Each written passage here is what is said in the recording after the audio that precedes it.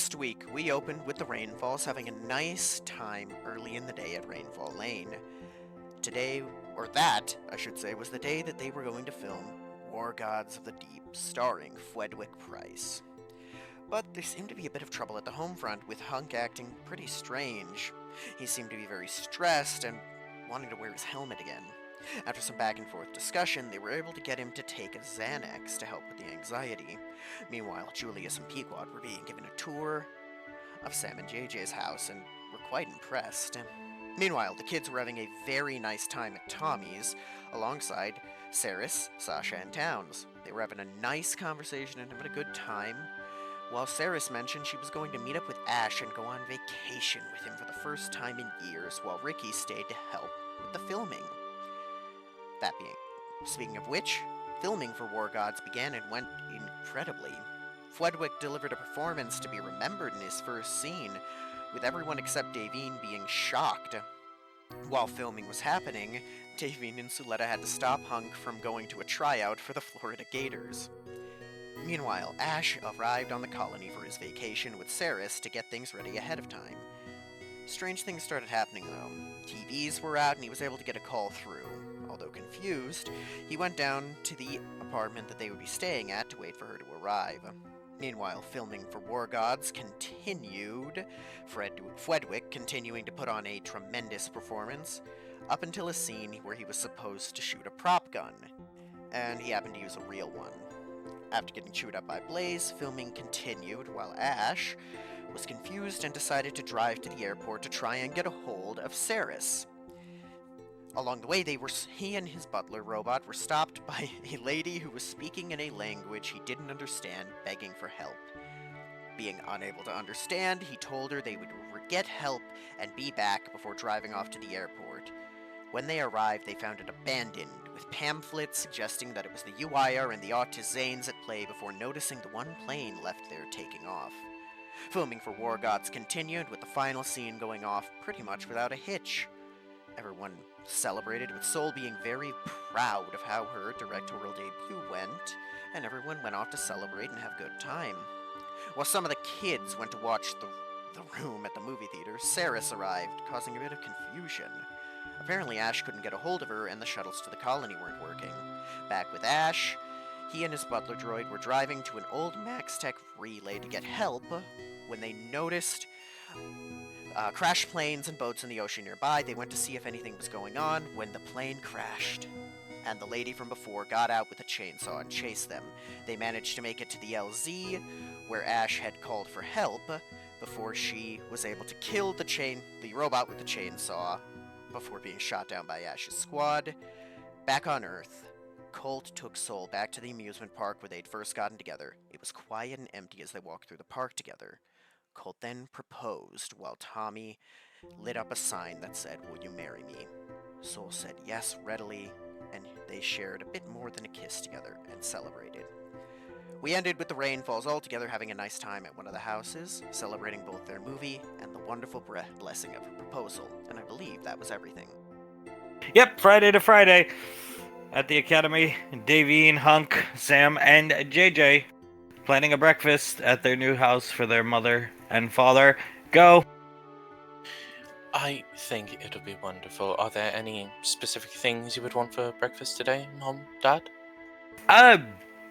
You can help me get your mother off of me and let me get to the gym. He clicks his tongue.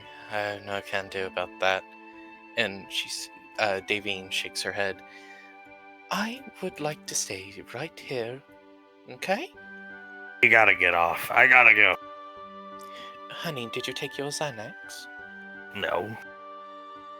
She purses her lips a bit, reaches into her back pocket, pulls out the Xanax bottle, and takes one out, puts one up to his mouth. No. Darling, for me, please. I don't need those. Just need to get into the gym. Darling, please. It's been a whole week. I know it has. I really like spending time with you, just like this. You don't need to do the gym. And when you start to feel like you do, it's always best to take one of these, okay? These ain't gonna work forever. He'll begrudgingly open his mouth. She'll put one in, take a little, like, one of those baby water bottles off of her belt, and give him a drink of water. He takes it. There you go. Thank you very much, darling. She'll give him a kiss on the cheek. No special requests for breakfast, son. Ugh. Okay. So we'll just make up some eggs, bacon, the usual stuff. The classic American breakfast, if you will. Sam nods her head. I'll cook it. Oh, well, thank you, darling. He'll put his arm around her waist and give her a kiss on the cheek. She'll kiss him back as Hunk. What is Suletta doing? Davine looks over at Suletta. He is horribly trying to shoot the ball into the basketball hoop. Is Scar and Blaze just watch in amazement? She watches the ball, a complete air ball by like a couple feet. It goes like this direction. She watches it, follows the arc, and watches as it bounces back to Suletta. Is there any way we can give her any pointers? Like, just, I don't know, give her some advice on it? He's carrying Davine, but he does have a free enough hand to scratch his chin. She's worse than Tommy. She really is. And the man barely even knew how to catch a football. She tries to shoot again. The ball goes wide this way, bouncing back to her. Hunk starts laughing. JJ watches it. Has she ever done this before? No. Actually, I don't think I've ever seen her even. Well, she watches sports with us when I watch them, but yeah. Davy nods. Yes, she'll watch sports occasionally if someone else has it on, but I've never seen her pick up a ball, a hockey stick, or anything like that. Maybe something has her nervous. Maybe she needs a Xanax. Perhaps we should probably ask her if anything's bothering her, shouldn't we? Sure. Let's go. Meow. Running a claw down JJ's back. The shirt he's wearing. JJ just lets out a groan, then glares behind himself at the cat. Coming up behind Suletta, she shoots again and misses, and Scar, you've been at this for 2 hours. Shut up. She just shoots again. Davine gently pats her on the shoulder. What you doing, Letty? Keeping my mind occupied as she picks the ball up. JJ watches her pick the ball up. Do you want some pointers or some advice on how to shoot? I can help you with that. Any baboon can do this, thank you. Okay, then. He just puts his hands up, looks down at Sam, and just shrugs. What's got you in such a kerfunkle today, Auntie? She just continues to shoot the ball. Davine grimaces a bit. Oh, but bet it has something to do with me, yes? No, it's Time Doomsday. Davine... Oh, God. Huh? She, rubs her forehead a bit. Julius is going to the Time Tombs today. Oh, crap, I forgot about that. Eyes wide. Oh, no. Oh, God. He isn't He's not going to be great when he comes back, is he? Integra Day. That's certainly a word for it. Or a name for it. Oh, God. Well, that just means we'll have to be here for him when he comes back so we can comfort him like good parents, right, honey?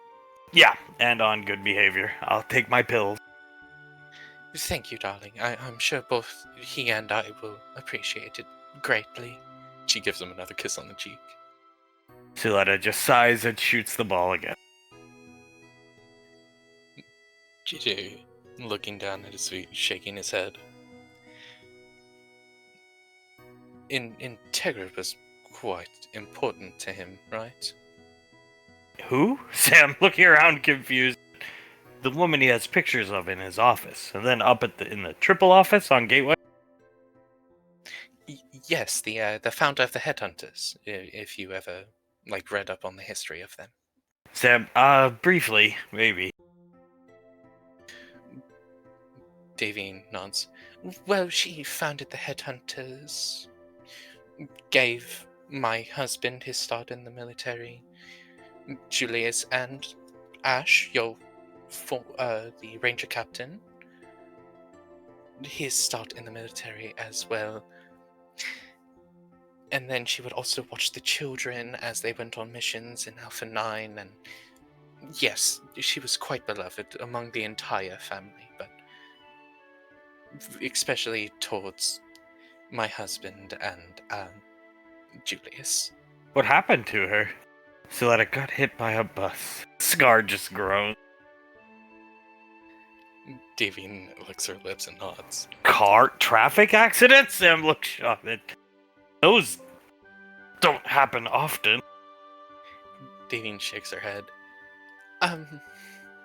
Well, darling, it wasn't an accident, if you catch my drift. She walked out in front of the bus. Hand on her neck. Oh, God.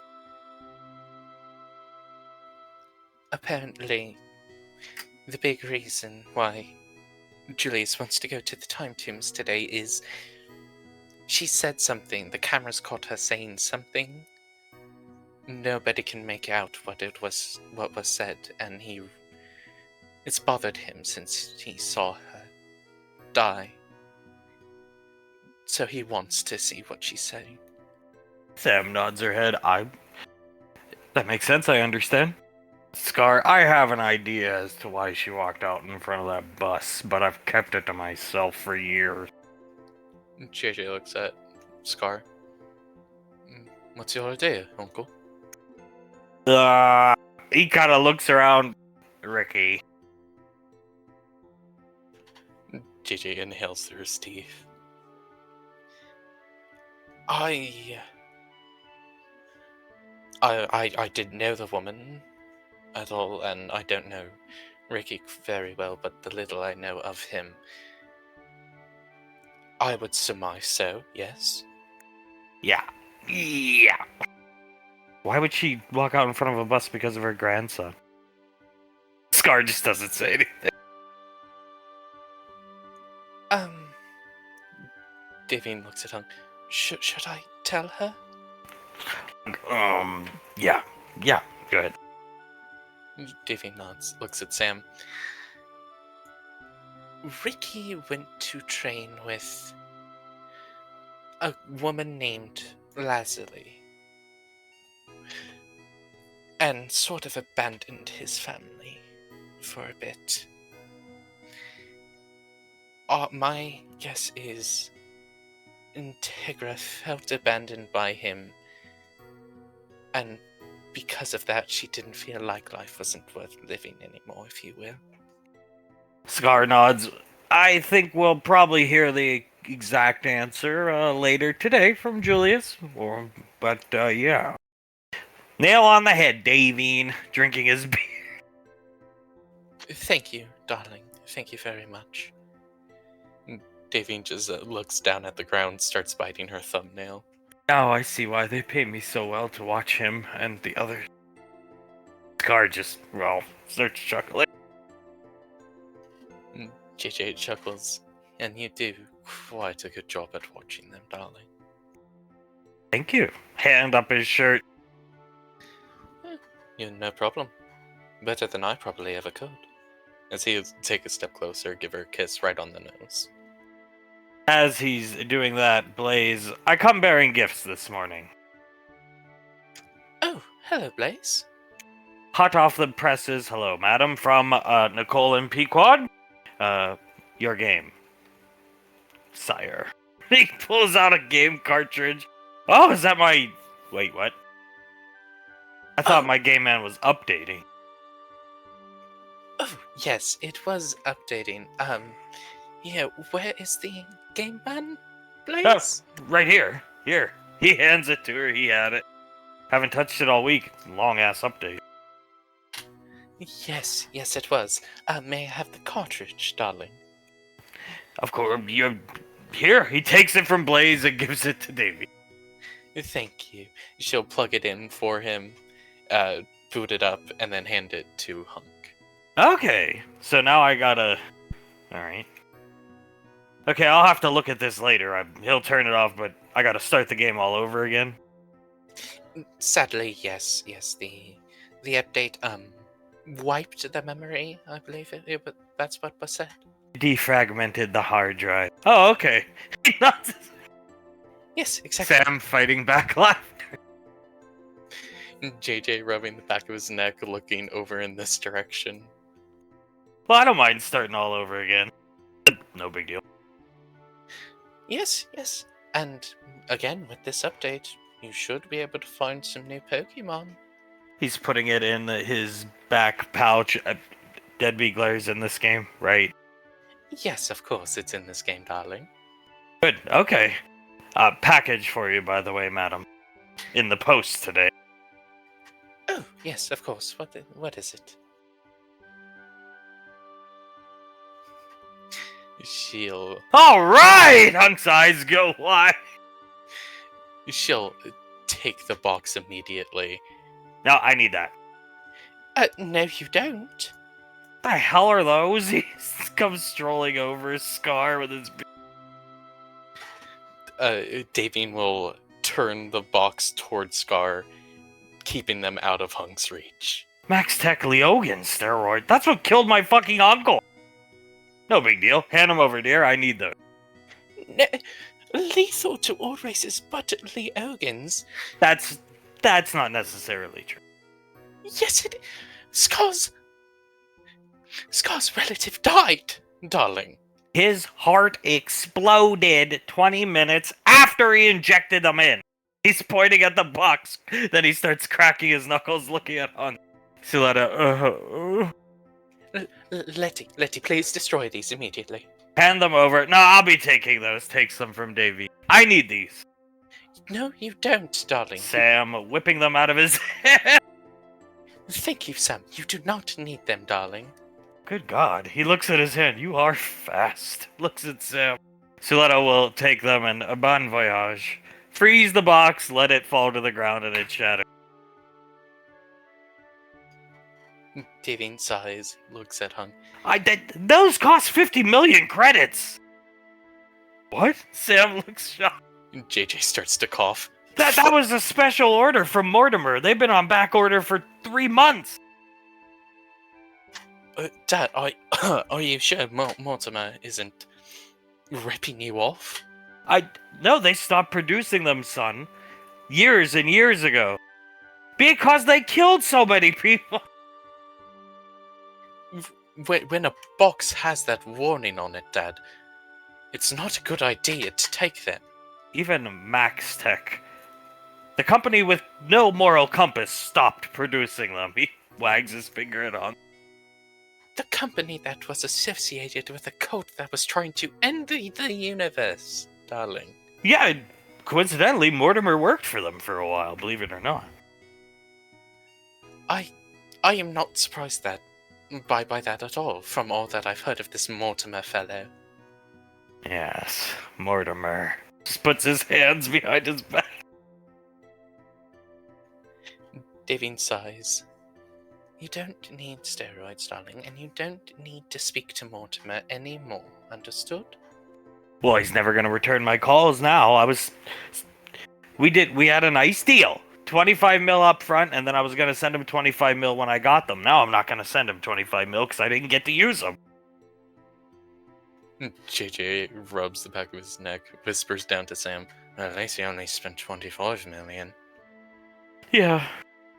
Good thing I am fast. She plays with her hand in the air. Extremely fast, darling. Quite beautiful as well.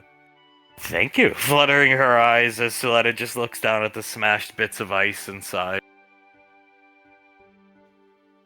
Davine sighs, rubs her face. Well, good. if you don't speak to Mortimer again, I am okay with that, because you don't need the steroids at all. Fine. It was, I think, legitimately, that was the last box of that brand in existence. Thank God. Good, very good. Now no one else can die by Leoian steroids. Oh, God. It even came with a pair of gloves you can put on and syringes. It was a starter kit. Do most steroid boxes come with those? No. Oh, but that is somewhat interesting. But nonetheless, I'm glad it's gone. Hunk just shakes his head dejectedly, looking at the what's left of the now starting to melt ice. She'll twist his head gently towards her and give him a kiss. Would you rather look at those or me? You? Then keep your eyes on me, darling. She gives him a wink. He'll lean in to kiss her, and Blaze will put his hand between their faces. Davine looks over at Blaze. May I have Mortimer's number, if you don't mind? Oh, why would you want it? Hunk just looks at Blaze confused. To see if he can help Sunny with anything. Any, prescription drugs that he can give her. Or Mortimer sell is to a her. child psychologist. You guys know that? I didn't know that. Here, let me just set you down for a second, dude. Of course. She'll, let him set her down. Tuletta will come over with the ball to look this direction. He pulls up Mortimer's website, the tackiest looking website ever. And he, right here, see? Accreditation, child psychologist, and social spelt wrong, that's weird. Relations. Here's his degree. That's a fake degree. Whispering into JJ's ear. He whispers down to her, "You can see the watermark across the image." Immiger. Davine looking at it. Darling, I don't think a child psychologist would, misspell social by not even putting an I in there. Well, I figured the guy who made the website probably did the misspelling. Mortimer, I mean, look at all this accreditation he's got. He went to Harvard, Yale, Georgia Tech, all these schools. Is there any proof on this, darling? The degrees. He goes back to the degree page. Doctor, podiatrist, ear, nose, and throat specialist. This man's done it all. Oh, yes, of course. And, his phone number's on this website. No, you have to send him an email, then you go through a vetting process, then he asks you, some questions, your problems, and then he gets back to you. Well, I need his phone number. We could use somebody that decorated, here at the academy. I agree. Would you mind sending Blaze the, website address? I'm sure, and you really want me to send him his phone number? Yes, I would appreciate that, darling. Mortimer would probably appreciate a job here. He sends Mortimer's phone number to Blaze. He'll appreciate something. I'm sure he will. He will greatly appreciate it, darling. Thank you very much. She cups both Hunk's cheeks and then gives him a kiss. He kisses her back as Scar. I think that's the guy that got indicted by a grand jury. JJ's head shoots over to Scar. Grand jury? Yeah, he was involved in, Suletta cuts him off, steroid scandal. Hunk, that's not him. That was somebody that looked like him. Points at Suletta after he's done kissing Davine and picking her back up. Can JJ do like a reverse image search on his wrist Sure, computer of sure. Mortimer to like jury or something like that? Yeah, of course. He looks at it. Oh, Dad, I'm pretty sure this is the same guy. It literally says, famed steroid dealer Mortimer redacted, indicted by a grand jury. No, he said that happens to him a lot. That guy was posing as him to try and blackmail him. You okay? All right. Ugly little creature, pulling up a picture of him on his own wrist computer. Those glasses seem to be 10 sizes too big for him. You shouldn't, you should not pick on somebody's physical appearance. Any of you, Blaze, just staring at the picture. I wasn't picking on him, Dad. Just pointing something that I found interesting out. He's a nice guy. What's the nicest thing he's ever said to you, if you don't mind my asking? Told me he was gonna help me fix my problems with Elizabeth. Just, his time is precious to him. It was gonna cost somewhere in the 300 million credits, something like that. His time is precious. Very precious. Isn't that right, Blaze Soletta? Yes. Squinting over at the picture of the ugly creature, Mortimer. Davina looks at Hunk. Well, I am glad you have such a good friend helping you out during these times, darling. He's gonna narrow down whatever I did to goddamn Elizabeth. He starts to get mad at it. I'm mad at myself. And then we'll sit down and talk with her at some point. She starts petting or rubbing his head. Yes, of course. If you want to, we could have that talk now without the need of Mortimer. Now, Mortimer will fix it. She left for a whole year, never gave a great reason, so something's going on. But maybe she's just an idiot. I second that. Oh, and I third that. I fourth, under her breath. JJ under his breath. Fifth. That means sixth. Davine gestures all around her, and I'm sure if these two were old enough, they would say seventh and eighth, darling. Maybe. Either way, Mortimer's gonna solve it. He assured me. Davine goes to open her mouth and rubs one of her eyes. I'm sure he will, darling. And he will have a great time helping her out around the ODM Academy. Catching my drift, Blaze? Oh. He'll have the time of his life. Smiling down at the picture as he closes. Wonderful, darling. Absolutely wonderful. She'll hold Blaze's hand, give it a couple of squeezes, smile at him, and then look back towards Hunk. He squeezes back. A time to die for. The time of his life. To let us start snickering. JJ also starts to snicker. I'm sure it'll be wonderful. You should get his reaction to the time of his life on camera if you could. I plan to. Blaze nodding his head. Hunk, well, yeah. He'll fit in around here. Maybe he can hang out with Rolly or something.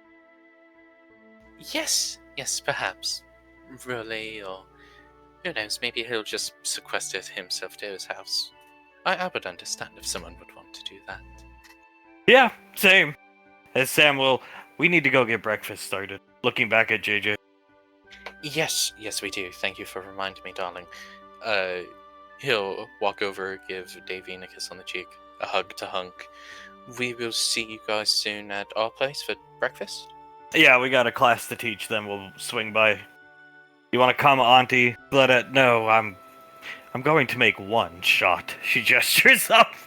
The digital score counter is 0-0. JJ just nods at the score counter. Holds Sam's hand as he walks up to Soletta, gives her a pat on the shoulder. I believe in you, Auntie. You can do it. I'll get one. Oh, you'll get all of them. Next shot, that's the one you're gonna make, guaranteed. Soletta loudly clicks her tongue. JJ sees her eyes shoot to Mr. Snuffles, then back to JJ. Mop. I'm not going to say anything about that because there is in no universe a way I can reason with you about it. Sam, what? Looking at JJ as Soletta. Nothing as interrupting Soletta. The Stooges appear from the men's restroom. Hunk, uh-oh, here's trouble. Fludwig, with his hands behind his back, walking like an old man, walks up to Soletta. May I see you do basketball, ma'am? Absolutely. She'll hand it to him, smile at him. He picks it up, starts throwing it up and down. Good ball, good amount of air. He bounces it a couple times. Watch this, Quelwyn. He throws both his arms behind his head and throws it as hard as he can, making it to just about there. Touchdown! Putting his hands up in the air. Fludwig goes down onto one knee, punches at the ground, not reaching it, of course, just punching at it. Booyah! Samuel pulling out some pom-poms, fisting them to the air. Oh, God. Fludwig pulls a party popper out from behind in his back pocket and pulls it, and confetti shoots out. Soletta watches the confetti shoot out with an annoyed look on her face. Krellin, today, shoot Survivor show. Hunk, uh-oh. Oh, no, dear. Footstrauss will be making an appearance. Be prepared. Oh, my. He carries Davine over. Hale and Integra following in their hover chairs. Oh, my. JJ rubs the back of his neck. You sure this is a good idea, guys? Oh, yes, of course. We are very sure this is a good idea. When you have the survival handbook, correct? Right here. Pulls it out. He's got a little knapsack on. And compass. Know how to read this? Oh, not a clue. I think the W means west. Yeah, that's what it means, actually. Yeah, here. Take my... This is a SIS survival kit. He'll take it off his belt and pitch it to Frederick. There you go. Take that. You might find something useful in there. Frederick catches it, almost drops it, but catches it again. Thank you very much. We should have probably read that handbook beforehand, right? No worries. Have under control. You're right, Cohen. You won't let anything happen to me while we're out there, right? Never. Arm around Frederick's waist as Sam backs up this direction, laughing. JJ covering his mouth, starting to laugh. Yes, nothing at all. He starts to rub Krellin's arm up and down. We should go prepare, shouldn't we? Yes, let's go. Then find Drake. Sounds good to me. Fledwig, arm in arm with Krellin, will start skipping down towards the men's restroom. Puts his other arm out to Samuel and they all skip away together. Punk just starts laughing. Davine watching them go. We're off to see the wizard, the wonderful Wizard of Oz. Oh my god, those three. JJ starts to laugh. That might not be a bad remake, just have, I don't know, when she gets over to Hale as Dorothy, and then those three as the Tin Man, the Cowardly Lion, and, what was it, the Scarecrow? What a bunch of buffoons. Watching them walk away. Mr. Snuffles agrees, of course. Go ahead, go make breakfast, son. Get out of here. Yes, sir. Two fingers to salute to everyone in the room, and they will head out. They leave. As Scar watches them leave, that cat's gonna be on JJ till he's 40, huh? So let him in till he's... Well, I guess for infinity. Picking the ball back up. Davine sighs. What if it's only until they're married or something like that? No. Alright, fair enough. Very fair. Scar, he gestures to Hunk, who's just staring at Davine longingly. He's more like him, okay? Elizabeth's the one that needs the eyes on target, in my opinion. Ugh! Huh? Looking at Scar. Just to keep an eye on our kids, you know, with the familiars. JJ does not need a chaperone, in my opinion, Scar said. No, in my opinion, he does not. He's So much more like his father, and I thank God for that every day. He did learn from the best, says the Xanax kicking in. A hand right onto his chest, kiss right onto his jaw. Very correct. Learn from the best. How is the editing process of, well, War Threads of the Deep or whatever coming along, Blaze? Almost finished. Davy looks at Blaze. Do you think it's Oscar worthy at all? I. Looks around to make sure Frederick's not within earshot. Of Frederick, absolutely. JJ, I would not be surprised if he got nominated for a Razzie, madam. Oh, neither would I. Carter! I don't know. I don't think there was anything special there. I don't think he was... I think he to get him on screen was a good familial decision, but I don't think he plays a bitch well, personally. He shrugs, Scar. Carter is more action star, in my humble opinion. Scar. Like Julius, you mean? Yes, I think he would, in the same vein as his father, yes. I don't think playing a bitch suited him at all. I agree. Yes, I agree as well. We'll have to find a role more suited to him, like how we were thinking with Nicolas Cage in The Rock. That, I think, is a role for Carter. Davy nods. Well, next time we do an action movie, that isn't a Frederick Price movie, of course, we will have him slated for first billing. We're going to be doing more Frederick Price. Aren't we filming Opium Eater here in a couple weeks? Yes, we are. Confessions of an Opium Eater. Oh, dear God. Yes. Frederick with the Morning Star. Have you seen him recently? He's practicing moving in slow motion on his own. No spell from Nicole or Soul or anyone. He is truly a method actor. Suletta shooting the ball and missing horribly from even farther away. Davine laughs. Well, I hope he doesn't move in slow motion while being slowed down by them. That would make it all horrible. Levitating the ball back to her with Kinesis Hunk. I had a good time on set. That was fun. It was a good weekend. It was a very good weekend, darling. Yeah, well, now we can do it more. Yes, we can. Any movie that we want, we can make. She smiles. I have always found filmmaking quite fun, and it's even more fun now that our children and their significant others are getting involved, so I quite enjoyed my time on set. You know what I enjoyed the most? What's that? Besides looking at you, Saturday morning. Woke up before anybody else, went into the theater and ripped down the Fat Frederick poster. Davine puts both of her hands over her mouth. Really, my love? Yeah, I've got it here. He pats one of his pouches on his belt. I've got it folded up in here. I didn't know if you wanted to, we could burn it and, in the fireplace at home, or we could have a bonfire, whatever you want to do. It's right here. And the film reel. Look, I figure who the hell cares?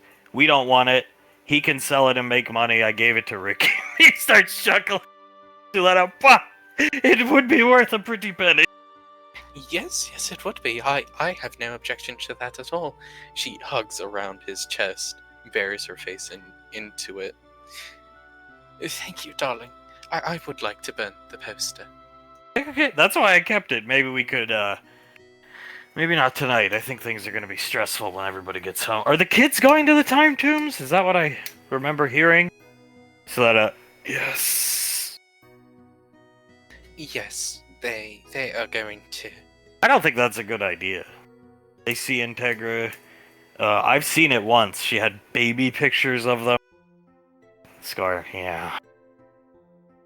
I certainly think they are going to have quite a few questions about,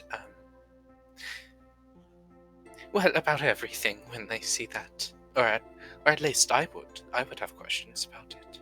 So that Memory Ann, up until she was about 13 or 14, believed Integra was her biological grandmother.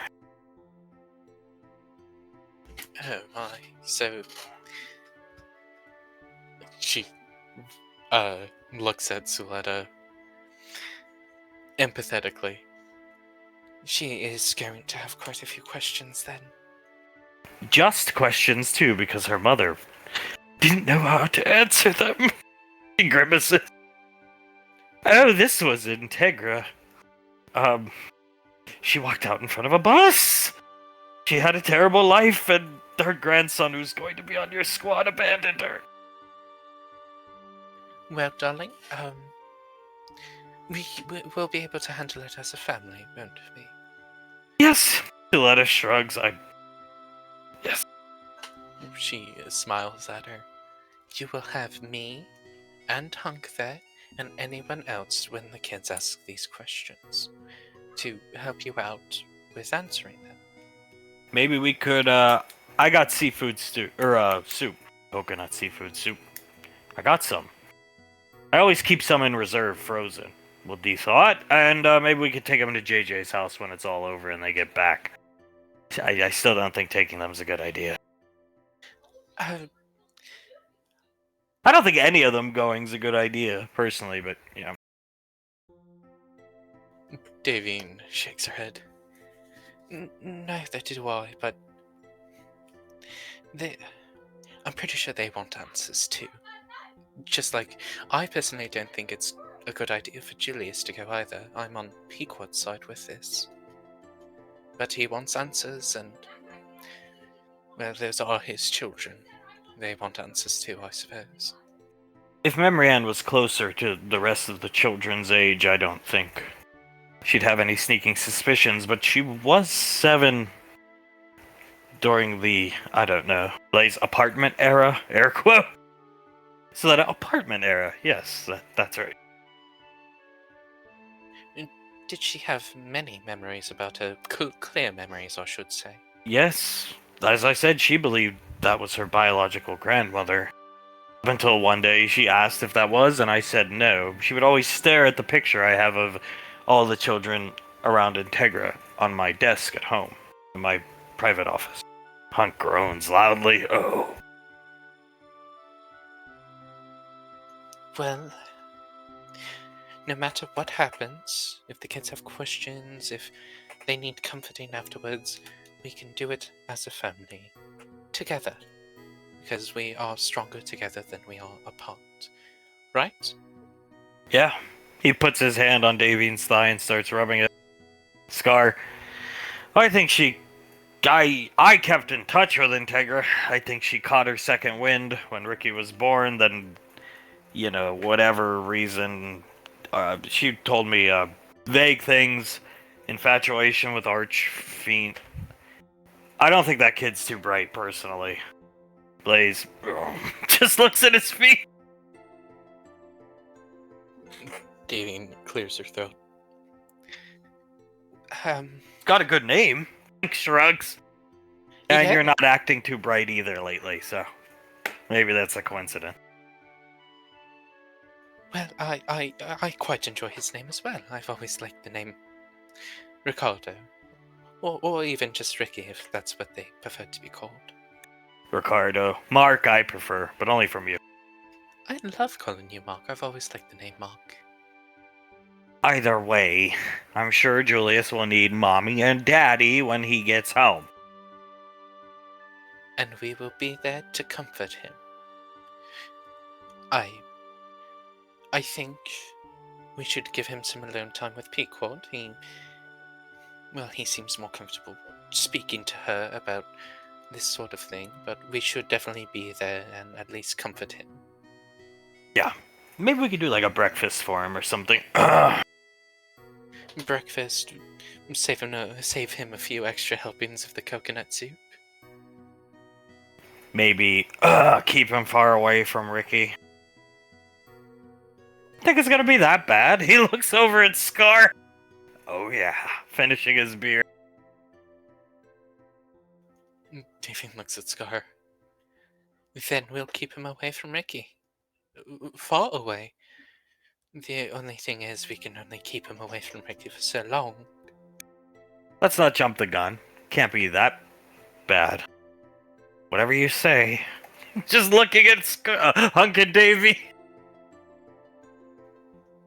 Well, that's also a good point. We should see how it all plays out. If he, She wasn't in a right state of mind, right? Like bipolar or something? Blaze, I don't think so. Davy swallows hard.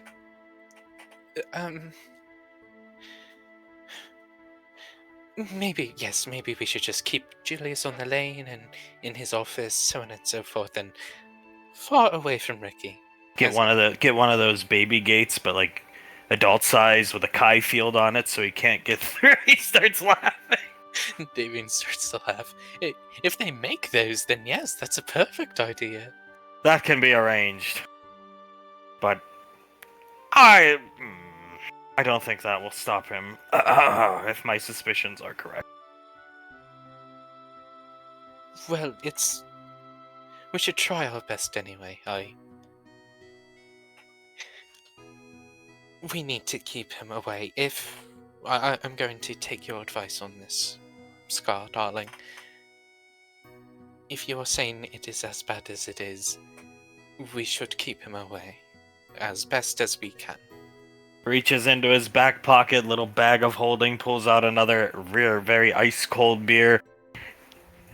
That woman's blood is on that kid's hands. Trust me.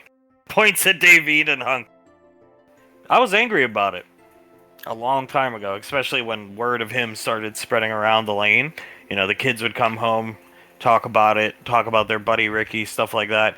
Then I slowly came to realize, after talking a little bit with Nicole about it, that he's got his own shit coming to him. I say let Julius at him.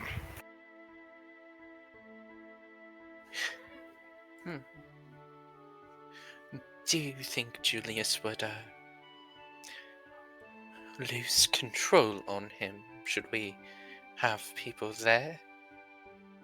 Maybe we make sure Pequod and Nicole are there. I'm clearing his throat. She nods. Well, when it eventually happens, because it will happen. It has to. You can't stay away from your commanding officer your entire time in the military. When it eventually happens, we'll have to make sure Nicole and Pequod are there with him. Hunk nods his head. Yeah. Oh man, that bad, huh? Looking at Scar, and Scar's just nodding his head. God. He's the one that's got to live with it at the end of the day, shaking the beer can. At least that's what Nicole told me. So why get angry? He made his own bed with that woman. That he did. And I think well, our son will probably at least attempt to make him see that. Sometimes a good ass whooping is what young boys need. Hunk stroking his chin. I got one or two. So yeah. Davian chuckles, and I think our son would happen to agree with you. Damn straight.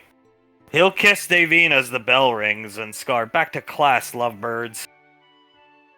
Oh, fine. She'll wrap her legs around Hunk. Take me to class, darling. You know, teaching every class together lately, Scar. Can't get her off me. Scar, and that's how it should stay! Yelling at Davine right in the ear as the Hunk carries her by. And it will, darling. As they walk off to class, Suletta's just gonna go back to trying to shoot the basketball. Flashing down to the firing range, there's no firing really going on. Benny and Elizabeth are just standing here talking. He's got Soul up on the table, kissing her neck, and Memory Ann's doing the same thing with Carter. Shoot the guns. No, she just kisses Carter. He returns the kiss, Laz looks at Okir. Do you want me to shoot my gun? I mean, we brought you here to do something. We're still limited on what we can fucking do with you guys. Because the natural disaster, he just looks around. The demon thing, whatever. I mean, at least this got left out of the explosion, right? Yeah, the grass is starting to grow back. That Nicole does wonders. That she does. My auntie is very skilled. She'll pull out her Makarov, look over at Oz. Have you ever seen me shoot my gun? I was conscious when you shot the Lord of Time, the former Lord of Time, yeah. Oh, well, I'm not sure that one really counts. I wasn't really trying it on that one. I was more distracting him, really. She chuckles, pulls out her Makarov, and fires a couple shots. He'll let out a sharp whistle as she does. She blushes a bit. Thank you, honey. She smiles at him. Wasn't I got a pretty dead center, didn't I? He's squinting down the range. You did. Fire again. She smiles. Of course, my love. As she will line up the sights.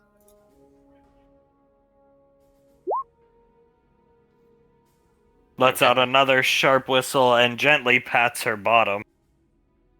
She looks at him, smirks. You should show me your skills. I've never really seen you shoot before. You give me 5 minutes, I'll go get my gun. She smiles at him. Don't be long. Yep, I'll be right back as he starts lightly jogging off. It'd be one more person actually shooting, sir, as he's gonna let off a couple shots. Yeah, there you go. He watches Ricky shoot, and it's good. It's good. Pretend to do something, please. Yes, sir.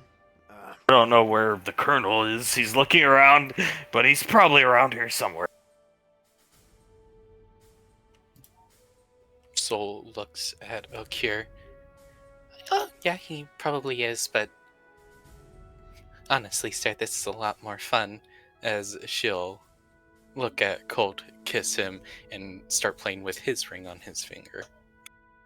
He kisses her back as Benny and Elizabeth are doing paperwork for Mr. Wiseau. E-signature here. She signs it. E-signature here.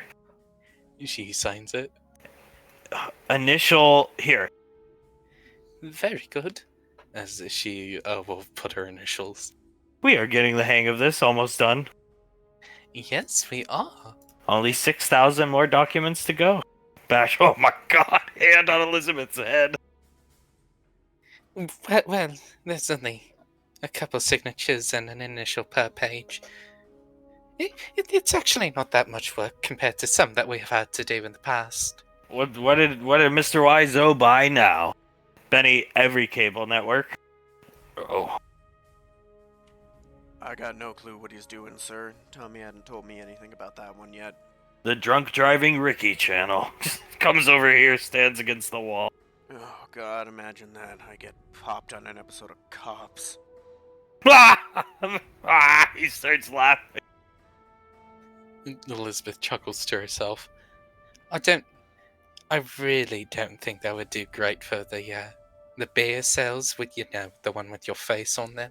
And your path to ascendancy to sainthood, playing with Carter's nose. Yeah, that and my job with I think I'd get kicked out of the military. Yes! She shrugged. Yeah, if you got caught on television, I think my father would have no other choice but to kick your ass out of here. Yeah. At the very least, just wouldn't be a fun day, that's for sure. Laz shakes her head. No, it would not be.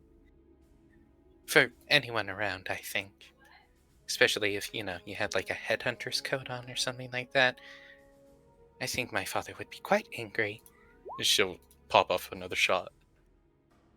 Colt nodding his head. Yeah, when the assault at the amusement park happened, we tried our best to cover up our emblems. I don't think we did a great job, but yeah. Soul shakes her head. Yeah, there really wasn't much we could do. Just like push our bodies up against each other and cover them with our hands. Well, you made the right choice. Probably shouldn't have been wearing mine that day, or at least taken the hoodie off before I fought them. You couldn't have known you were going to get roped into assaulting civilians. Wasn't it a spur of the moment thing? For me, yeah. For Tommy, I don't know. I don't know if he was planning it or not. With Tommy, you kind of just got to accept that sometimes you won't know, you know what I mean? Makes sense. Yeah, I suppose so. Good old Tommy Wiseau, as he'll give Memory Ann a kiss. Soul will look at Elizabeth, peer down. Are you just changing the name of all these channels to Fox Network? Benny, yeah, that's what we're doing, basically, I think. Squinting down at his computer. Elizabeth starts to read over some of the contract that she's or paperwork that she's signing. Yeah, seems to be that way. Just changing all of them to Fox Network. I got no clue why, but she shrugs. That's what he wants us to do. She starts to sign the paperwork again. Patting Elizabeth on the head. When they pay, they say. Coming over here. You don't have to shoot Ricky. You sure, sir? Nah, if anybody's watching us, they know we're not getting anything accomplished. It's not our fault. He comes over here. It's not our fault. We didn't blow up the city. Though I'm grateful it happened. Yeah, might seem a bit selfish, but yeah, I feel the same way, sir. Besides, you guys are going up to Gateway today. Marianne, looks it back. We are, sir. Really? That's right. You're gonna be hooking up with, well, I don't know, the Colonel has plans for, you guys today. Going somewhere. He didn't say where. But prior to that, you're gonna hook up with Maine. He looks at Marianne. Oh, Lieutenant Maine smiles. Samantha and I had learned a combo move together from him. We never got to use it because she was here and gone so quickly, but maybe nowadays we could do it. Combo moves, huh? Isn't that like what Soul and Colt do? Soul looks at Bash. Yeah, sort of like Misty Shot. Huh. Colt looks over. Bash, Maine was, in the Headhunters. Or he was like the trainer at the Headhunters back in the heyday when your father and, the Colonel were there. And Pequod, your mother. Points at Carter. Right, and I'm guessing he would teach them how to, like, work well together, combo moves, as people are saying. Yeah, and if you have any ideas, and you need the tech to make those ideas come to life, he will get you the tech. Alright. Or if you need some scrolls or spells, he's very good friends with your aunt, so there you go. Elizabeth, looking down at her paperwork, looks up at Benny. This is a really weird question, but do you think the nanobots that your healing uses, if they were, I don't know, in a healing grenade and then shot, would they survive like a blast from a shotgun and still be able to heal? He shrugs. I don't know. Not supposed to shoot them. Maybe we could ask this Maine guy. Lion's Mane. It is spelled M-A-N-E. Benny, why? Why to the shooting of a grenade?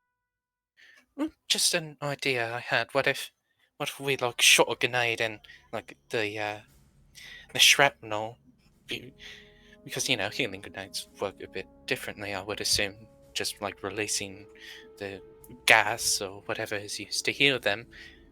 Like, what if the shrapnel shot out because it got shot, piercing people, but still like healing our allies around us because of the nanobots being released?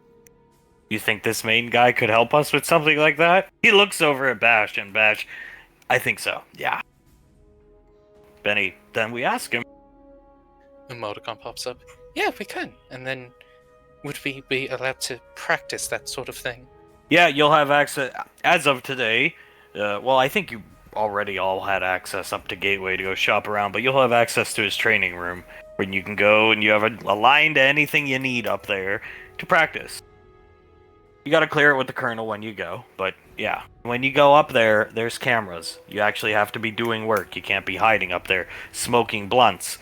Like some people smelt like fucking weed when they showed up to muster Monday morning. He looks at Carter and Soul. Carter starts to whistle. It.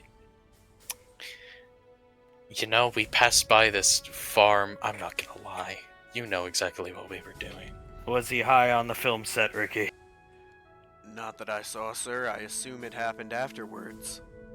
Maybe we should have got high back in the day when the Colonel and Memory Ann were fighting every other day. Memory Ann just grows. Laz starts to laugh. It definitely would have calmed you down. It calmed me way the hell down. You did too, huh? Well, yeah, I was invited. You know, and if they invite you, you should. And I was pretty stressed, and oh my god, it really de-stressed me. It's Dickwad, the Colonel's secret club. Him, Nicole, and Pequod get high. They used to get high down in the bunker.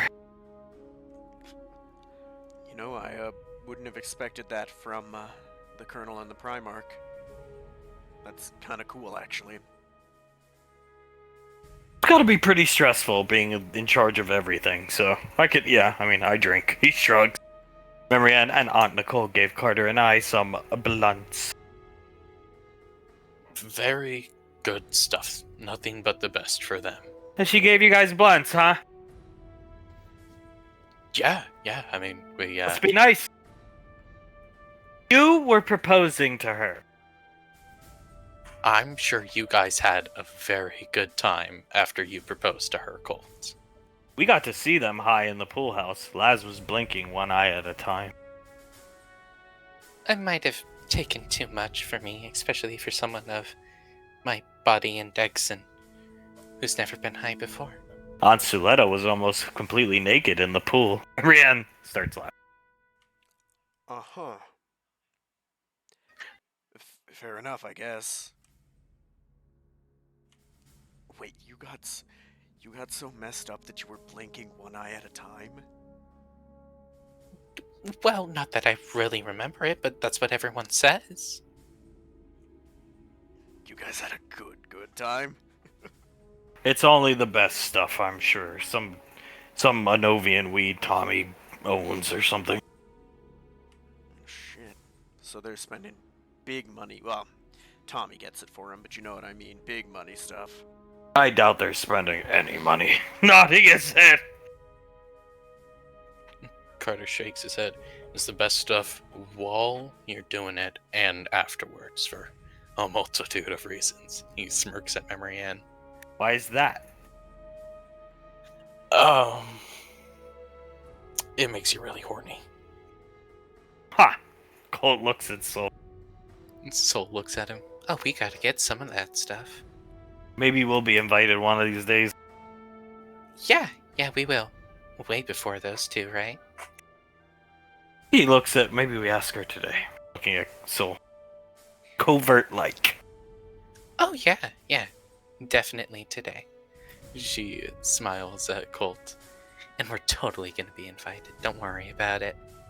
Date and signature here. She'll put down the date and then her signature. This is a lot of fucking paperwork. Yeah, but it pays good. He shrugs and goes to the next document. Elizabeth laughs. Yeah, very good. Tommy pays us quite well, doesn't he? She continues to sign. No film set this weekend. Not this one, but you don't gotta worry about me. I'm gonna be heading home again, man. So you don't gotta keep an eye on me all weekend. Good. Yeah, I think Dad probably needs me around, because he ain't said everything about it, but I guess he had some weird shit happen to him while I was over with you guys last week. It was a cyber attack on the colony you went to, Yeah, he didn't want to talk about it, just said, mumbled something about a crazy lady. Laz starts to laugh. A crazy lady? Yeah, mumbled something about some crazy chick and a chainsaw, and that's all I could get out of him. Oh, well, I hope he's okay. I mean, he's fine, but I don't know. I kind of want to know what he's talking about, because, I mean, that sounds dumb, doesn't it? What do you do on the weekends? Staring at Ricky. Oh, I, help around the house and the flower shop for the most part. I've been, helping Ellie and Mom run it during the weekend, sir. Oh, good. Nods his head. Yeah, it's been a bit, and it's making me double check and reread a lot of my botany stuff so I can keep stuff alive, because I'm really rusty when it comes to flowers, sir. Carter shrugs.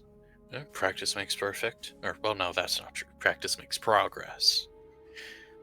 You won't ever really be perfect at anything. You'll Yeah. always make mistakes, but practice does make progress. No, it does. Just, God, I forgot how much of a pain in the ass flowers are. Some of them are so damn picky. Wrong amount of sunlight, half a cup too much water, and suddenly they're dead. They're stupid. Maybe you should stick to cacti, Soul says. I can grow most everything else. It's just a lot of the flowers are picky. Roses are the worst, believe it or not. What's that saying? Delicate as a rose? It would make sense. Yeah, I mean, the bush itself ain't gonna die, but the flowers will wilt if you put, like, even too much fertilizer, man. That's good for you. Keep you busy. Yeah, I mean, no offense, sir, but beats the hell out of hanging around here doing nothing with you guys. Kind of active, it feels good, you know? Trust me, the feeling's mutual. Les chuckles. Is your mother's flower shop popular? Yeah, we get a lot of business from the people in the surrounding area, but, some, I guess, co-workers or peers of your mom come in from time to time. I guess she refers people to us. Oh, well, yeah, that would make sense. So a lot of people enter the store and come in, and you talk to a lot of them? A decent amount. Ellie does most of the talking. I'm more the guy who does the work, the lifting kind of work. Behind the scenes. Okir nodding his. Yeah, that's, more my speed. Easier to deal with the plants than to deal with random people, right? I suppose that's true, but it's always good to step out of your comfort zone. Maybe you should try talking to some customers. Get some practice with social interaction, too. Yeah, might not be a bad idea, just wouldn't want to mess up a sale, you know? Well, given how popular your mother's store is, and the fact that my mother and pretty anyone in my family would send people to the store, I think it would take a lot more than saying a few wrong words to prevent a sale. You're gonna make mistakes when you work, just you cannot let fear rule you. And if you fear to make mistakes, you will never do anything. She pats Ricky on the shoulder and then hops up onto the bench to sit down. That's a good advice. Yeah, you really do live up to the name Squad Mom. She shrugs. Oh, I try. Seriously, thank you. Appreciate it. It's no problem at all. Just, it'll be good. At least get practice. She smiles at Ricky, then looks off into the distance to see if Oz is making his way back. Not yet. she'll start. She'll just whistle to herself as Carter looks down the range, smiling. Oh man, I can't. I remember the times where I would shoot that target and completely miss. If I was shooting that target right there, I would probably have a better chance hitting that target with how bad I was. Yes, you and Ricardo were god-awful. Thank God for Sergeant Satterley. He just starts juggling back. Yeah, he was a miracle worker. Remember the time I was shooting Carter and I was sitting here and hit the one in front of Soul? It was bad. Yeah, it was the tiniest bit impressive, but for our purposes, it was really bad. Yeah, I'm really lucky that Bastion Ogier didn't kick the shit out of me for that one. He shrugs. You always gotta learn. Yeah, just guns, right? A lot worse when you fuck up with a gun than it is, a flower. Soul nuts. Yeah, that's true. Have you talked to your father at all about, learning how to shoot? Or at least practicing with him? A little bit. We've done a little bit of practicing, but our schedules haven't been lining up too often as of late. He's been working a lot on big stuff for for your parents. That's fair enough, but maybe this weekend, if he's spending time, talk to him about it. He's not a mind reader. You should talk to him about it. I know, just how do you... I was an ass to him, right? How do I just go and ask him something like that out of the blue after that? It's not easy, but you just do. My mother and I went through some turbulence, but now our relationship is fine. Stroking Carter's chin. Carter smiles at her. He's always going to be your father. And I'm pretty sure, correct me if I'm wrong, he's going to want to spend time with you. And if you offer that to him, he will take the offer and want to spend time with you, especially if it's something that interests him. Yeah. Yeah, you're right. I'll ask him this weekend if I get the chance. All right? The first step forward in moving away from committing your life to a genocidal maniac is probably having a good relationship with your father. Yeah, don't need to remind me about that one, sir. I think about that plenty. But you're right. It would be good. Hell, maybe he'll let me shoot Shatter, that damn thing. I think he said it was your aunt who gave it to him. Yeah, I'm sure it was. Soul speaks up.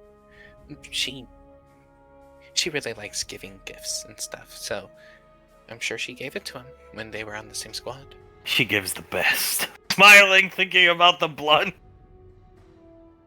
Always the best on the market or anything. And Soul looks over at them. Yeah. Just you two wait. Your parents know you two got high? Points at Carter and Memrian. Memrian, no. No, they do not. And we are not planning on telling them. Duly noted. Yeah, you guys are grown adults. Who cares? Who cares if you're getting high? Carter looks at Ricky. My mother didn't want us seeing the video of the saint dying because we were too young.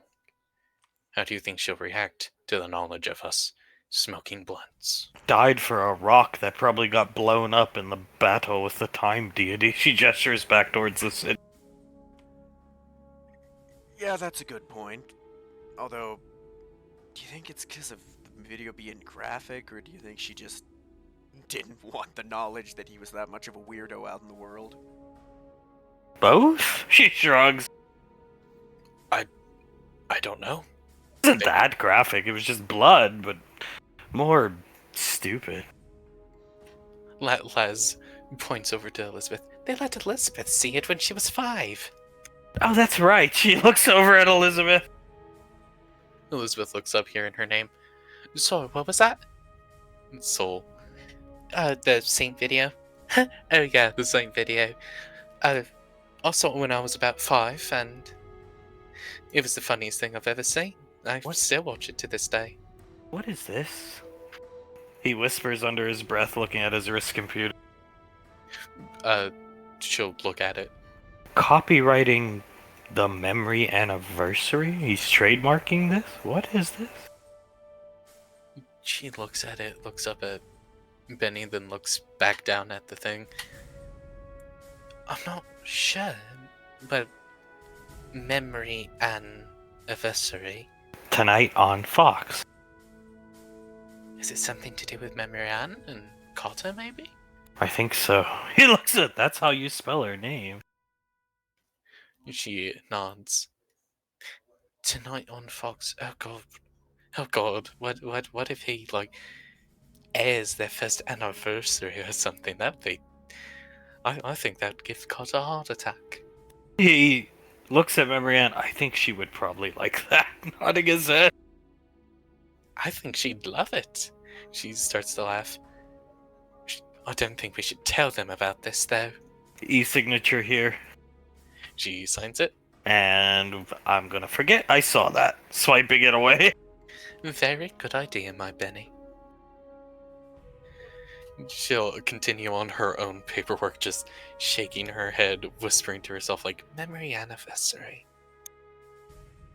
When you go up to this mains guy, when you go up to mains training, if you have any idea for combo moves, tell him. Between anybody, spare no expense when you get access to this guy. Duly noted. It did help Samantha and I, though like I said, we never got to use our What is it? secret. Oh, you're gonna show it off and impress me? I've been waiting like 7 years to do it. Well, a little less, but yeah. He starts to laugh. I'll make sure to get a video of it to show JJ so it really impresses the both of us. We practiced, and then she got accepted into Ranger selection. And gone. Given what the two of you can do, I almost feel sorry for the poor asshole you two are gonna do it to. As do I. Walking up with an M4 that looks just like this. Laz turns around. Whoa! She walks up to him. That's really cool looking. He was kissing her. In the middle of kissing her, out of the corner of his eye, the gun caught his attention and he pulled away slightly. What the hell? She looks over. What the fuck? Wow. That thing looks like it has lava built inside of it. Elizabeth looks at it. Is that custom made, Ols? Yep, it's a soap mod. Navy SEAL carbine. Oh, that thing looks sick. Nowadays, SEALs get their weapons enchanted by, wizards trained by your aunt. Once they get their trident. That's like a little reward. This was my brother's. And when he passed, they gave the rifle to me. Remember, Ann? Oh my goodness, looking at it! Here, feel the weight. He'll hand it to Ricky. It's the same as the one you were shooting, just it's a little heavier and got a little more, I guess, bling on it, one could say. He's gonna, take it from him and look at it. Thing's nice. Oh, very nice. What kind of magic's on it? And he's gonna move it over for Carter to look at. Fire. Carter will take a look at it, test its weight. Yeah, it feels really good. Absolutely perfect, in fact. Why does he have the coolest gun out of everybody here? Soul starts to laugh. In my opinion, yours is still cooler. True. He looks back at Soul. Remember, Ann, I think Samantha's light machine gun's the coolest. Carter chuckles. I don't know, this one gives Sam's a run for her money, honey. Shoot it! He'll take it back from Carter and hand it to Laz, or do you want to see me shoot? I want to see your skills, honey. All right, step out of the way. She'll take a step back for him.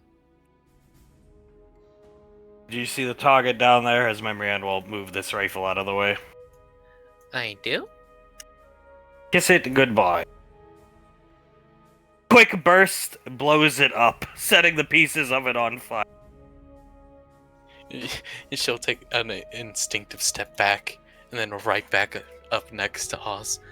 Oh my god, that is awesome. Splash damage? Memrian looks up at the destroyed target. Oz, yeah. The other target, about 10 feet away, is now on fire. That's pretty fucking sick, bro. Yeah, it's not bad. I mean, I figured I'd keep it. Might save my life someday, or somebody I care about, so. I think that's a wonderful idea, honey. You should keep it. And you look really cool with it, too. You don't shoot that thing often, but you're pretty accurate. Look here, looking at the burning target. I look cool, huh? He'll shoulder it. Very cool. She'll hold one of his hands. You should bring it out more often. I can. You should. You have a lot of skill shooting, and I think that's really awesome as well. I want to shoot that thing. You can anytime you like. I keep it on the ship. Elizabeth looks at Benny. We could take a little break from the paperwork if you want to go shit it. Nah, we gotta get this stuff done. She, smile emoticon. Her mask pops up a little, gives him a kiss on the cheek, and she'll go back to doing her paperwork. Keeping him on track, huh? Colt looking over. As best I can. Good. Another smile emoticon at Colt. And he is doing a very good job at being on track, my Benny. Keep up the good work and you'll be able to afford on Icy's card. Yeah, we will. We are going to destroy those guys at the auction. Do you think we'll have time to go shopping on Gateway? Bash, I'm sure. I don't know what the Colonel has planned for you guys today. He just said he had something planned. And it's not our business to ask, so... yeah, I assume. Once Maine's done with you. Carter will look at Marianne. You want me to buy some stuff for you up there? Yes, I would like to go shopping. We didn't get to do anything this past weekend because we were filming. And Frederick was incredible. Colt, just front row seats to some of the weirdest yet captivating acting ever. Soul shaking her head. He was absolutely amazing. Really was. It was shocking. He said he was good. Looks at Ricky. Really? He looks over at everybody bashing. He looks back and forth between both parties. Yeah, like Oscar winning good. What did you do on set, Rick? Whatever they needed me to. Move stuff around, held the boom mic, helped tear down, set up, everything like that. Not bad. Not bad, boom mic. You prefer working on Rainfall sets or Tom? I love working with Tommy. I'll do it any day. The Rainfall sets are a lot more organized, sir. And I don't have to worry about being arrested. I was just gonna say, he doesn't have to worry about waking up in the drunk tank. Mm-hmm. Or hoping I don't get put into the same cell as Romanito again. Who? Playing with Carter's cheek. I am not fully sure myself. He was some random dude who looked like he'd taken about two bottles worth of fentanyl, had like a patch of hair on one part of his head, called himself Romanito, Lord of the Clink, and then passed out on my lap. Ha! Carter covers his mouth and starts to laugh. Laz looks down at Ricky. Oh my god, that happened while you were arrested? Yeah, that one happened during the weekend I was there for drunk driving. Firing off the M4 again, blowing up some more targets. I don't know what the dude took, but he was still fucked up like over a day later. Like, it's scary. So just looking at Colt. Romanito, Lord of the Clink. Romanito. It's Tommy. Sent there to teach Ricky a valuable lesson. If you go to jail, don't drop the soap. Taught me that, and he taught me fucking. It's your brain on drugs, I guess. Yeah. There you go. He taught you to not get a DUI ever again, or ever to do drugs, because you'll most likely be caught with them, and you will go to jail. Yeah. I'm checking my wrist computer here. Whatever the colonel has planned, it's for everybody but Ricky. You and me are to go to the kill house. I've been there, up on Gateway. We're gonna do some training. Weapons up there for you or something? Yes, sir. Had a talk with the colonel, and he and I both think I should, diversify my combat fighting abilities, sir. Alright, well, hey, I like going to Gateway. Yeah, and hey, it'll be something new for you and I to do instead of doing the same, hand-to-hand drills again. Agreed.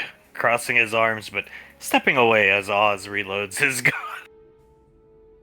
Laz, in turn, steps a bit closer, looking very excited to see him shoot it again.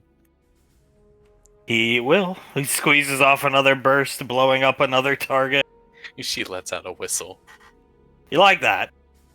It's very impressive. I am also quite a big fan of the gun. He'll lean over onto the table with the rifle, sticking his butt out. Yeah, she gives his ass a smack. There you go. She smiles to herself. Keep doing that, and oh god, your ass is gonna be as raw as Carter's that one time. Oh my god. He looks over at Carter. Carter looks over at Oz. I'm not gonna say whether you want that or not, just be warned it does hurt quite a bit. It looked like it hurt. It did. It prevented me from doing well in the combat drill. So that should give you some way to measure the pain. Dude, you were starting to bleed through your pants by the end of it. I was. He just rubs his butt again, then looks at Marianne and kisses her. He was fine. That's also true. I was completely fine. Soul chuckles. Yes, completely fine when his skin looked like ribbons. It's not my fault he needs discipline. He's a brat. I'm a brat. Yes. And my goddess needs to discipline brats. If you didn't know, that's her whole thing. She disciplines brats. Putting them handcuffs to use. Yes, we do. Both ways, actually. Fair enough.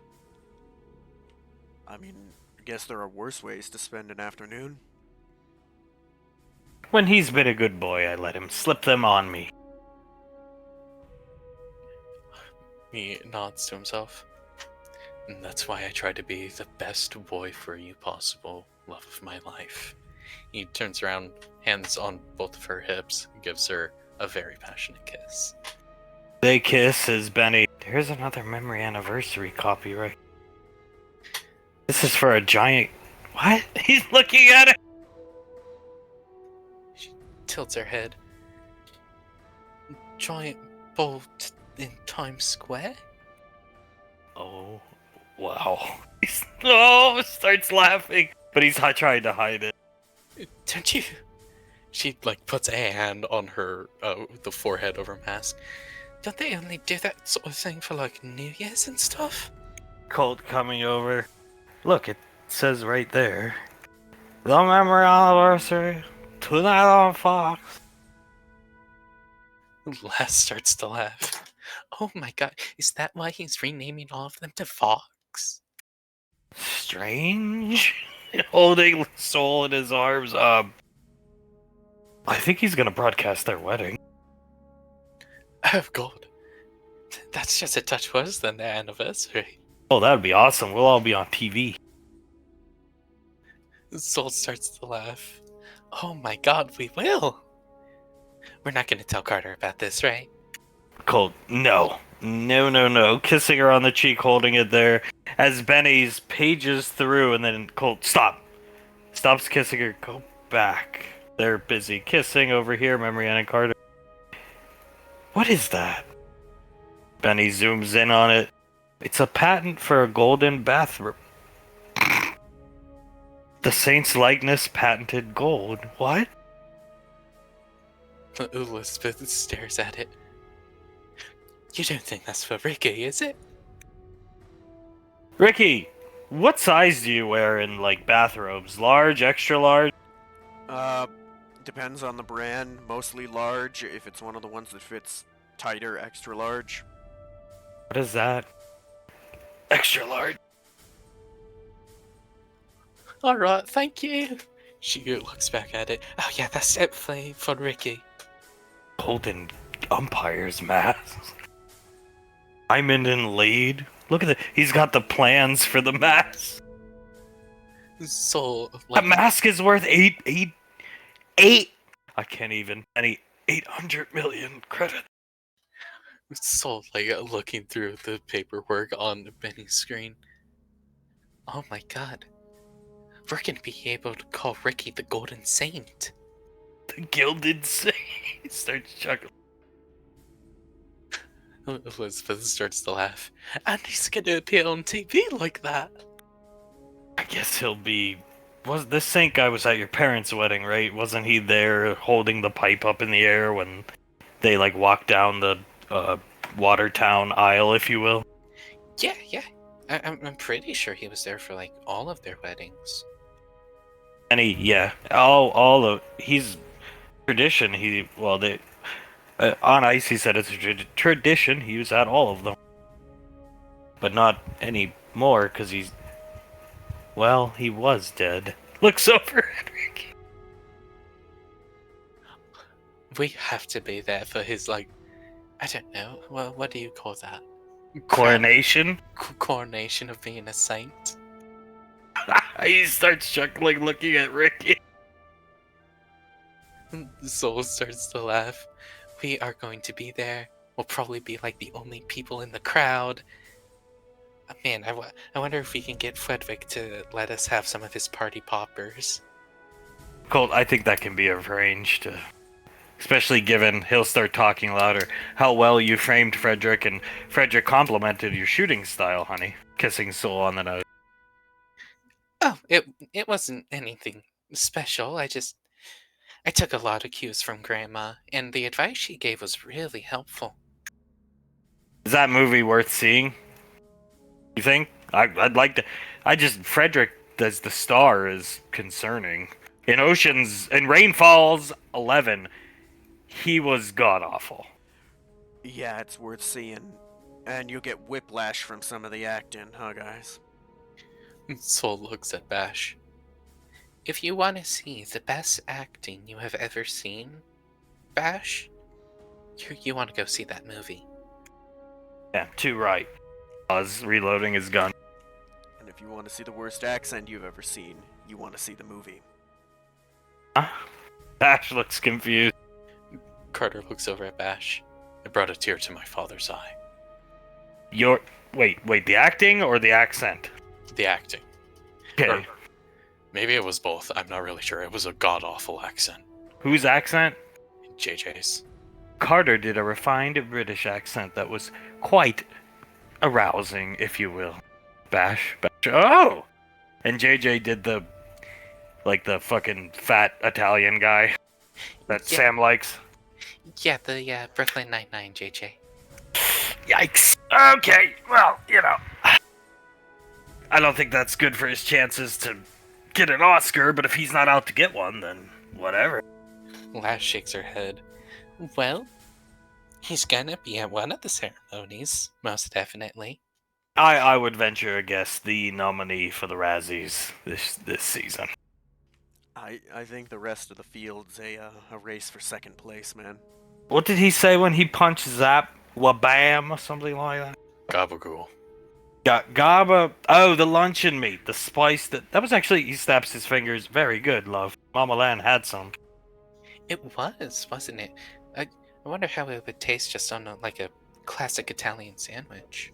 Oh, it'd probably take. You know, that would maybe we could get Mama Lan to whip us up like some sandwiches or something when we go to Clive's next week. Oh yeah, maybe have like a little picnic there, or even just eat with Clive. Yeah, you're really gonna try to steal that guy? Well, not steal him. We're not kidnapping him. My mother made that one very clear to us.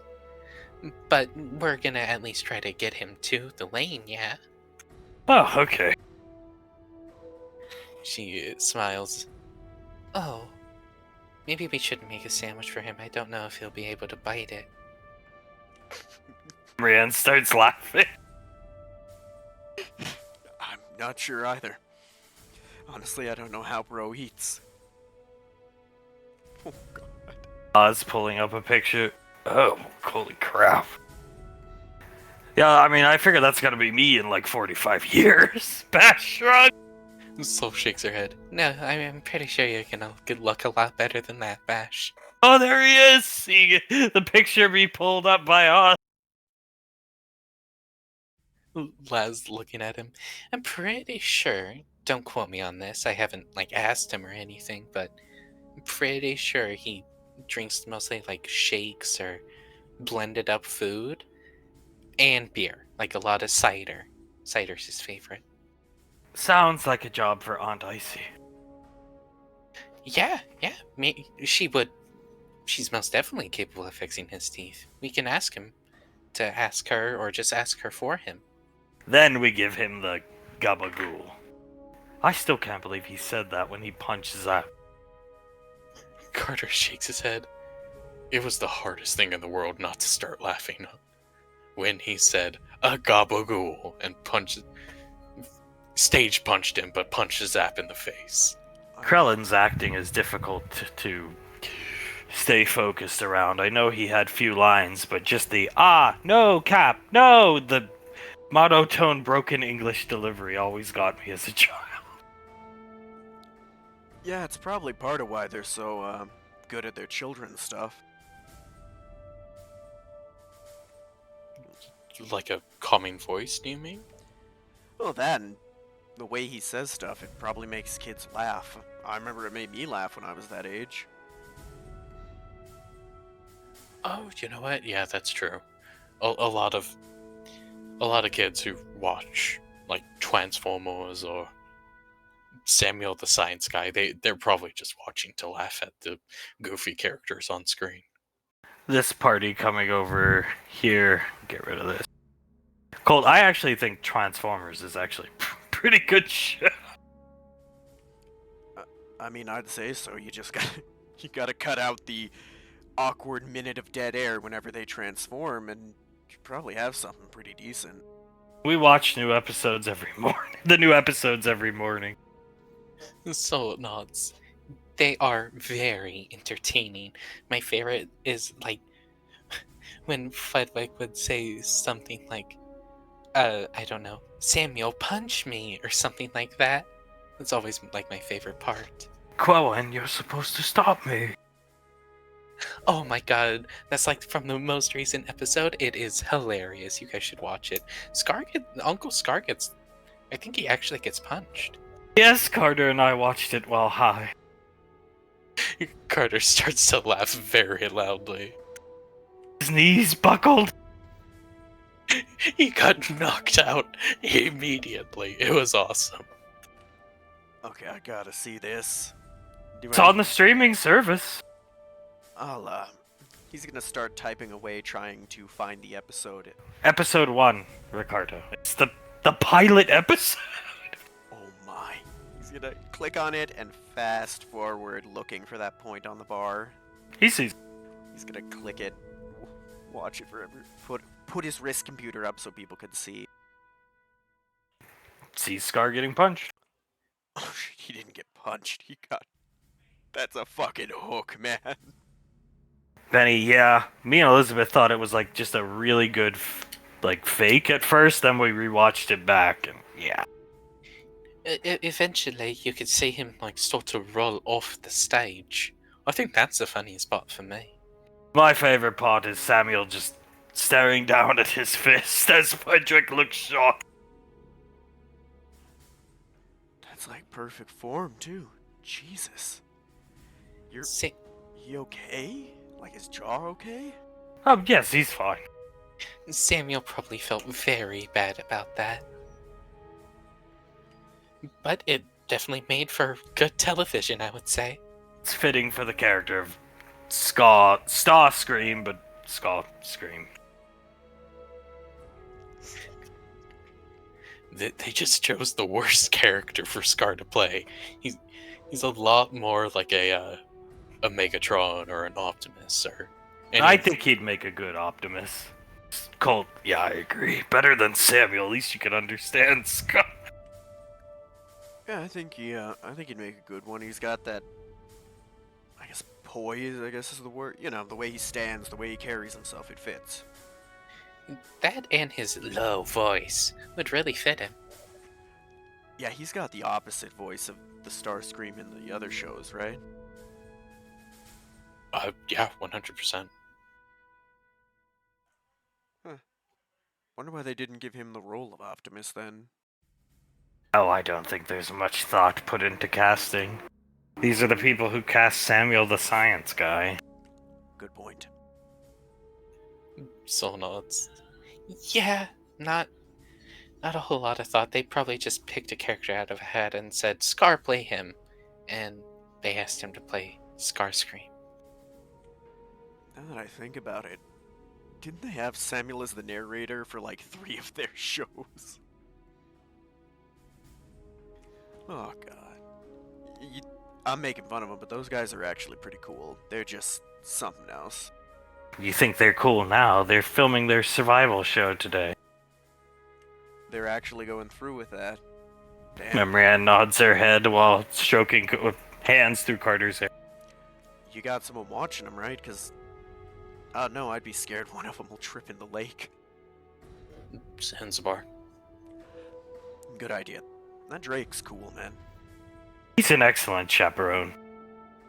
He is. He used to watch us when we were children. That is right. When our parents would have an emergency would come up, the Drake would watch us. They trusted him enough. Then I'm sure he can deal with those 3. You know, when it comes to those 3, they're literal wild cards. You can never tell what they're about to do, so I'm actually sort of worried for Zanzibar. I mean, they're doing it on your guys' lane, right? Mhm. What's the worst that could happen? I mean, it's not like anyone's gonna get hurt. People can't get on the lane, right? Frederick falls into the lake and almost drowns. And Zanzibar saves him. Tries to. You go. Elizabeth nods. And, you know, we still have, like, wildlife there. A lot of it is Onsuletas, but what if, like, a bird really freaks Frederick out and he runs into a tree and gets knocked out? I hope they get that on tape. Colt speaking. He's gonna be doing that drill thing to start a fire and accidentally light his own jacket on fire. Last nods. Yeah. So yeah, it's pretty understandable to be worried about them, Ricky. Yeah, that's fair. Well, at least if anything does go wrong, your aunt can fix it, right? Well, Krellin, she can fix, and Samuel, maybe? I'm not sure. Frederick's an android, so I'm not sure if she'll be able to fix him either. Mend, I think she can, yeah. Mend, yeah, but like any internal things, especially for Samuel, I'm not sure if she'll be able to do that. Blaze. Uncle Blaze, I think, yes, but I don't know if Uncle Blaze would want to fix Frederick after firing off the real gun on set. Yeah, that was great. Elizabeth shakes her head. That was the most surprising thing to happen on a Rainfall set. or at least in recent memory. It's not often you see Uncle Blaze angry. Memory head blinking, trying to think back. Yeah, he's pretty scary when he's mad. I mean, can't blame him. That bullet came within like an inch or two of JJ, didn't it? Yeah, it was close. Just sometimes you just sort of forget how strong Uncle Blaze really is. And then he picks up Fledwick like he was a feather. His fat little legs kicking off the ground. trying to paw at Blaze's hand, but just completely failing. He starts laughing, thinking back. His jacket rode up so you could see the corset. And grandfather got him to stay in that outfit and character all weekend. It was fabulous. The captain. Yeah, he would just go around saying, "I am the captain, you make way." Yeah, it was really funny until I got cornered by the captain in a shower stall. Well, you're not a rainfall, so you only get the privilege of seeing it once since you're not a rainfall. And you never have to do it again now. I hope, for your sake. Well, about that, because they had to pull me away so suddenly, it seems I'm going to have to get the, honor again. If you ever come back to the lane, have fun. I am sure the Stooges will have fun with you. I'll make sure to bring a whistle along so I can call for help. Carter chuckles, shakes his head. Might be useful. Well, either way. At least we got everything done. I'm shocked that you guys could get that. Well, we could get that whole movie filmed in 3 days. It's crazy. That is strange, don't you think? It's not strange, it's just shocking. But they've done so many of these things, they have the process done.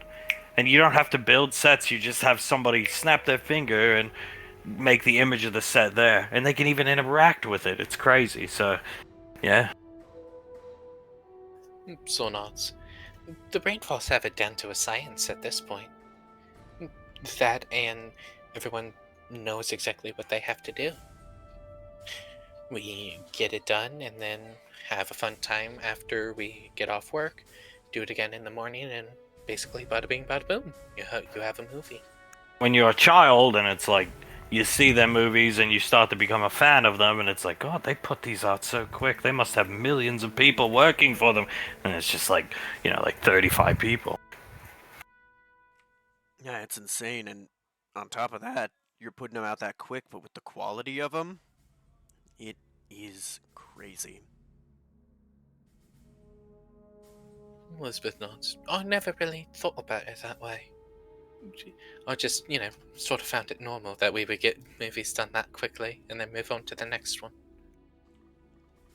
Meanwhile, most other places, they take like months to a year to make a movie. Or more. Laz chuckles. It's probably why Rainfall Productions is the #1 rated production company in the universe. That's fair.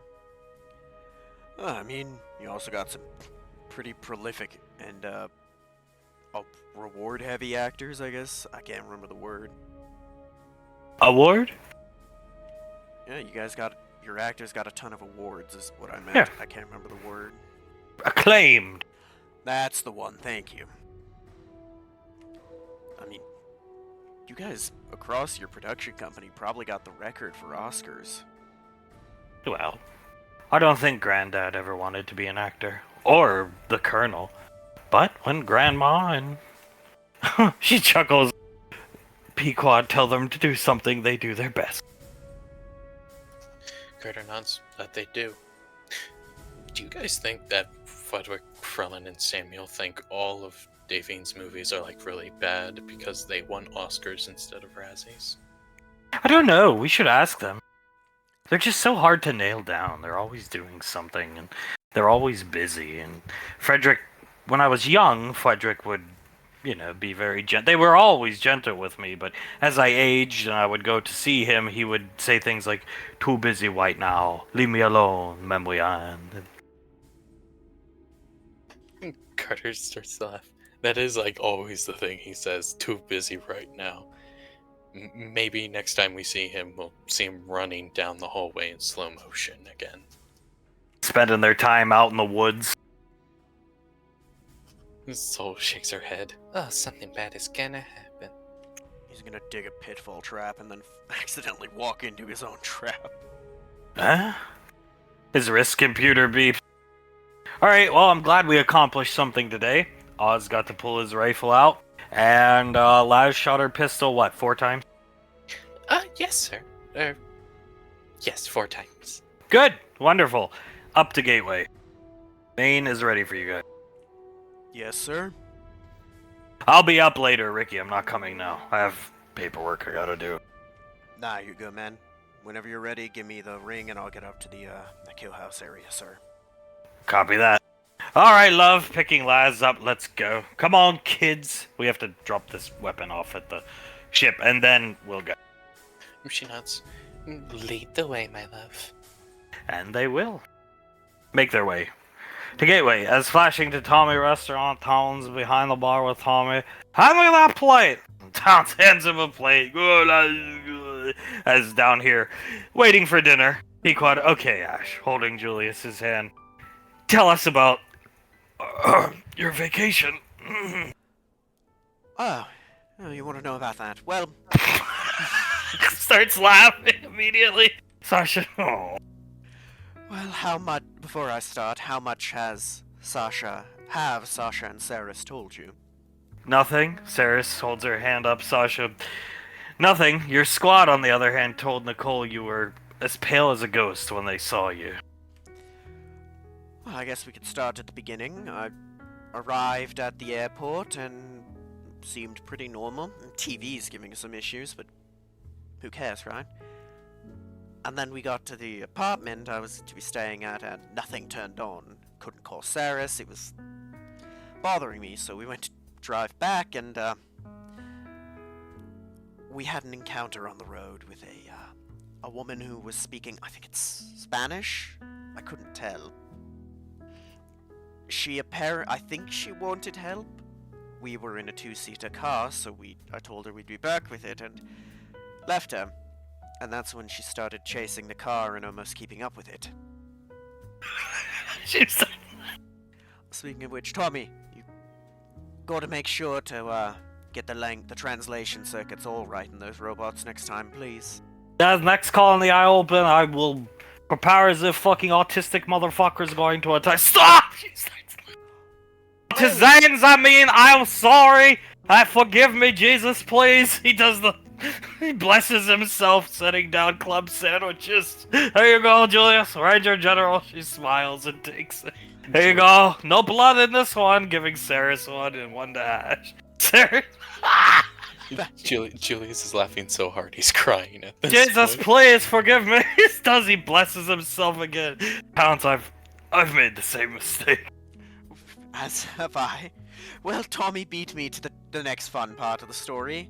We get back to the airport and everything's gone except a bunch of flyers and he'll pull up the flyer to show them. Like this. Won't look at it.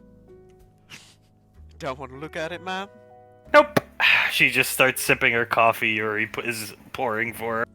Well, I'm sure everyone in the room is familiar with what the beanie means, as he puts the flyer away. And then the plane that was there took off. And we went looking for a Max Tech relay that was on the colony.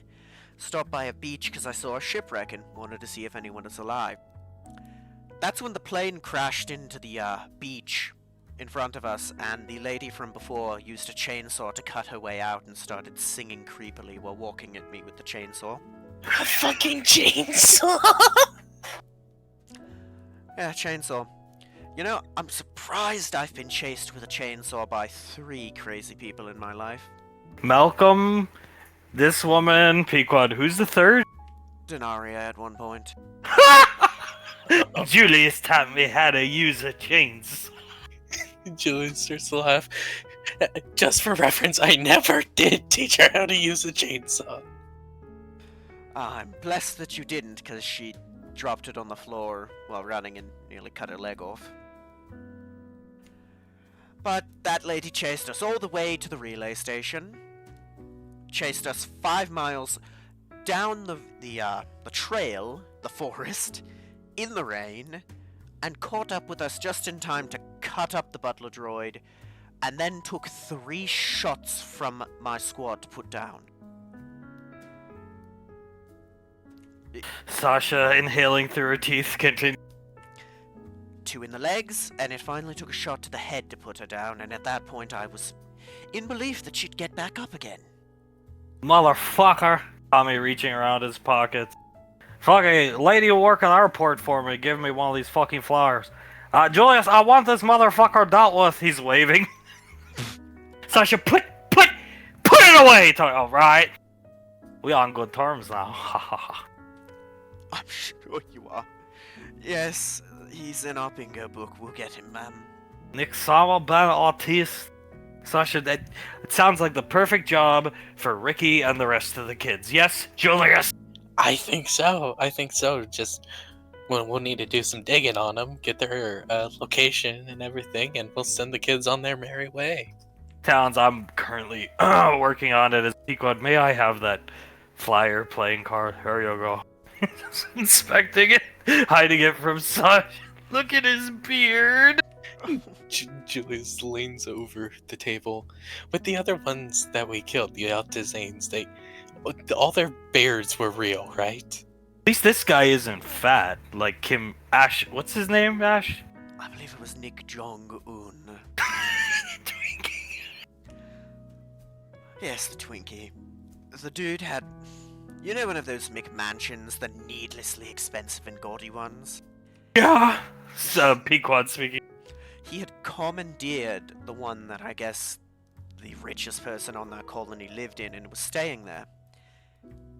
It was like 17 acres and he had 10 guards for the entire place. I literally walked in and opened the door to see him sitting on the toilet with a Twinkie.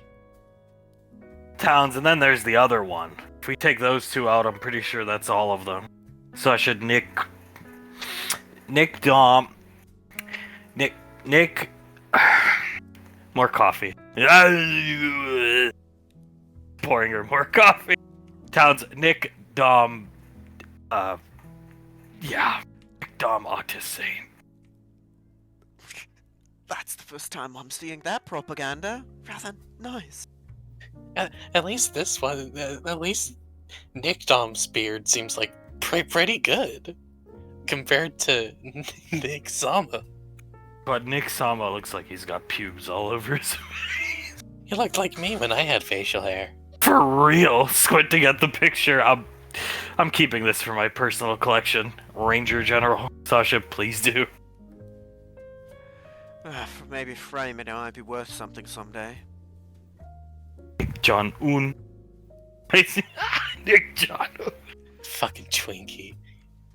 You know, I'll say they're much more entertaining than the Nemistes were. Sasha, yeah. But the Nemistes, I could at least say their name and not feel like slightly guilty when I heard they died. Yeah. Yeah, I kind of felt bad killing Nick Jong-un. I know Samantha felt terrible about Nick Dell. Nick Dell and the Bay of Pigs. It feels like you're kicking a puppy. Like you're doing something mean to someone who can't defend themselves. Oh, if the kids can deal with Nick Ben Autiste. She's actually able to say it. Then maybe they could deal with Nick. Whatever their fucking names are. Yeah, of course, Sasha. If they deal with this one, they'll be able to deal with the next one. I get what you're saying, Ranger General. Why are they all named Nick? I see. It's some type of tactic to try and confuse EarthGov intelligence, because if they're all named Nick, then we'd be confused as to which one is which. That is true, actually, yeah. The only issue is they all kept different surnames and decided to dress incredibly differently, so it kind of defeated the point. She just keeps laughing.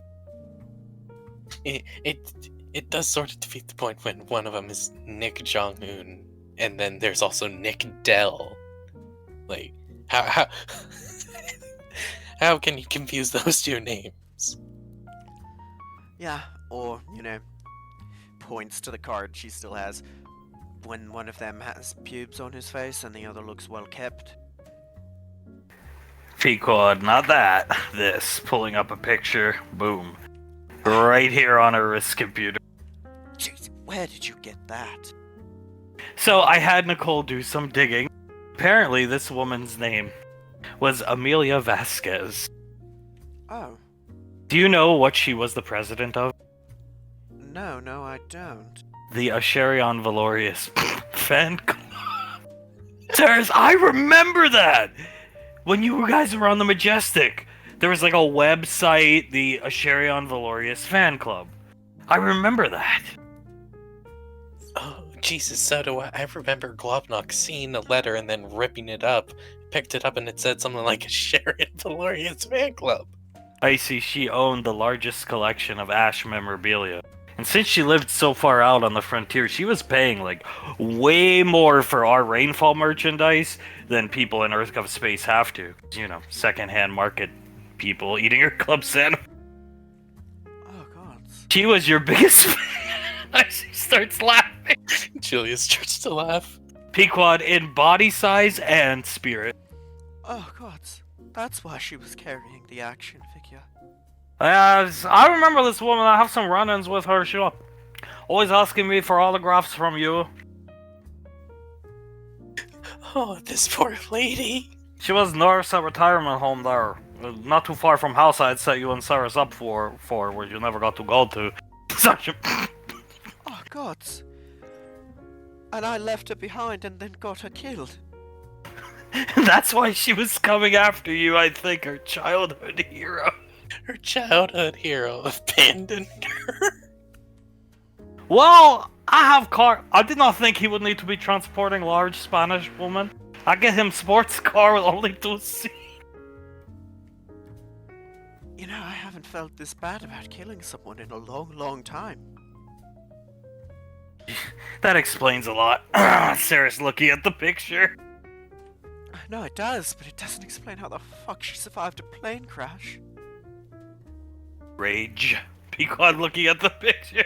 Rage keeps you alive a lot longer than you would think it would. All that adrenaline pumping through you, you basically just ignore pain at that point. She crashed a plane to try and kill him. Holy shit. And then cut herself out with a chainsaw. No wonder she wanted me dead. She got stabbed in the back by her hero. Alan's chuckling looking at the picture. I mean, Ash, it's okay. You didn't know. It's nothing to be like upset about it. It is a little funny though. I mean, in hindsight being 2020. I see the website's always gonna be there to memorialize. Here, she'll pull up the website. On the About section of the Asherion Valorius fan club, there's a picture of her holding the action figure she threw through the window. Apparently that action figure was her most prized possession. Well, that most prized possession went through both the back and front windshield when she threw it at us. Harris, how many bullets did it take again? 1 to each leg, 1 to the head. Alright, she was a very nice woman. Pequod puts the picture away. Unless you cross her, of course. Comes back behind the bar. Through hell or high water, she will attempt to kill you if you cross her. Yeah, damn right. She looked more like a Terminator than a fucking woman. Very pudgy Terminator. Managing to keep up with a car just like one, too. She managed to keep up with me through the rain while hiking 5 miles. I'll have no fury, Sasha said. Maybe she would have made a good ranger in another life. Plasma chainsaw special. Shock, shock trooper. Just drop her in and she'll go through the entire enemy at once, I suppose. Did she have pilot training? You see, yeah, look. She was a commercial aviation pilot for a while. And she went to nursing school. Oh my god. He's covering his mouth. I can't believe I killed this poor girl. Oh my. Oh God. Oh, that poor woman. Betrayed and then killed by her childhood hero. Tommy coming over holding a cup of coffee, sipping it, laughing. She was I keep saying nice woman, but what can I say? Anyway, next week your vacation already set up for you. You're going to have it on Europa, Navy SEAL planet, Earth Gov space. Tommy own private property there, much safer from cyber attacks. He's gonna reach across the table and put his hand on hers. Well, that's wonderful. We're going to actually get a vacation. What can go wrong? And Ricky's gonna be in charge of our pride and joy of a business. She through her teeth. He'll do fine, I'm sure. He can't mess it up that badly. Not with Ellie there, but still I worry. Sasha's sipping her coffee. Gotta walk before you can run. Let him try. Right, and he's been doing better. What little I've seen him with customers, he seems to be doing well enough. How much could he really mess up? She crosses her arm. There's lots. Lots. They won't even let me near the flowers because they're apparently that finicky. She's got a very high class, which means high maintenance clientele. So, yeah. So, yes, I understand that. Yeah, I don't even like being in the building when some of them come around there. Well, some of them are quite pompous, dear. But they pay great. Oh, I'm not complaining about that. That's why I stay out of the building. I want them to actually spend money. Pequod just shrugs. He didn't screw up anything on the movie sets. No, he did quite good on those. I think he'll be fine. Nodding her head. If he can hold a boom mic and take directions from Scar, think he can manage a little bit of customer relations here or there. As long as somebody's not there to tell him to beat the customers up. She looks up at Tommy. I don't know what you're talking about. Goes back behind the bar. And his people skills have gotten immensely better over the past year, haven't they, darling? Yeah. She shrugs, unconfidently. Yeah. It took him a while, but I think he's starting to get out of his stupid phase. Everybody goes through it. Icy just eating her sandwich. And by the gods, I'm happy he got it over with now instead of waiting until he was in his 30s like I was. Never had one. Shrugs. Was stupid just all my life, thanks to my stupid phase was like my life up until General Lorelei. Sip some of her coffee. Yeah, pretty much same. I had a pretty big stupid phase, and then, I grew up on the Majestic, and General Lorelei kicked my ass. Shaped up real quick after that. Needed to make a few more mistakes than some, but same for me. But I guess it's how you handle the consequences of your stupid phase that matter. And he's doing alright, right? Yeah, she'll start eating her sandwich. I mean, he hasn't gotten dishonorably discharged yet, so that's something. God, don't even worry about your business when you go on vacation. Just go. He'll be fine. Yeah, vacation time is for vacation time.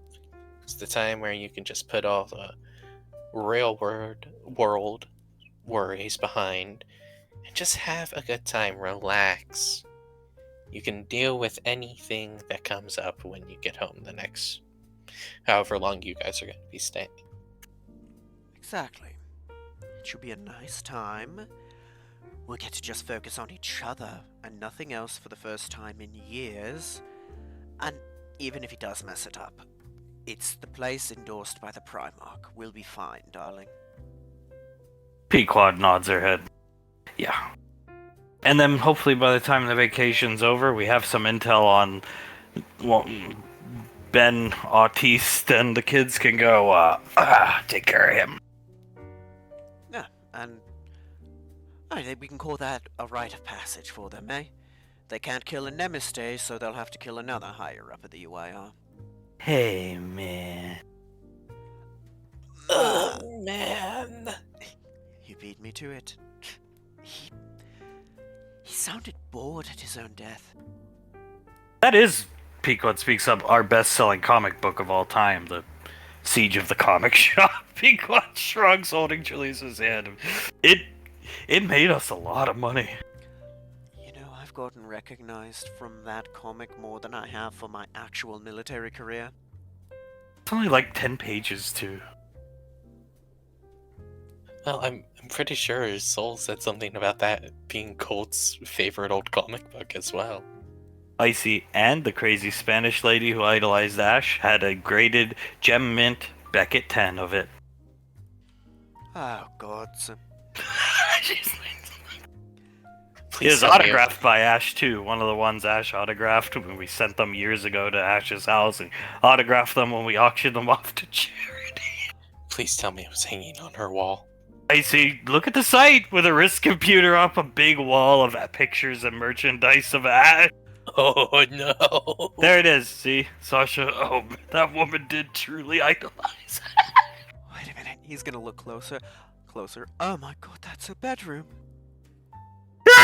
Look, she's got an Ash! She's got Ash pillow covers. Wait, she's got a replica of my helmet. We only made like 5 of those. She's got the miniature game. All the miniatures, even our Naki. Oh my God. She even, like, positioned them like they're having a battle. All the Arnakis versus all the Ash versions. I see, and remember, not to bring it up again, but bear in mind, she was on the frontier. That's where she grew up, that planet. So she paid second-hand market prices for all this stuff. All of it. Oh my God. Saris, well, she was a pilot and then nurse. She made good money. That had to be, and she did it, pilot since she was, I see, 19, I think she...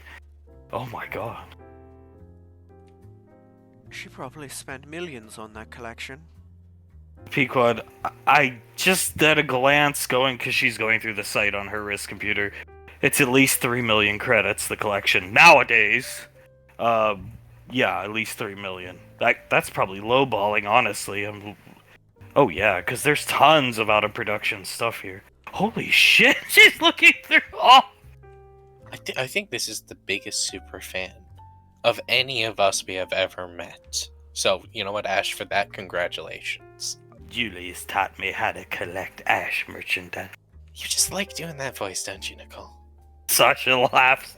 I see Sasha likes. Well, I am flattered at that.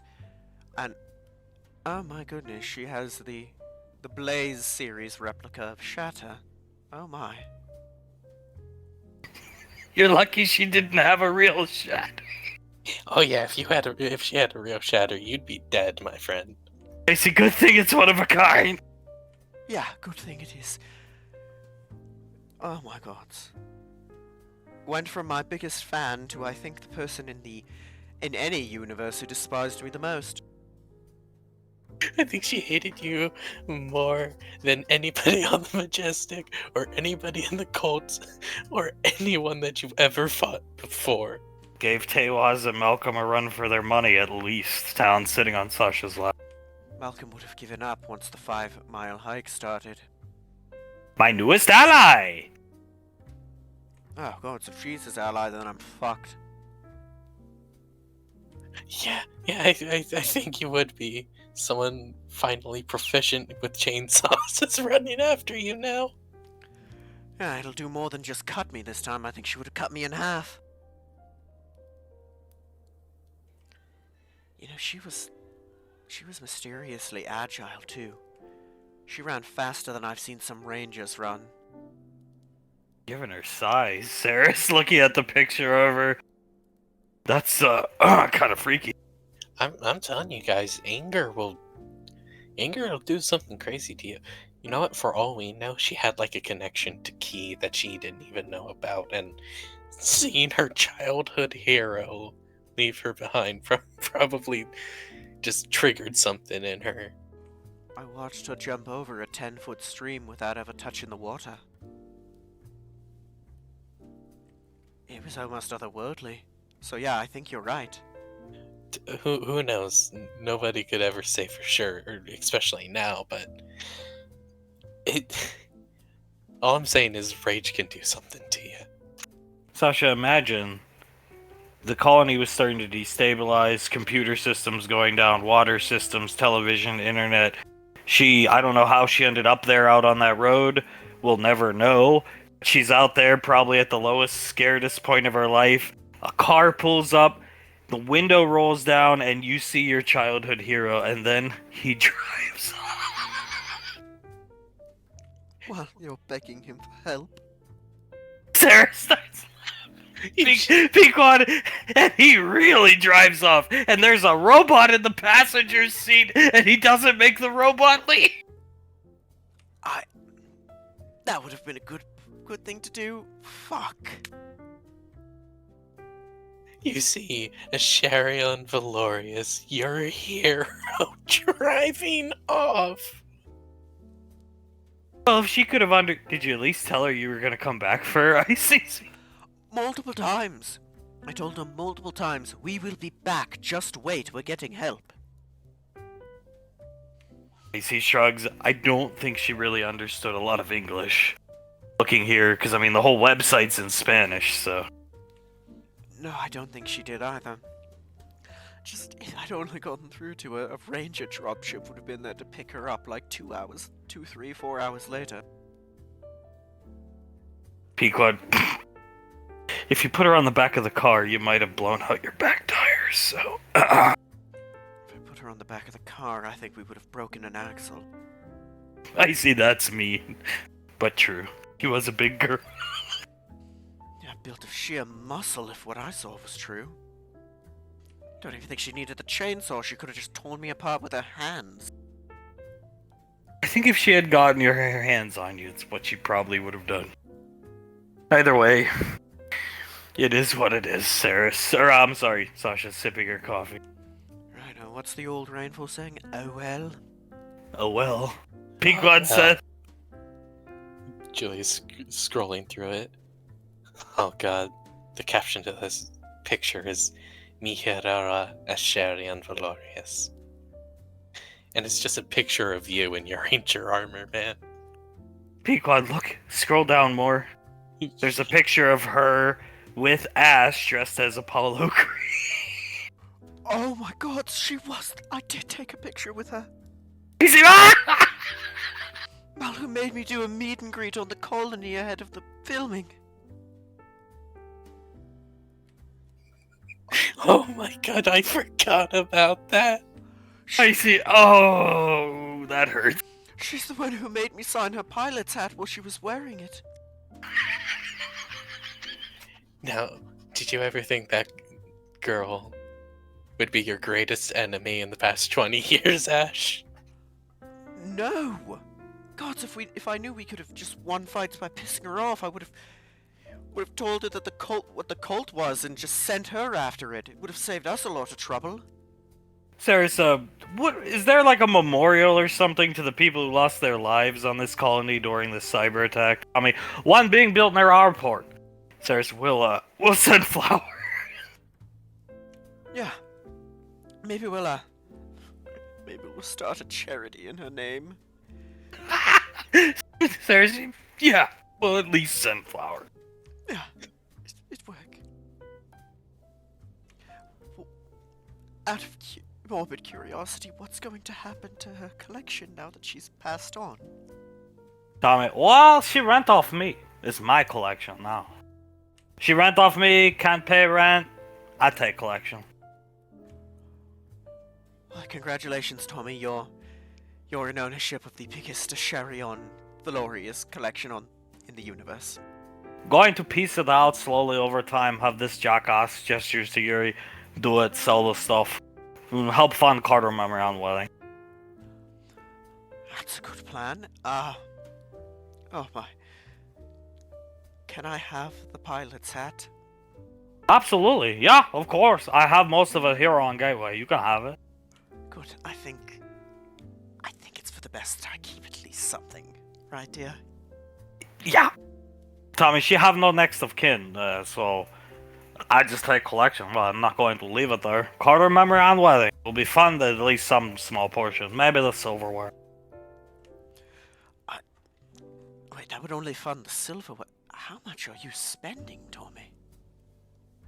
Billions. Leans over the counter. Oh. Well, I wouldn't have thought Memory Ann would be someone to pick out something that extravagant, but fair enough if that's what she wants.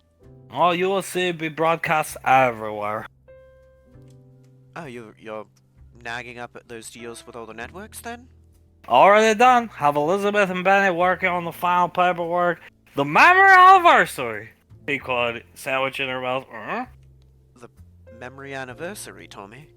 Yes, Memory and Carter's wedding will take place on Valentine's Day, which just so happens to be Memory Ann's birthday. So you see Sasha's face go white thinking about that. Oh my, that's a lot to live up to every year. Tommy, you're gonna give Carter a heart attack. Oh my. Memory Ann would want to be Princess of the Universe for one day. This way, she will. Broadcast every station, even out to the front. Which, speaking of which, Ranger General needs your help building new relays out in the frontier space so those people out there can watch this. Sasha, done, Tommy. They smile at each other. Very nice to be on good terms with the Ranger General. That's why all of a sudden all those outer colonies are getting phenomenal ENET data. Think I'm providing infrastructure to those bumfuck losers for no reason? Not out of kindness of my heart. For memory anniversary. Because starts laughing. Julie's just the same. Carter's up to the task. I see crossing her arms, nodding. I have complete and utter faith in my boy. That is a lot to live up to.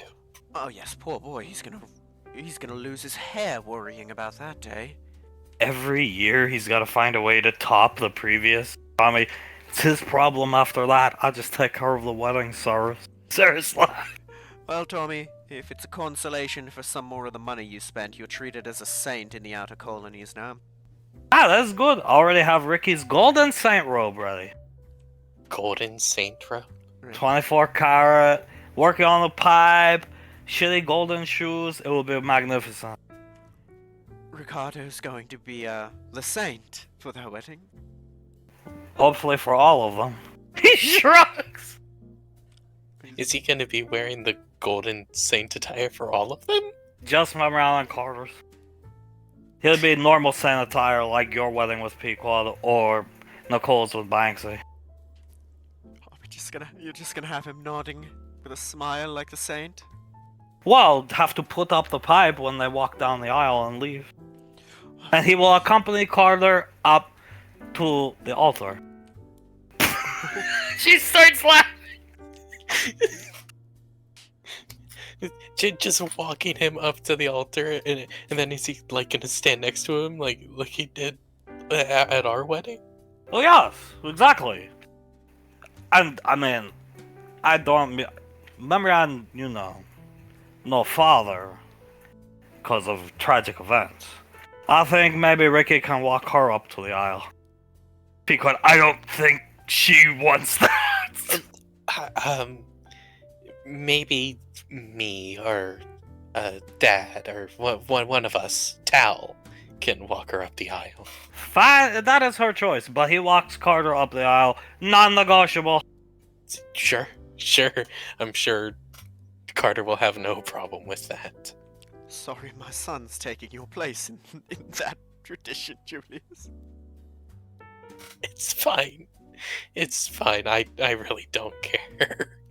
24 karat gold sweatpants, everything. I'll let him keep the robe and then donate the rest to charity. I'll make sure to advise that he get in his lifting before that day so he can actually walk in the robe. Casey, he'll probably look pretty cool, decked out like that. Oh yeah, I think so. And when the spotlights hit her, it'll probably blind people. And then the other weddings, he just wear the normal same attire, no big deal. But for memory anniversary, has to be like this. We have to go all out with the memory anniversary. This will be the biggest wedding in the history of ever, of humanity, and it will stay that way. You'll make sure of it, Tommy? You're damn right. I spent so much money, nobody could match this. 25 course meal. 25 I'm assuming it's like really small portions, right? No, not really. What ethnicity are you even choosing that you're going to get 25 courses? The greatest Michelin chefs from every country of the world. And some of the colonies. Oh, so you're doing a universal tour in terms of, menu. We're gonna be donating a lot of food to charity after the wedding. I see nodding your head, Tommy. Yeah, I figure we won't go through most of it, but yeah. A lot of food to homeless shelters. There's going to be some very, very happy food banks in a few days. A few days after that, I should say. Damn right. Pequod, well, I think it... Yeah, I think it does kind of track for Memory Ann. She's... Yeah. Tommy wants to be Princess of Universe. Have these plans all these years ago. I mean, fair enough for her. From what I hear from Ricky, it sounds like Carter already treats her like a princess or a queen, so it sounds about right. I see, he really does. Tommy, yeah, he does. But this day will be difficult for Carter. Too bad. It will be, but if I know my boy, he'll be able to get through it. Well, if he's anything like his father, I'm sure he can. I mean, from everything I've heard, you raised him right, Julius. Did a better job than I did. Poor Carter. She just keeps laughing, thinking about... I can just see him sweating on the altar now. I'm sure, like, when you set the date, he's going to immediately realize that those 3 dates, all 3 of those dates coincide. It's going to, in Times Square, going to have big board. All the boards have their face on it and countdown to memory anniversary 1 year ahead of time. What were you saying? Oh my god. So yeah, he's definitely going to realize the date falls on when those 3 dates would coincide, so I'm already sure when he's standing on the altar, he is going to be freaking out. Cyrus, you should take... Well, I don't know.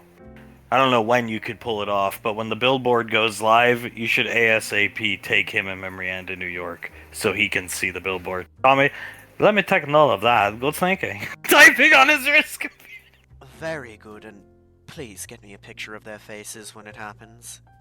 The memory anniversary. Tonight on Fox. Tonight on Fox? Oh, so darling, are we going to be, watching the countdown when it starts? I'd like to be at the wedding if we can. Pequod, you can come. Of course you guys can come. Go ahead.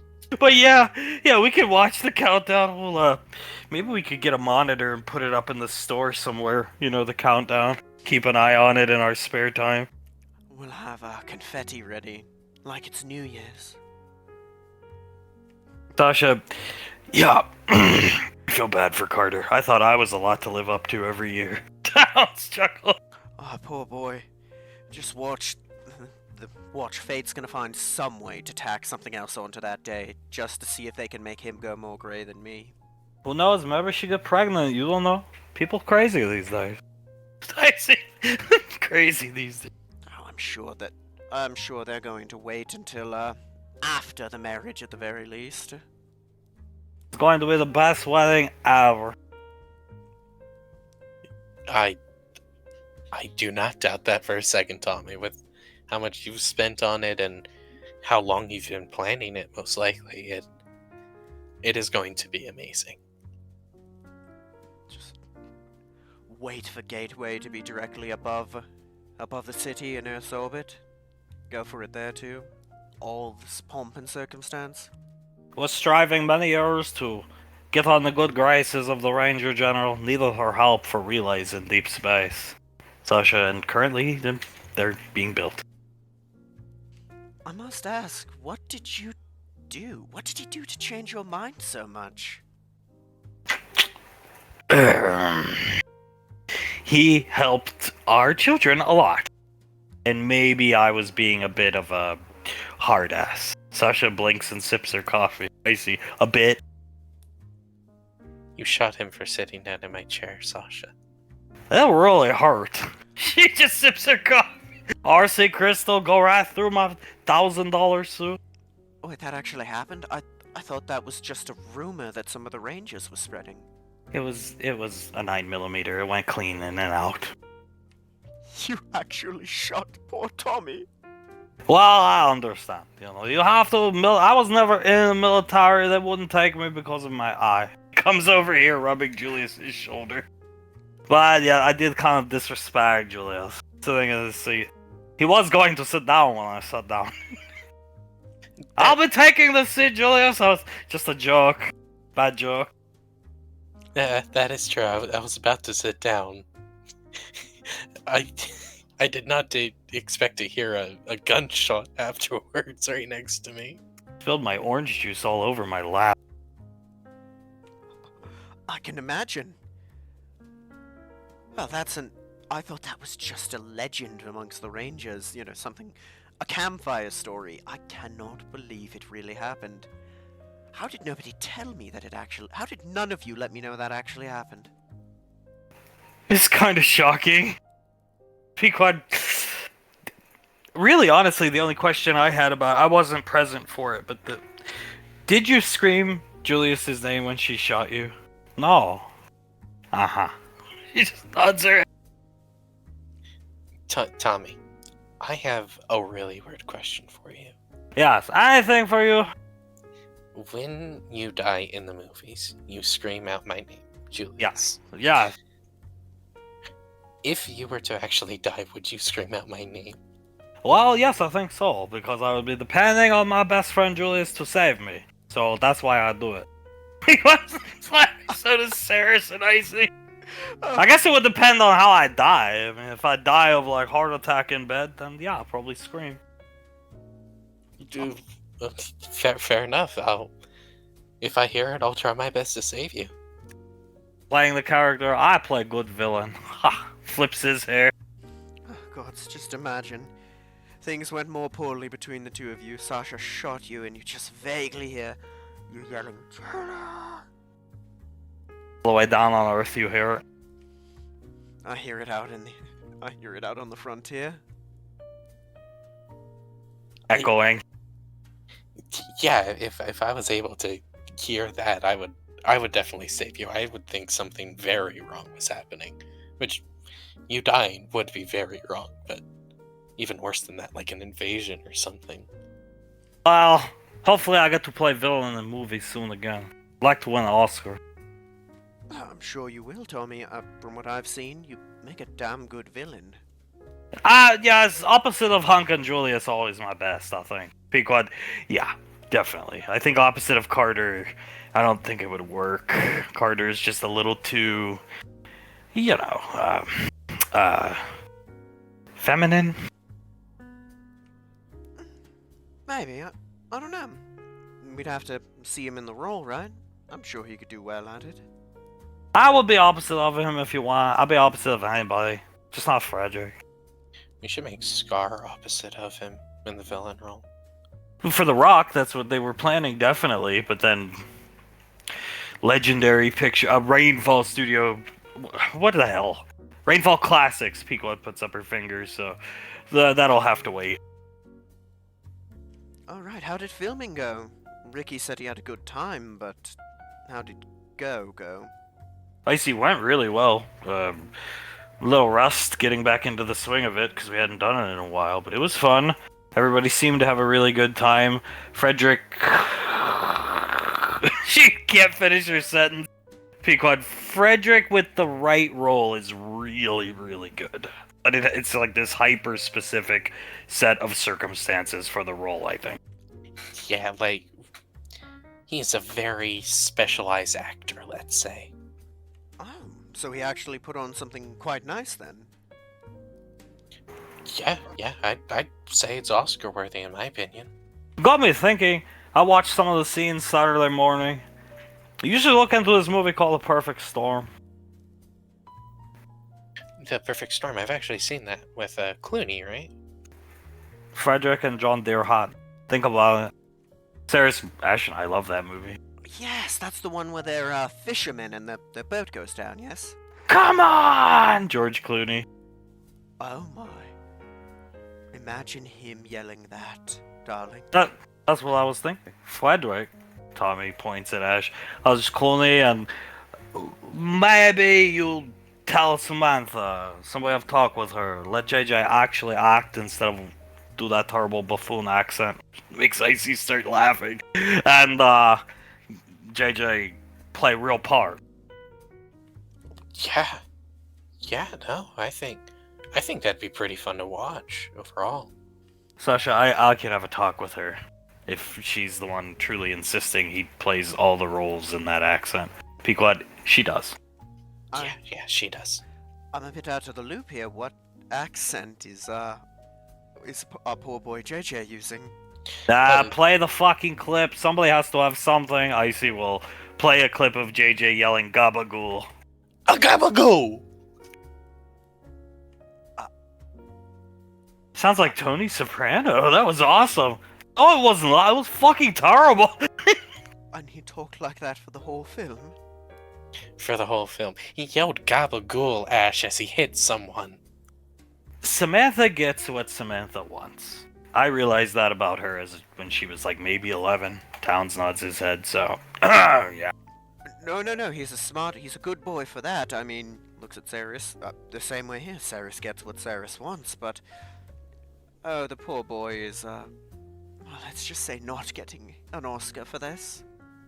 Sasha, she never asked for much as a child, but when she wanted something, she made you know that she wanted it. If he didn't get it for her quickly, you heard about it. He starts laughing. I mean, yes, she's not... Of course, more, working within the military guidelines, but it was similar when she wanted a new attachment for her rifle. You see, and JJ will do anything to get her what she wants, so that is why he's most likely gonna win, and Pequod will cut her off a Razzie. That poor boy is going to endure the wrath of the Razzies just to make his wife happy. Gotta respect him for it. Good boy. Give my compliments to Hunk, because that's a damn good boy. He did learn really well from Dad. You see, laughing. That he did very well from him. I mean, yeah, Hunk's someone I tried to copy when I was figuring everything out with Ceres. Good I see. Did you know Dad gave Ricky the the original film role of Fat Frederick too? Ceres, what? He gave him the original, like, the film you used film. Pequod, I have copies in the basement, but yes, the original film role, the original negative, yes. Mom hates that movie, and anything Fat Frederick live-action movie related, so... Dad tore down the poster in our movie theater at home, and then instead of burning the negative, he gave it to Ricky so he can resell it, get some money for things for the girl he wants to impress. So, couldn't really argue that point. It was either give it to somebody that can make use of it, or it gets burned. Oh my. Besides, I have copies, Pequod puts up her hand, that Mom doesn't know about. He understands how valuable that is. He's got a good name. Pequod shrugs. Ricky Ricardo. Dad likes his name. I guess I stumbled into, good luck for our son when naming him after Hunk, eh, Saris? Yeah, we find that back at home and we put it somewhere safe. I don't trust Ricky with collectibles just yet. No, at least not anything fragile. Um, they recently put a small statue of Fat Fwedwick up in Philadelphia where the movie was set, yes? Darius nods, yeah. Oh man, okay, so we're never taking Mom to Philadelphia? Oh boy. Wait a minute. Oh my. He's going to sell that for a lot of money, or he's going to do something dumb with it, I think. Pequod, if he's gonna sell it, tell him to wait. We're gonna film Fat Frederick 3 eventually. Mom has agreed to do it, so we're gonna do it for the Make-A-Wish kids, and then when we do it, the price of that is gonna skyrocket even more. I'll tell him to watch the speculative market, try to sell it the day before the movie airs. That's right before the price tanks again, yes? Pequod nods her head. Yeah. Oh boy. Well, he's not gonna have to do many jobs for Tommy for money at that point, eh? Pequod, I'd rather see somebody use it than they get burned. I'm in Dad's boat. Yeah, I think selling it for some money, way better choice than just letting it go to waste. I was there. Alright, I'm gonna burn this. And Ricky was standing there because he helped Dad hold the ladder so Dad could take down the fucking poster. You want this? And Ricky just looked like he didn't know what to say. Take it! You can sell it. Impress your girlfriend. Lacey starts laughing. Well, that'll help. Ellie's not a fan of Fat Fwedwick, is she, dear? No, but she's a fan of expensive things like games, game consoles, Rainfall merchandise, so I think he can make use of it. If he's smart and actually has a crush on her, he could give it to her. That might go a long way to getting in her good graces. He will do fine with it. Don't worry about Ricky. You looking into his future, Tommy? No, not really. Not yet, anyway. How busy? Many things planning. Too busy to worry about Ricky's future at this current point in time. More worried about trying to get him the royalties from the beer. But since he juvenile delinquent with a restaurant are causing problems right now. Hiring the best lawyers goes back behind the bar. Yeah, I kind of assumed he wouldn't be getting much from the alcohol. Maybe next time, if you're going to put his face on something, maybe not alcohol. Alcohol, way bigger seller than soda. It is. It was a shame when the poor boy doesn't get anything from it, although I'd say that's, part of the punishment, I suppose. Stupid fucking idea. Face on beer cans. Under her breath, because... Julius chuckles.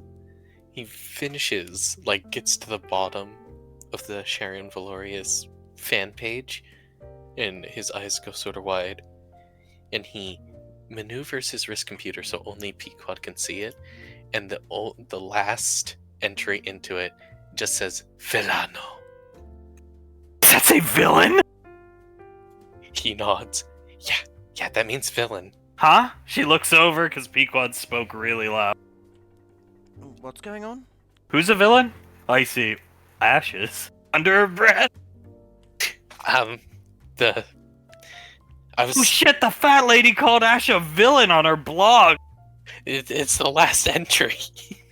Oh, the last entry, all it says is Villana. I am totally making merchandise of that woman. She points at the wrist computer.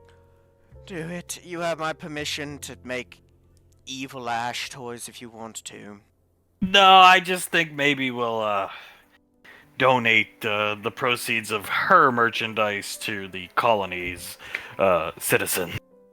We should make her a character in the tabletop game, and she does really good against Asharian units.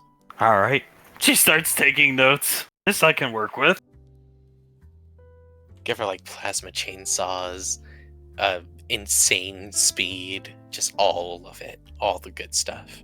I can totally do it. All you have to do is not go to the time tombs today. Ah, well, it was a fun idea, I guess. She sighed. You're going to the time tombs? Oh, I forgot. Yeah, Sarah's points back here with her thumb over her shoulder. When we were here last week, yeah, he's going. Today's the day? She looks down the table, icy. Yeah. Yeah, today's the day. Gonna go in there. Nicole's coming with, so that'll be good. And the children. But we're gonna go in there and get some answers. Integra answers, patting Ash's hand. Saris, I mean, not Sasha. You're looking for closure with Mom. I'm sure you saw the video, but her saying something before she died, yeah, I'm looking for closure. Towns, you know I tried. Looks at Ash for years. The best lip readers, the angle is shit. Nothing I could do could figure out what she said. No, I understand. I've wanted to know for a long time, too. If you don't mind, let me know what she said there. Sure, yeah, of course. I'll let you both know. That's your mother and mother-in-law. It would be. Let us know why. I mean, me and Ash, I think, know why he did what he did, or why she did what she did. But she left a note that just said goodbye to us, and that was it. It was incredibly vague. I'd like some confirmation on why she chose that. Of course. If the tombs show us why, I will let you guys know as soon as possible. Thank you. Because, like Sarah said, I'm pretty damn sure I know why, but the confirmation and the closure would be appreciated. Sasha, are you sure you want to bring those kids? Pequod C. They shouldn't go, neither should you. Julia shrugs. Memory Ann already asks questions about Integra. She grew up thinking that was her biological grandmother. She just stares at Sasha. Sasha, oh, they were all babies. I just thought she was a. You think back to then, and you think she was a baby too, not a 7-year-old that was a lot smarter than most fucking 7-year-olds. Julius nods. Yeah, but she still thinks that was her grandmother, and I think, given some of the things that have come up, why their sister's name is Integra, or Elizabeth's middle name is Integra, or why we have pictures of this woman all over our house, I think they deserve answers as well. Saris. Oh, go ahead, Ash. Well, given the complications of them also being on a squad with Ricky, her grandson, that adds fuel to the fire. Saris, I can remember the way Suletta was with her back then, too. She'd snap her fingers and run along to Integra. Run along to Miss Integra. Run along to Miss Integra. And then, yeah, so they were probably pretty close. Little Memory Ann basically hung off Mum's coat. Oh, God. Sarah's hand on her neck. No, He's gonna look at Pequod. It's not going to be fun, I don't think, but I think it's for the best, Pequod. Sometimes the things that are the best for us hurt the most. Pequod nods. I guess. I'm sure they're all gonna have a lot of questions as to why the woman had baby pictures of them. And Julie, yes. we will answer those questions. They will ask, and we will answer. As a family, honey. He holds her hand. I personally believe it was just a matter of time until something like this happened, until we had to explain this all to them. Sarah shrugs. Scar was Scar would, correspond with Mom back and forth. I know he would. I have a lot of the letters. If he ever wants them back, let me know and I'll give them back to him. The ones he sent Mom, because they were handwritten like the works. If he wants them back, he can have them. But towards the end, she was the one not mailing him back anymore. I have them catalog. Ash has looked at them. It's like you got 10 from Scar, 1 from her, and as she slipped more and more into depression, you'd get 4 from Scar, 0 sent out to him. If he wants them back, let us know. We have them in a box at home. We can ask him about it. Oh, privately. We'll ask him about it privately. That's a good idea. You can see he's starting to get a bit choked up. Scar was I should say, a very good man. He wrote her up until the end. I mean, she got a delivery from him, a week, maybe 2 before the accident? I think it was 2, yeah. I think it was 2. Yep. Ceres looks down at the table. I'll need to, thank him if I ever do see him again. Pequod, he doesn't leave the lane much. I don't blame him. There's no reason to, but it's hard to get him out and doing anything. Yeah. Well, give him my thanks then, because I am eternally grateful, because those letters were, towards the end, basically the only times that Mum looked like herself. Ceres, that would be around the time Ricky never came home, Julius. Julius starts tapping on the table. I just remember her last birthday. She asked, is Ricky coming home? Yeah, I'll call him. Called him. I'm trying to be the best. Blah, blah, blah, blah, blah, normal Ricky stuff. I think he might have called me bro. And then I just should have screamed at him, but just hung up in frustration. Oh, and I could see Lasley in the background gesturing for him to come up some elevator that I guess left upstairs. Led upstairs, excuse me. Yes, I remember. I was in there when you gave the call. It was, I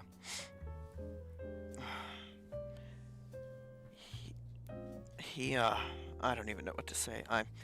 I still feel partially responsible for that, but he made the wrong choices, I'd say. Once she sinks her claws into somebody, it's very hard to break free, that woman. If it is all confirmed that Ricky is the reason why Integra passed,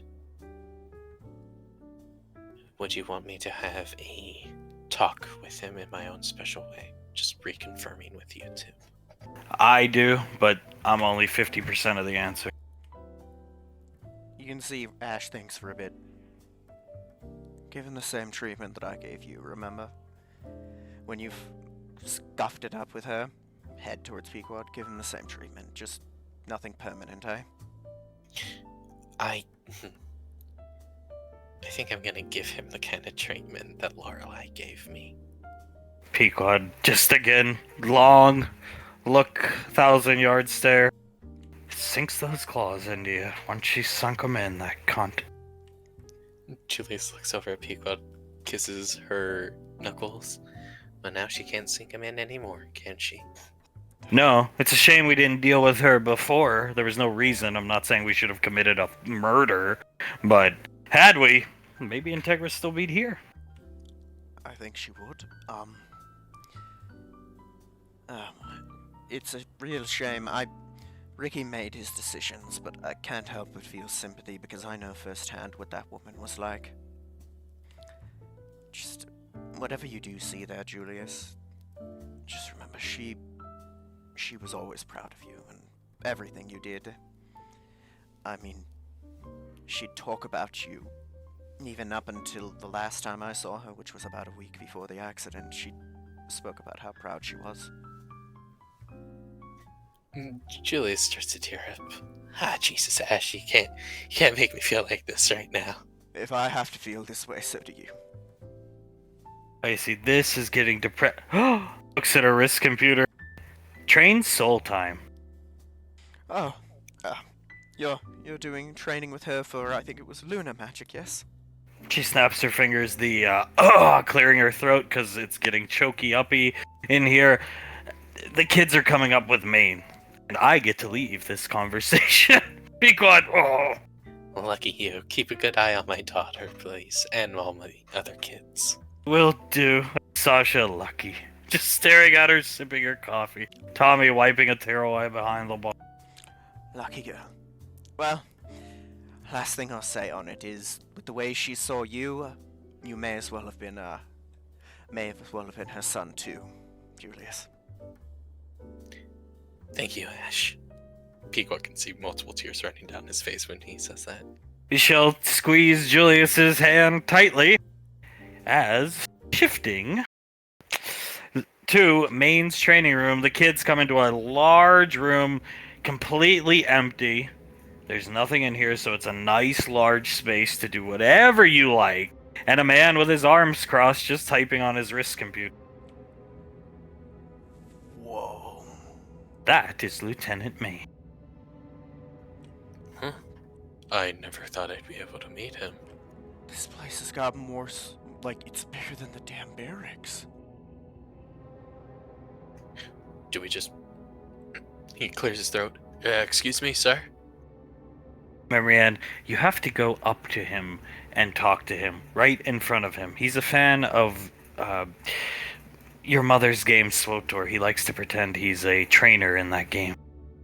Oh, okay. I believe he's on Uncle Zap's raid, at least in Uncle Zap's guild, I believe. Oh, okay. That's actually pretty nice. He'll hold Memory Anne's hand and start walking up towards Maine. They all walk up. Introduce yourself, Carter. Lieutenant Maine, sir? He'll turn around. Even headhunters can learn from a veteran. Benny. Elizabeth covers her mouth and starts to laugh. This guy's a dog. Under his breath. Lieutenant Maine, nice to meet you. You must be Julius's son. Yes, sir. Carter Rainfall, sir. Pleasure. Coming over here, Memory Ann. You are Julius's daughter? Yes, sir. Soul Rainfall. And you are the, as I'm told colloquially, the intelligent of the three of you. And out to laugh! Yes, I am the most intelligent. Numbers, really. She just smiles awkwardly at him. Leslie Rainfall. Pleasure to meet you. Comes over, shakes Colt's hand, Benny's hand, and you are Davine Rainfall's daughter. Elizabeth Rainfall, sir. Pleasure. Shaking her hand, coming around to Ricky, Ash's son. Yes, sir. Nice to meet you, sir. Firm handshake. He's a Leogan. Under her breath, comes over, shakes Oz's hand. Pleasure, sir. So, I would have never guessed that. He's huge. He's tall. impressive grip, sir. Thank you, son. Okay, now, so you've seen some action. You fought in the Moog. From your father and I had a long talk. I know about your combat deployment details, and then you had one strange encounter, yeah, with a mysterious group of people. Yes, sir. Yes. Okay. Do you know anything about combo moves? Soul raises her hand. Me and Colt have one. What is it? Well, we call it Misty Step. I teleport him in, and then we either fire at different targets, or if we're firing at the same target, I'll distract him while he can get a better view and a better headshot. Okay, duly noted. He's typing on his wrist computer. So, when it comes to combo moves, in my opinion, let's just double back years ago to Julius, a young Julius, so your father, your brother, whatever they are to you, and Ricky's father. Ricky's father shot guns. Julius fought things up close. Meeting in the middle, the medium, take Julius's hell of an arm your father had when he was a young man to throw a rather heavy bag of plastic explosives, and Ricky's father, being a dead-eye, crack eye shot, at least with pistols, shoot it, blow up. Simplest combo move in the world. Ask them, it probably saved their necks at least a couple times. Huh. Combo moves are about making the most of what both parties have to offer while meeting somewhere in the middle. It gets a little complicated when you mix spellcasters with tech users, but at the end of the day, mixing both, sky's the limit. And I know a fair bit about spellcasting, though I'm not a spellcaster. I've worked with many over the years. Any tech you need, does anybody have any ideas for combo moves? My only suggestion is your squad, given the composition, has 2 frontline fighters. You definitely want combo moves on the frontline fighters, especially since you're lacking in frontliners. I had an idea or two, sir. Let's hear it! Well, one of the ideas was, I saw your... looks over at Elizabeth. I saw your, ODM gear. You pull people with it, right? Yeah, I can pull them or pull myself. Well, I was thinking... If I grabbed that and you pulled it and I... put my effort into it as well, you could launch me pretty fast at something. She thinks for a second. I could launch you, or you can launch me. Sure, yeah, I suppose that makes sense. I mean, doing something like that, me having weapons on me that are nice and sharp, it could be something that lets me get to people quicker, or lets me mess someone up by hitting them really fast. Ball. He nods his head. Yeah. And the other idea I had was kind of similar to what you described our dad's using, which is, there's little, like, sticky grenades, right? Yeah. Well, I could smack one on somebody's armor and leave a marker for Colt to shoot. Could probably hurt pretty bad if we did that. Colt nods. Not a bad idea, actually. Plastique. Yeah. Yeah, I mean, something like that, it'd mess someone up and maybe mess up the armor, sir. I'm sorry for cursing. No problem. I had a slight idea. Sure, shoot, honey. Well, I had an idea of being able to... Our healer here, Benny, he throws out a healing grenade, I'll shoot it, it explodes with shrapnel, and would the nanobots still be able to heal our allies around them? Long time ago, he puts his finger up, starts typing on his wrist computer. There was a division in EarthGov, Spartan program. And the people who made their tech were called Beta 5 Division. They're gone nowadays. Replaced. He comes over here, opens a box, and comes over here. Here you go. Pitches a grenade to Elizabeth from here. Benny will stand out of the way. She'll catch it. The nanobots will still work if I shoot it. Those it will. And since you've been given clearance to train with me here, you have access to this tech. Oh, badass! She looks at Benny. Nice! He looks down at her. That means the idea will work. Here. She'll toss one to the healing grenade to Benny. You should probably keep that on hand when we start training with it. Duly noted. Putting it in his pocket. Maine, I see you didn't come in your combat gear. First time here, it's no big deal. Next time you come, you practice these moves. First time you're ever with me, it's just kind of like a meet and greet, and you throw out ideas. And then I'll have time to round up any tech you need to get the job done. And there is enhancement tech for spellcasters. Marianne, I thought maybe attaching some type of, cone of cold around Carter would be an interesting touch. Like the aura that some people who use Ki have? Marianne nods. Yes, but maybe you could, I would say more sleet, if anything. And it could blind the enemies. Lieutenant May nods his head, stroking his helmet's chin. That's good. Yeah, I like that. And believe it or not, ice is one of the best conductors of electricity. So if I have the sleet, they get blinded and I can shock them while it happens. He's listening to everything Carter's saying. And if you wore a Beta 5 wrist gauntlet, I think if we tune it, your electricity, you said, right? Yes, sir, electricity. If you pull that off, here, take this. He hands Carter a small, almost like a bracer, really, not a large gauntlet. Oh, he puts the bracer on. Beta 5 healing bracer. It will return, heal you. Huh. So It's a berserker upgrade, so even if you're at full health, it will overheal you. Oh, very cool. Oh my god! She looks down at it. I don't. Again, I know spellcasters. I'm not an expert by any means, but Sleet, he shoots it out with electricity. You blind your enemies, and then return heal. Cool. Yeah, definitely. Soul looks over at Carter. Remember that thing we used to do to scare Uncle Scar? You're gonna have to be more specific than that. This. She'll snap her fingers and then thaumaturgy so her voice sounds louder.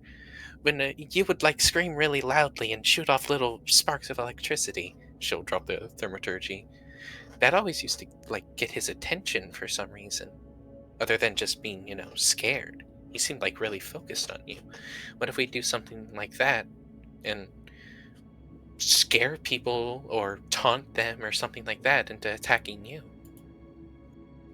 And Carter nods. Something like that could work, yeah. Draw the enemy's attention. Main nods his. Yeah, draw their attention.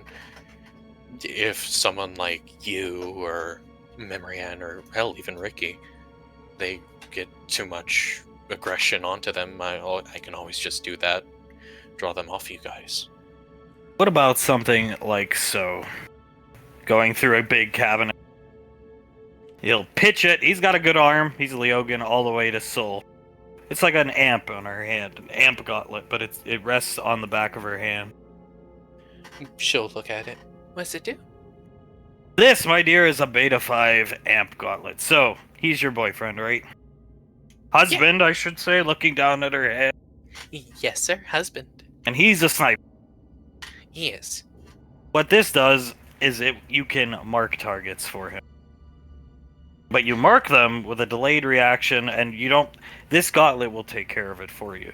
Think of a delayed... Has your aunt ever used, like, a delayed fireball? Yeah, I've seen her do it before. It'll mark him with a fireball, basically. If his bullet connects, boom. But you can do it with different elements. So I could, just as an example, mark him with lightning, or thunder, or even poison if I really wanted to. Personal favorite? Typing on the gauntlet. He's slipped it on her hand. Necrotic. Nods his head. Oh yeah, get some death magic up in there? Ooh, Betty looking at the gauntlet. He has to wear one too. Hand it to Colt. And his bullets need to make contact with the enemy you mark. But yeah, Rianne whistling. That sounds really cool. She looks at Colt. We're gonna be the most badass on the squad, aren't we?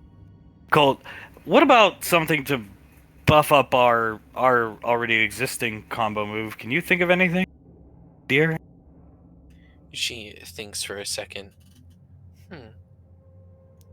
What if when I teleport in, I let out a thunderclap? Like this. She'll snap her fingers and let out like a pretty loud thunderclap for just snapping her fingers. I think that might stun the enemies, yes. Yeah, disorient them at least. Make it even easier for us to shoot them. Colt, that is not a bad idea.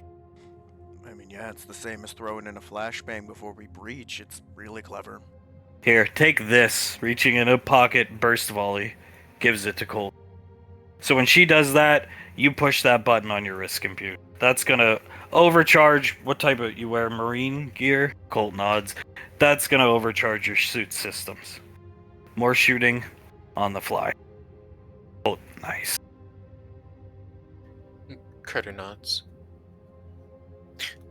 What if we just do a really simple one where you like frost someone over and I electrocute them for, I don't know how you would put it, even more damage? Something like that, honey?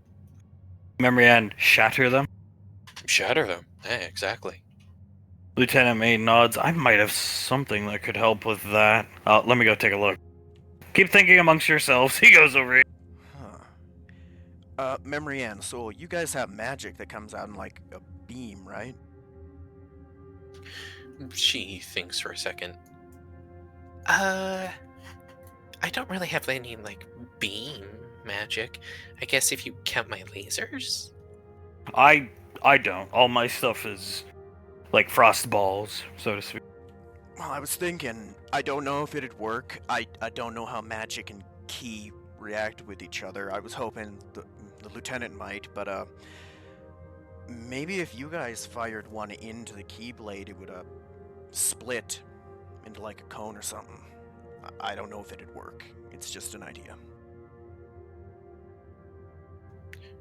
Carter thinks for a second. Would he have any knowledge on how, like... No, it wouldn't work. Carter shakes his head. I'm not sure that'll work. Anything I know about ki and magic, that the two of them don't usually mix well together. That's what I thought. Worth a try. Worth a thought, right? Completely freezing enemies, handing Memory Ann a small gauntlet, is something your mother's really good at. I'm not sure if you are. Memory Ann shakes her head. No, not yet. I neglected my studies. This'll help you.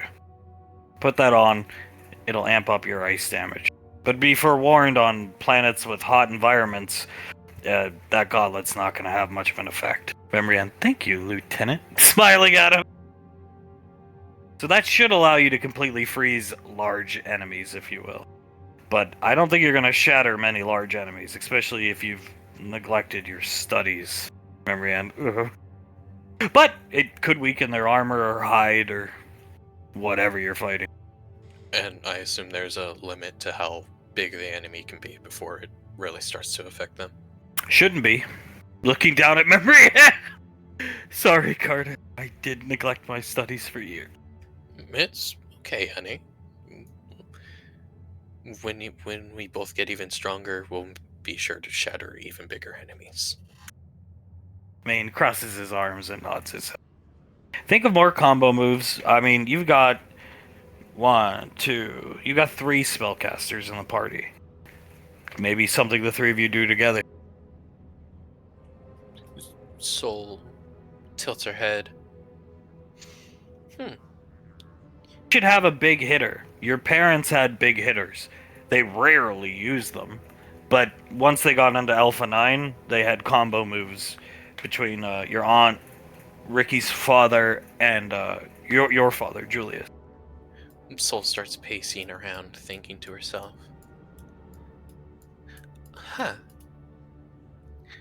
I wonder if that would work. Memory Ann, do you think... Maybe this is going a bit far, but do you think like a lunar beam or something like that could melt one of your ice balls? Yes, I do. What if I melt like an ice ball and then Carter electrocutes it? Like a huge area of effect, stun, damage, that kind of thing. Not a bad idea. Memory Ann looks at Carter. I could definitely do that. It might be a tough shot to make, depending on how big the ice ball is, but we could definitely do that. It's not a bad idea. Crowd control is always crowd pleasing. Nodding his head. At least on your side.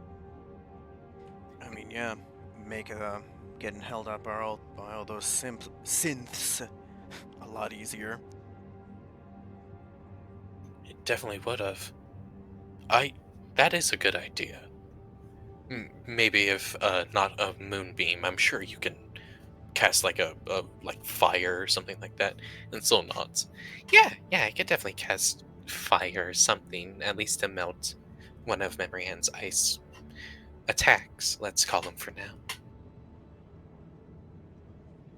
And Carter nods. Yeah, sounds good then. We'll have to start practicing that one next time. Maine, anytime you guys are cleared by the Colonel to come up here, you have access to this place. That's why this place is nice, big, secure, and empty. You could do a lot of damage here. I mean, yeah, I'd be surprised if we can break the place. Laz looking around. No, you couldn't break this place. And next time we come up here, maybe we can bring Sam along as well. That's a good idea. Where is Samantha? He's looking around. She was on your squad. Yes, she is. She's down at Rainfall Lane right now. Oh! Why is she not on duty? Technically she is. She has a special leave given by the colonel. Golden parachute clause. She gets to stay at the lane, work at the academy, and be with JJ. Oh, he starts chuckling. Me and Oz, we get basically the same treatment because we have a child at the lane. But we decided to be here because we're sort of the squad mom and dad. It's a wonderful deal, Lieutenant. I bet. He nods his head. Soul pursing her lips. Yeah, I bet. Yeah, I mean, getting to sleep up on Rainbow Lane instead of down in the barracks, yeah. What about, he looks at Benny, he's a very large young man, don't you think? Yeah, he's quite muscle bound. Squeezing Benny's biceps, indeed. Benny, I work out a fair bit. Gotta stay in shape, sir. I mean, so what about something like, let's just, like Ricky, you throw Ricky really fast. What if you take that to the next level? You take something small and agile, like her, you put one of these, he's gotta walk all the way over here. He has a really strange backpack-looking device on his back. This, believe it or not, there was a long time ago, Ranger shock troopers, orcs, a lot of them were orcs back in the day, still are, but Ranger shock trooper orcs liked to team up with dwarves. And they would launch with these catapults. Not that you're a dwarf, honey. He points at Elizabeth. They would launch these dwarves off their backs in these catapult-like devices.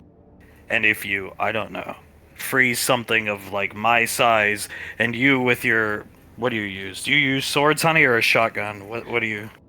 Oh, I use a shotgun and mostly grenades, sir. Yeah. What if you just went through something wearing this fine armor? Shotgun first. I think that would do quite a bit of damage to whatever I'm hitting. The best thing about these catapults, too, is they were enchanted by a guy named Master Yen a long, long time ago. So, when you go past a certain distance, you teleport back to the catapult. Benny, awesome looking down. Memory head, oh, she's like a little hamster. Elizabeth looks over at Marianne. A very strong hamster, I'll have you know. The strongest, looking down at the catapult. Hamster with a shotgun. I think that'd be very cool. And if you don't mind, I won't. If you don't mind, if you maybe could allow me to have a look at your armor someday, we can. Really, these rangers would do this with dwarves because the dwarves would have spiked carapaces built into their armor. Can you imagine a fat dwarf flying at you, spinning at high velocity, covered in spikes? Me like a morning star, sir. The lightning count, if you know who that man was, lost many a tanks to this tactic. Elizabeth chuckles. Then we'll have to employ it, and you can look at my armor. I wouldn't mind. The spiked carapace effect also returns damage done to you. So. Oh. But that is even more useful then. A smile emoticon pops up. That's very cool. She looks at Benny. I want to spot carapace now. Then you need to let him have your armor. Lieutenant Maine, maybe you could have if you're not comfortable taking off the helmet and stuff around me, I need the armor to do this. No other way around it. So maybe you could have your Uncle Blaze bring up your armor one of these weekends, and I'll work the weekend and make this happen for you. Would you want to have my armor now? Whatever's easier for you. She shrugs. Your brother told me that, because when I looked over your dossier, this was the first idea I had, given your height. Not that you're a dwarf. He starts chuckling, but you're in the same stratosphere of most average dwarf heights. She looks down at her feet, looks up at Benny. You won't leave my side, right? Benny, easier to carry, picks her up. Okay. She will take off her mask.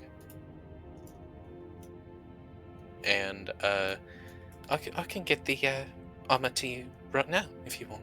Changing room right over there, honey. Go for it. Yes, sir. She'll hop out of Benny's arms. Be right back. Yep, we'll be right back. He wants to go in! Oh, yeah, she lets him in. He watches them disappear. Rain falls. Carter shrugs. Yeah, any of us would have taken that opportunity. I understand. He nods his head. I completely understand as Icy comes up behind Soul, hands on her back. Soul sort of jumps up and turns around. Auntie! She hugs her. Hello. Kissing her on the cheek.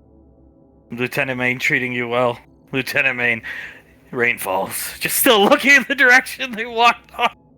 Elizabeth and Benny went into the changing room. Spiked carapace, that'll be cool. Now they're gonna go bang in my fucking bathroom. Carter starts to laugh. Yeah, that's most likely what's about to happen. Icy, look. We needed to train today, you and me, but we don't have time for that today. Your dad, it's Time Tombs Day, okay? That's what you guys are going to do here pretty soon. Oh, of course, yeah, of course. And so not. It's okay, I understand. So we don't have time to train, but we will. And to make it up to you, I got you this. Lieutenant made a fucking blunt, Nicole! She starts laughing! Soul looks at it. Oh my god! She smiles, takes the blunt. We will save this for later, ma'am. She gives her like a little salute and then puts it in her shirt pocket. She takes it and she hands one to Colt. That's for the weekend. You guys enjoy it. Do not tell your parents I gave you them. Our mouths are shut. Zip closed, key thrown away. She does the little motion that you would do. When you and I train, we need time.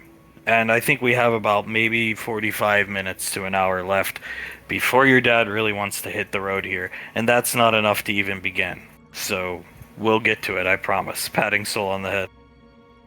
She holds both of Icy's hands. It's okay, Auntie. I understand.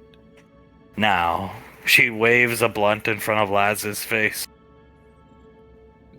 Laz is following the blunt with her eyes, but not moving her head. It's yours if you want it, holding it between two fingers. She takes it from her. Enjoy. Oh, thank you, ma'am. Waving it in front of Carter. Carter just immediately takes it. Good fucking god. Oh, shut up. She hands one to him. Thank you. Only the best from the rain falls, looking down at the blind. Oh my, even Lieutenant May. You know, Auntie, I never chalked you up for a drug dealer. I see, in another life where I wasn't a wizard, perhaps waving it in front of Ricky's face slowly. I don't know if I'm allowed to take that, ma'am. If you'd offer it, I would, but I don't know if that's okay. She's just waving it back and forth. Then she'll, in two fingers, hold it out to Ricky. If you want it, you can have it. If you don't want it, you never got it from me. If you tell your parents, I'll just wipe their mind. Alright, ma'am. He'll take it. Wouldn't tell them anyways. He'll put it in his pocket. I'm a grown man. They don't need to know. Good. It will help you relax this weekend. It should make socializing easier for you. Thank you, ma'am. I appreciate that. You are welcome. Lieutenant Maine laughing at her. Here's your training today, kids. Combo moves, tech, and marijuana. Laz starts to laugh. She leans forward. Just do it in a place where they wouldn't smell, smoke. Have you ever smoked weed before, Ricky? Icy looks at Ricky. No, I have not. Is there anywhere around your house you can go? Because that shit's gonna smell. Yeah, I can go out back. The property the house is on is pretty big. Icy nods. Your parents are leaving next week. I was just at lunch with your parents and Sasha and Julius Pequot at Tommy's. They're leaving next week for their actual vacation. So I think that's when you can use that.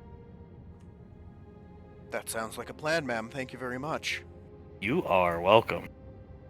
Now I'm gonna go surprise Elizabeth and Benny. Stay here. She walks this way. Lieutenant. Sol starts to laugh silently to herself as she tries to get a better view of Icy scaring them. Oh my God, Ricardo, you will not regret that. I'm sure I won't. That good, huh? The best. The absolute best. Ricky, I used to get high. I've been around the block. I used to get high. I'm back in after basic training, my first deployment at the Headhunters, and even before that in high school. Never smoked anything that fucking good. Pointing down to the blunt as Ricky's putting it away. Should I do the whole thing at once, or is there any way I'm supposed to do this? Remember, and do the whole thing at once. You don't want to relight it. No, do it all at once. Alright, then I'll do it all at once. Should be a good time, I guess. Colt, very good time. Putting one in his coat pocket. A very, very good time. She starts to giggle to herself. Does it really make you that horny? You did see me, walking around as if I had a stick up my ass at muster Monday morning. Yes. It does. Oh boy. She's not gonna be the only one. Soul shakes her head. I sure as hell hope not. And Soul won't be the only one either. Laz smirks at Oz and grabs his ass. Maybe make Jace a little brother or sister. Either or, I'm good with either. Elizabeth has gotten out of her armor. Benny helping her get undressed, puts her shirt back on her. Done. Thank you for helping me, Benny. What the fuck? Kicking in the door. Elizabeth lets out a blood-curdling scream. Jesus, he ducks behind Elizabeth.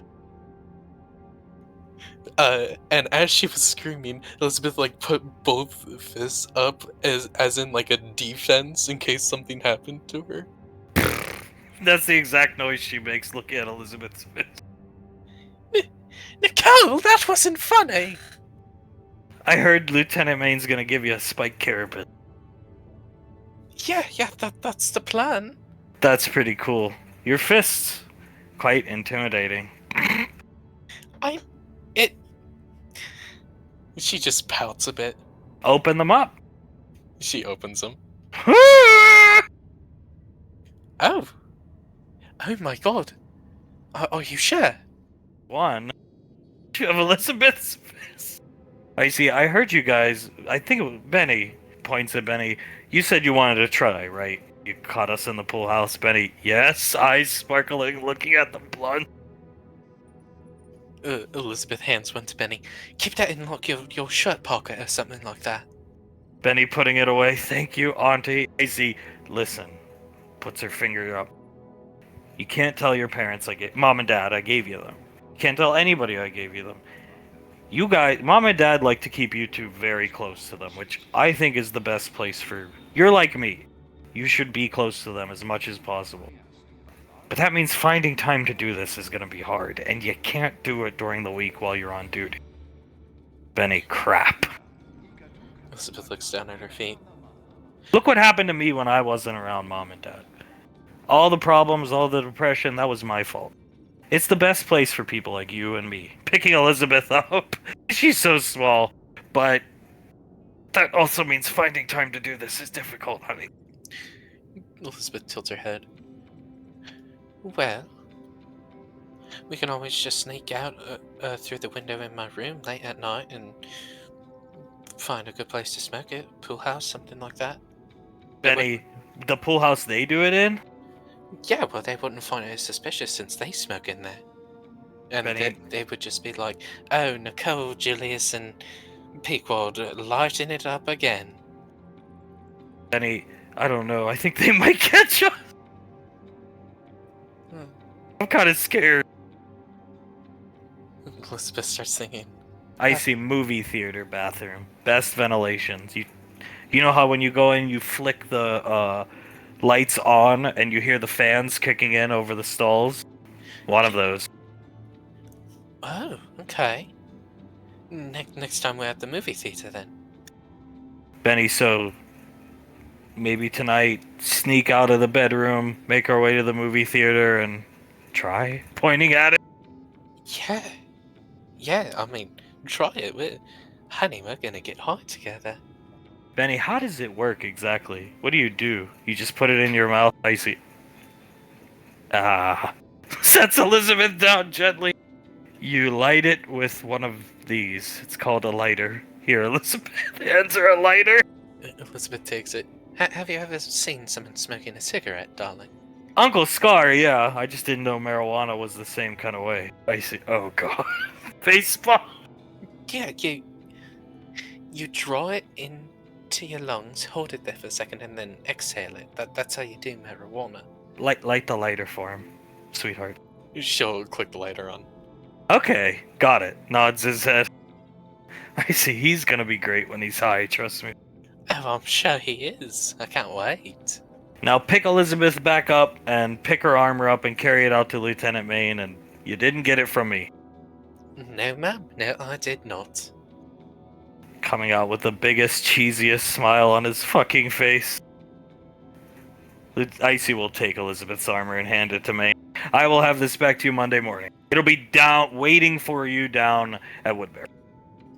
What's left of it, from what I hear. She'll give me a salute. Thank you very much, sir. Did she give you one? Speak up. She gave Ricky one. She gave me two. Oh, Marianne hands around Carter's waist. Behind him. Hey, fair enough. Sounds like you guys are gonna have a good time.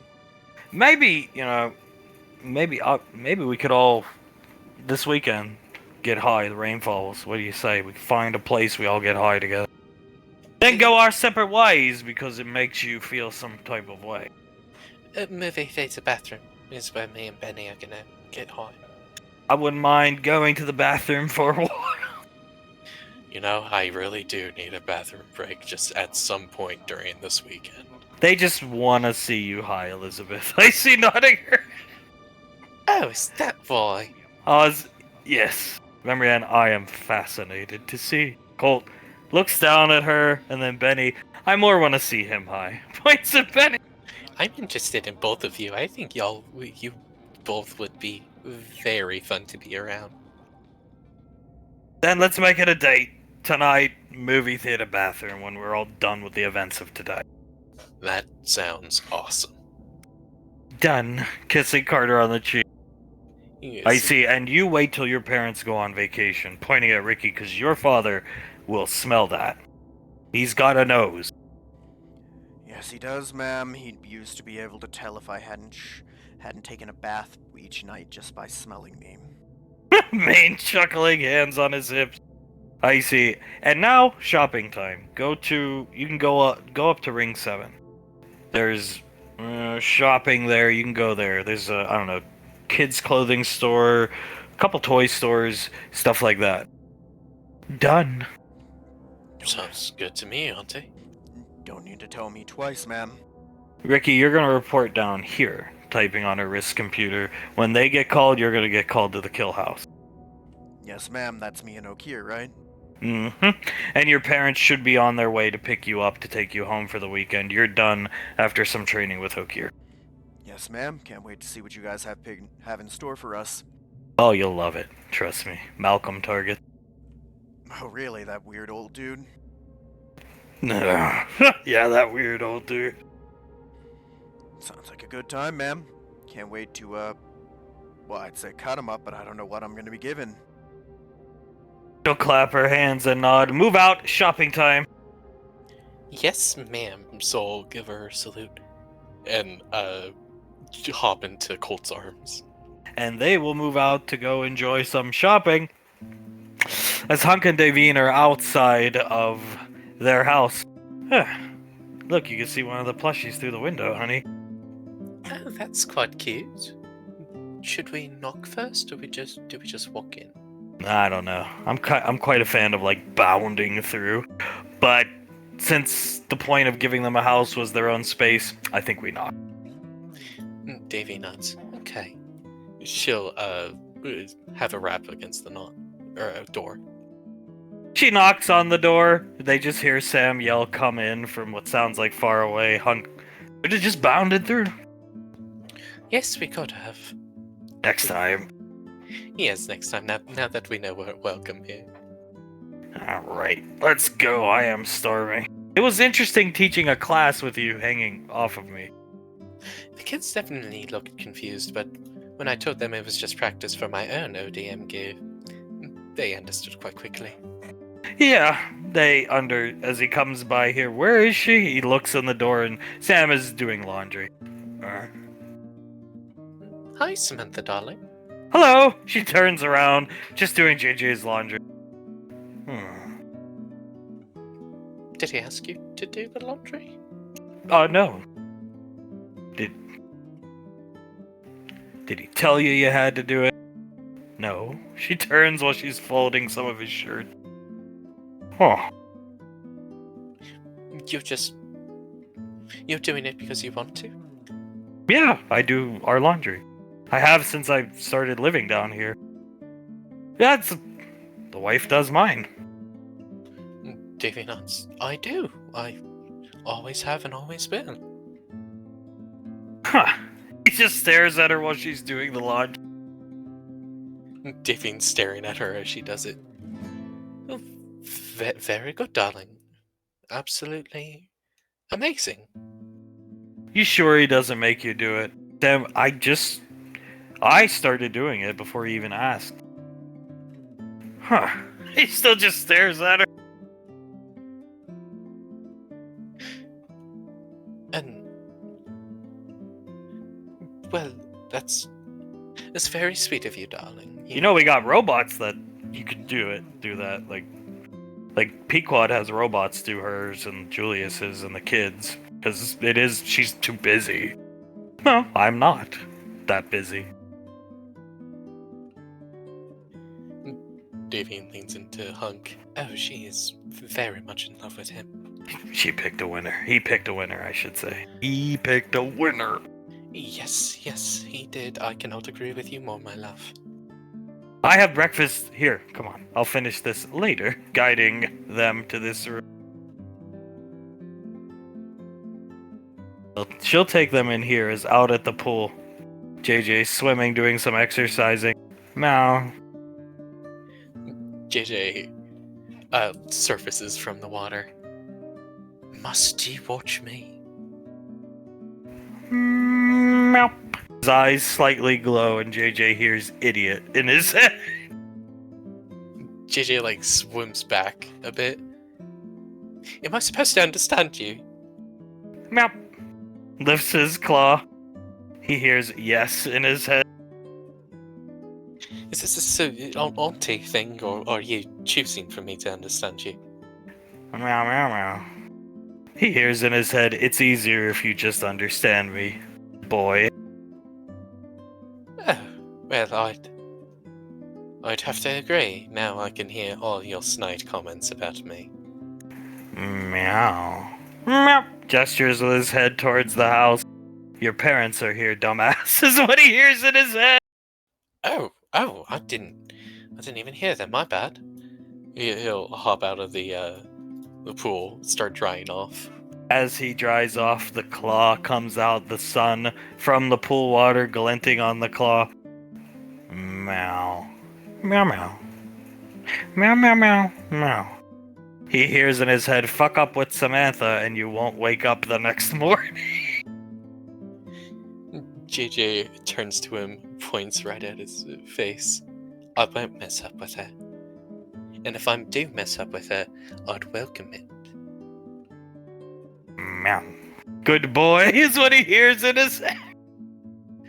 Thank you. You know, Mr. Snuffles, now that we understand each other completely and fully, perhaps we can, I don't know, be nice to each other somewhat? We both understand that you will kill me if I, fuck up with my fiancée. Maybe we can, like, ease up with the threatening me, then. Meow.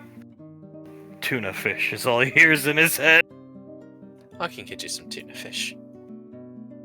Now, get going is what he hears. Alright, he'll wrap his towel around himself. Come on, I know you're gonna follow me anyway. And he'll walk in. And he knows where the breakfast is set up, so he'll walk into here. Hey, son, as Hunk sits down on the couch over here with Davine hanging off of him. Hi, Dad. Hi, Mom. I hope you two are doing well. He'll walk over here. There's like a little white shirt hung up on a little hook. He'll put it on, roll up the sleeves like he usually does. Oh, and there's Mr. Snuffles. Ah! He'll give Mr. Snuffles a couple pets. Yes, Mr. Snuffles, indeed. Indeed. He's going swimming with you. No, he doesn't like the water. Isn't that right, Snuffles?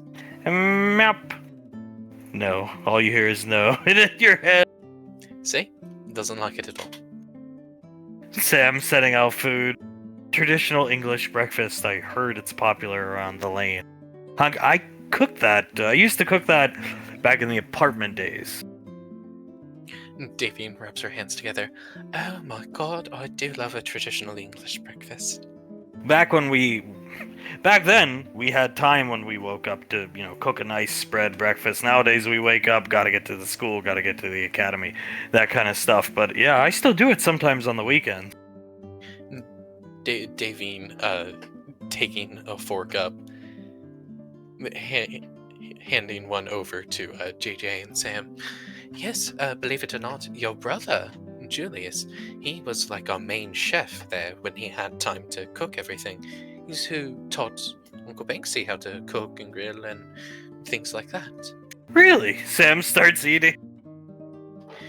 Davine takes a forkful of eggs and beans and puts it up to Hunk's mouth. He takes a bite. As Sam, I never would have guessed. He was such a good cook. Oh no, yes, he was quite good. He had to learn. Is partially the reason. Another reason is he's a quite skilled alchemist as well.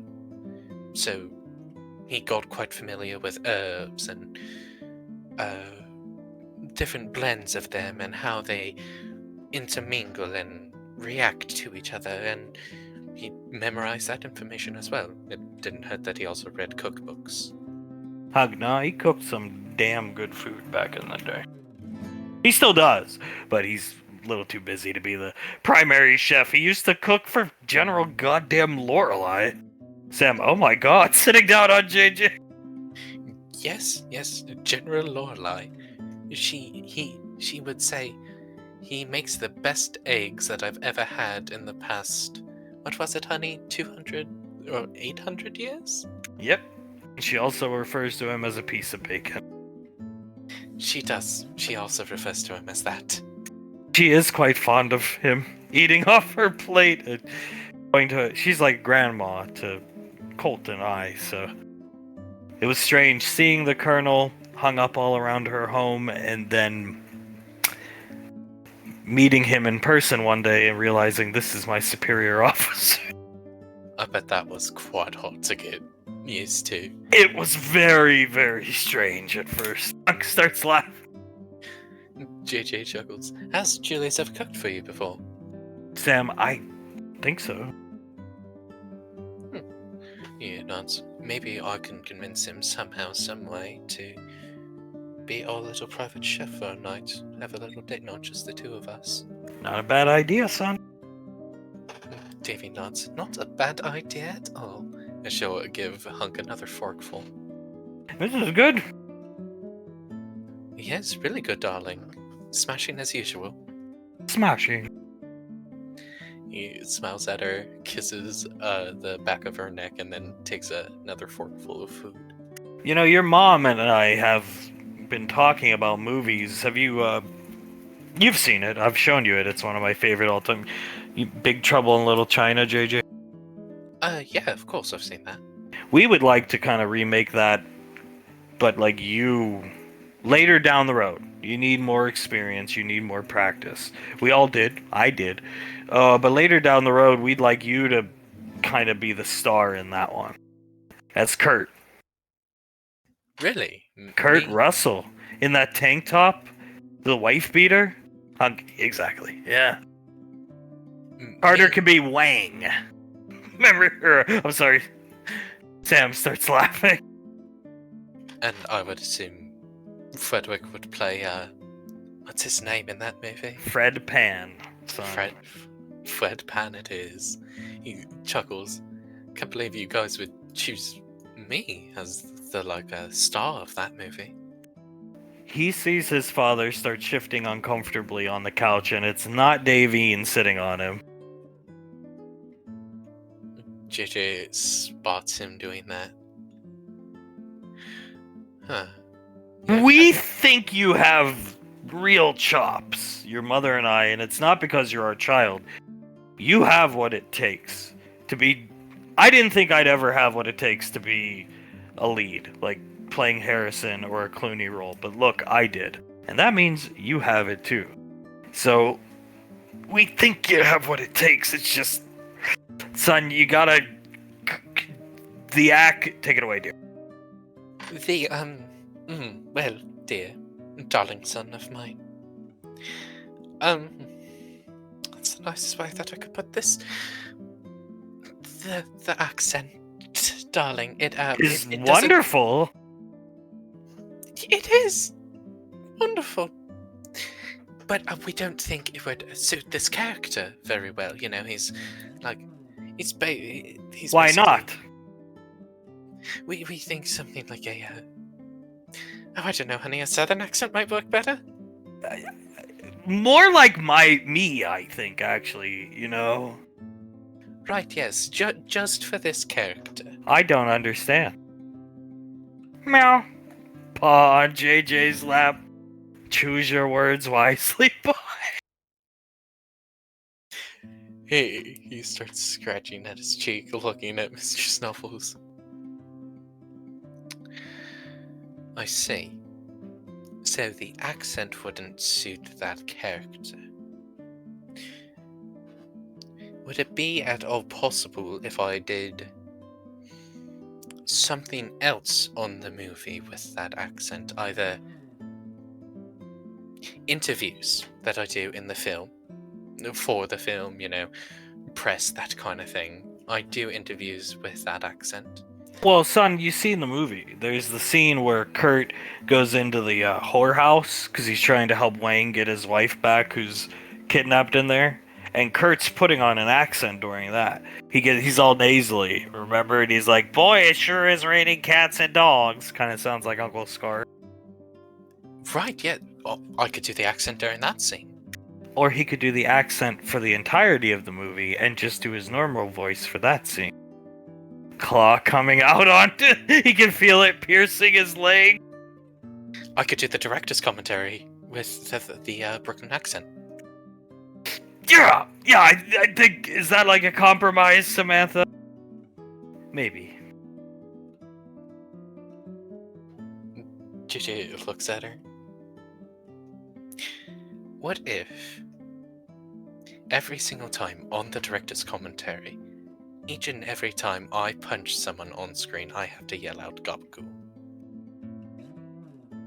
Fine. He smiles at her. You're okay with that? Take me to the Pokemon Center on Mars, and fine, we'll call it square. I'll buy you everything on the Pokemon Center at Mars. The paw is lifted from his thigh. JJ Fine, he can play his... He's gonna have an anglicized, like, Kurt Russell accent. Rubbing Davine's thigh. Yeah, right, dear? Yes. To Kurt Russell or your father, JJ. One of those would work well. Now, it's down the line, like I said, but we want Nicole and Auntie to start scripting it now. Because it's this is not like a Frederick Price movie. A lot of those movies have very simplistic plots because they were filmed in the 1950s, so how many hundred years ago, right? This is. You've seen it. Samantha, have you seen it? No, actually, I've seen pictures of Kurt Russell from it, never the actual movie. Hunk blasphemy. Stares at. We'll have to watch it together then, love. Hunk, I think she needs to sit down with mom and dad and watch that movie. Maybe the four of us. Yeah, we can have a movie night then. Yeah. And what about Count Globula? Hunk, Count Globula. So Count Globula, you guys are aware of Count Chocula? Children's cereal, right, dear? Yes. I know of it. I've never eaten it myself. JJ nods. Yes. Imagine that, but with me playing Count Chocula, obviously. Call it Count Globula, and have Gabagool as a children's cereal. Chocolate cereal with luncheon meat in it? Yes, you put the Gabagool in first, then the chocolate cereal, and then you pour the milk on. Were you fucks high when you came up with this? Yes? Yes, we were. He sighs. What do you think, dear? Davine seems to be legitimately thinking about it for a second. I personally think, yes, we can do that. Alright, so there's a good compromise right there. Trip to the Pokemon Center, Pokemon, all that stuff, and we will leave the filming of the illustrious globular commercials in the capable hands of Aunt Icy, Suletta, and most importantly, the Stooges. Sam starts to laugh, because this sounds like a Stooge production, in my opinion, dear. It does. If we are going to be advertising it as a children's cereal, will you be cussing in this commercial? Yes. And JJ nods. Yeah, I have to. It's too integral to the accent to not cuss. Can just be bleeped out, dear. Can't be bleeped out. He whispers to Davine, it can be bleeped out without her knowing. Davy nods. Yes. Until she sees the commercial. Well, on the adult channels, we'll leave it unbleeped. Good thinking, my love. All about compromises. All about compromises here. Davy just clears her throat, gives Hunk another bite. But yes, you guys can do Count Globula. JJ smiles at Sam. Well, smashing, isn't it? Very smashing. We'll pick out the costume for it from the Uncle Scar, where all the costumes are down in storage. Hunk, yeah, I'm sure we got a vampire one down there or something similar. And if we don't, Nicole will whip up whatever you want, honey. And she will probably have way too much fun doing it, knowing what this is for. JJ chuckles. Could I give them a little sneak peek into Count Globula, my love? Sure. Please do. Hunk, let me swallow my food, son, please. Take your time. He waits until he swallows his food. Directly after, he just says, hey, eat the fucking gabagool. The Count Globula cereal. You put the gabagool in there, put the cereal, you pour it up, bada bing, bada boom, you got some fucking gabagool cereal. Best fucking thing you will ever eat. Bada bing, bada boom. Enough said after that. Hand over her mouth, cheeks rose red. She's blushing, fluttering her eyes up at JJ. That was great, son! Davine just covering her face with both of her hands. That's wonderful, son. Great job. Bada bing, bada boom, motherfucker. Bada bing, bada boom, motherfucker. JJ nods. Thank you, Mom and Dad. Still doing the same thing. I am glad you enjoyed so much. JJ uncovers her mouth and gives her a passionate kiss. Huh, they even kiss like us. That they do. They are Quite a bit like us, don't you think? Very much like us. Davin just nods. Well, he found a very good girl for him then. Agreed. Give me some more of the beans, please. If she will. She'll give him some beans. He takes a bite of beans as they stop kissing. Sam, the Colonel goes to the Time Tombs today. I actually always wanted to go, but I don't want to go and see what they're gonna see. I'd much rather stay here. Hunk, yeah, Integra is still very important. I think about her often, especially at some of my low points, but I can't go see that. Yes, like I've said before, I don't think it's a good idea for him to go, but... Well, you know him. All of us know him. He can be, headstrong at times? Maybe that's a good way to put it. We're planning to go. JJ looks up. Yeah? You guys gonna go... I don't even know. What would you guys want to go see? Want to see Julius in his youth, because I didn't get to see it, and figure out, you know, Nicole's, whoever her biological parents were that put her up for adoption, and maybe beat the shit out of them. Meow. In his head, he hears, good idea. That's a smashing idea. I really like that. He starts to eat some of his food. Julius just told me, he swallows it, some of the things that went on, never into detail, but you guys sure you want to see some of that? You want to come? Sure, well, come. I think it'd be pretty cool to see my brother young, and my sister, or at least both parents. I've always wanted to go to the tomb. Then I say we bring him along, dear. Davy nods. Yes, you may come along with us. We'll try to make it the best time possible for all of us. It's gonna be heavy. The auntie will come. It's gonna be heavy, but I don't think it'll be as heavy as what they're walking into today. No, not at all. I do not think so, not one bit. Juju nods. Okay. Then, if it's not going to be as heavy, we'll come. Does Mr. Snuffles have to come along? Hunk looks down at the cat. I would hope not. I mean, yeah. Cat, meow. In the back of JJ's head. Yes, is all he hears. JJ sighs. He's going to come along no matter what. He'll follow me until the day I die. Yeah, looks that way. Looking at the cat. That's because he's just so connected to me, isn't he, darling? Yep. Yes, he's quite fond of you. And Peach, he's around here somewhere. She looks around. In JJ's head, he just hears, "Watch yourself, boy."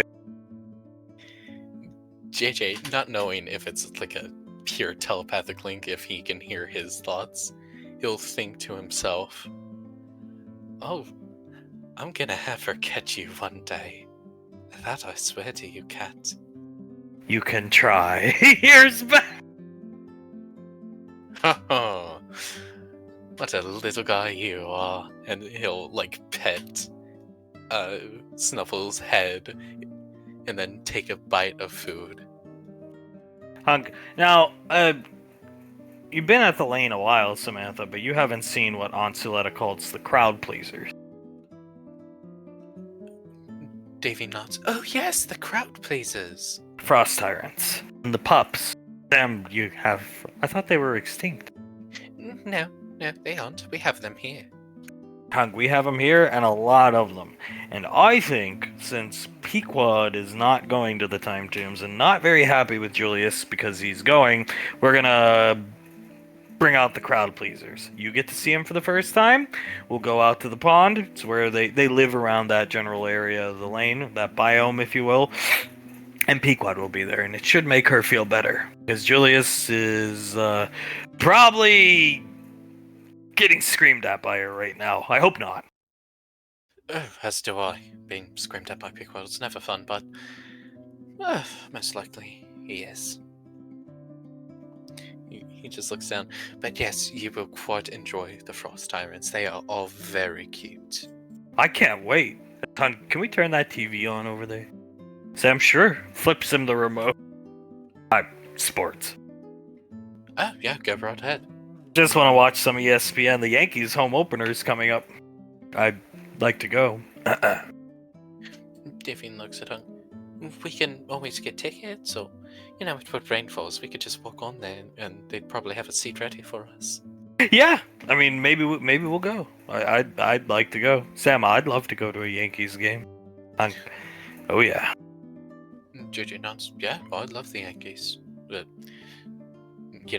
my dad introduced me to baseball. Saw the Yankees first. Have always been my favorite. Do you think pitchers are cool, dear? Well, they're very integral to the team. A very specialized part of the team, maybe you can call them. I think they're very cool, yes. Cool, okay. Yeah, it's my favorite position on the baseball team, too. She nods, smiles. Then maybe we can keep an eye out for the pitches together, and she'll lean on his chest. He'll kiss her on the head as they'll continue eating. Flashing up to Gateway, shopping is about. The kids went to the shopping center on Ring 7. There's games here, model kits here, RC cars here, women's business attire here, and children's clothing here. And Oz clothing for the young lad, I'd say. Yeah, I'd say so. Let's go. Walks her up this way. The business attire definitely caught her eye. And she'll look at him. After we get close for Jace, I do need a new skirt, if you don't mind. No problem. I was planning to stop us there anyway. As Memory Ann looks back at the game store, I don't need any games. She'll just walk up this way. Yeah, Carter will follow her. Walk with her. RC cars. He starts walking up this way. Soul points one out. Oh my god, that one has huge wheels. I love RC cars. Leading her in here as Benny. No spending money, saving, paperwork, e-signature here. She starts to sign. You guys want anything within reason, I can get it for you guys. No, we're good. We are saving money for flipping. Date, signature here, please. She'll start to date signature it. Only 5,000 more to go. We're doing this in record time, aren't we? We're gonna get high and finish this all tonight. Good idea. Well, you guys have fun. We'll be right here. We can come with you if you want. Well, I don't even know what I'm gonna get, man. I'm kind of along for the ride. Well, there's a lot of stores. Do you like models? Yeah, they're pretty cool. I might see if they've got one of Dad's mobile suit. That might be cool. Looks at Ricky. Aren't you trying to impress some girl or something? That was the other thought, but I got no clue what to get. I was thinking a necklace, but I don't know what I'm supposed to... What would be okay that wouldn't make me seem weird, you know? I don't think you buy a necklace if you're not even dating yet. That just sounds creepy. I think you're kind of making my point for me, man. I don't know. What does she like? He looks down at Elizabeth and then up at Ricky. Well, What's her hobbies? What does she have? Like, does she have a game man? Yeah, she likes RPGs and stuff like that. And she's a fan of Fredvis. I can't help with Fredvis, but I know games, and so does Elizabeth. Picks her up. Elizabeth nods, still paying attention to her paperwork. Come on in here. Step into my arena, Ricky. Alright. I know games. What type of games does she like? She said she likes RPGs, JRPGs, that kind of stuff, man. We are gonna get her Sea of Stars, not the Malcolm one. He's looking at the shelf. Okay, does Ricky remember having that one? Her having that one? She doesn't. She doesn't have that one. If you think she'll like it, that'd be a good one to get. We are going to get the Final Fantasy VII Classic and Remaster, where Julius is Cloud. Colonel, excuse me. Yeah. Elizabeth looks at him. You can call him Julius. Julius is Cloud. And Pequod is Tifa. Alright, if you think that's a good idea, man. I trust you. I think it's a wonderful... He's picking them off the shelf idea, and I also think you have the money. Well, I got the money, man. Don't worry about that. I haven't been spending much for what Tommy gave me. Kingdom Hearts? Looks at Elizabeth. She tilts her head. Does she like ARPGs? I think she said so, yeah. She nods. Kingdom Hearts. Get all three. Picks them off the shelf, hands them to Rick. Alright. He's looking around.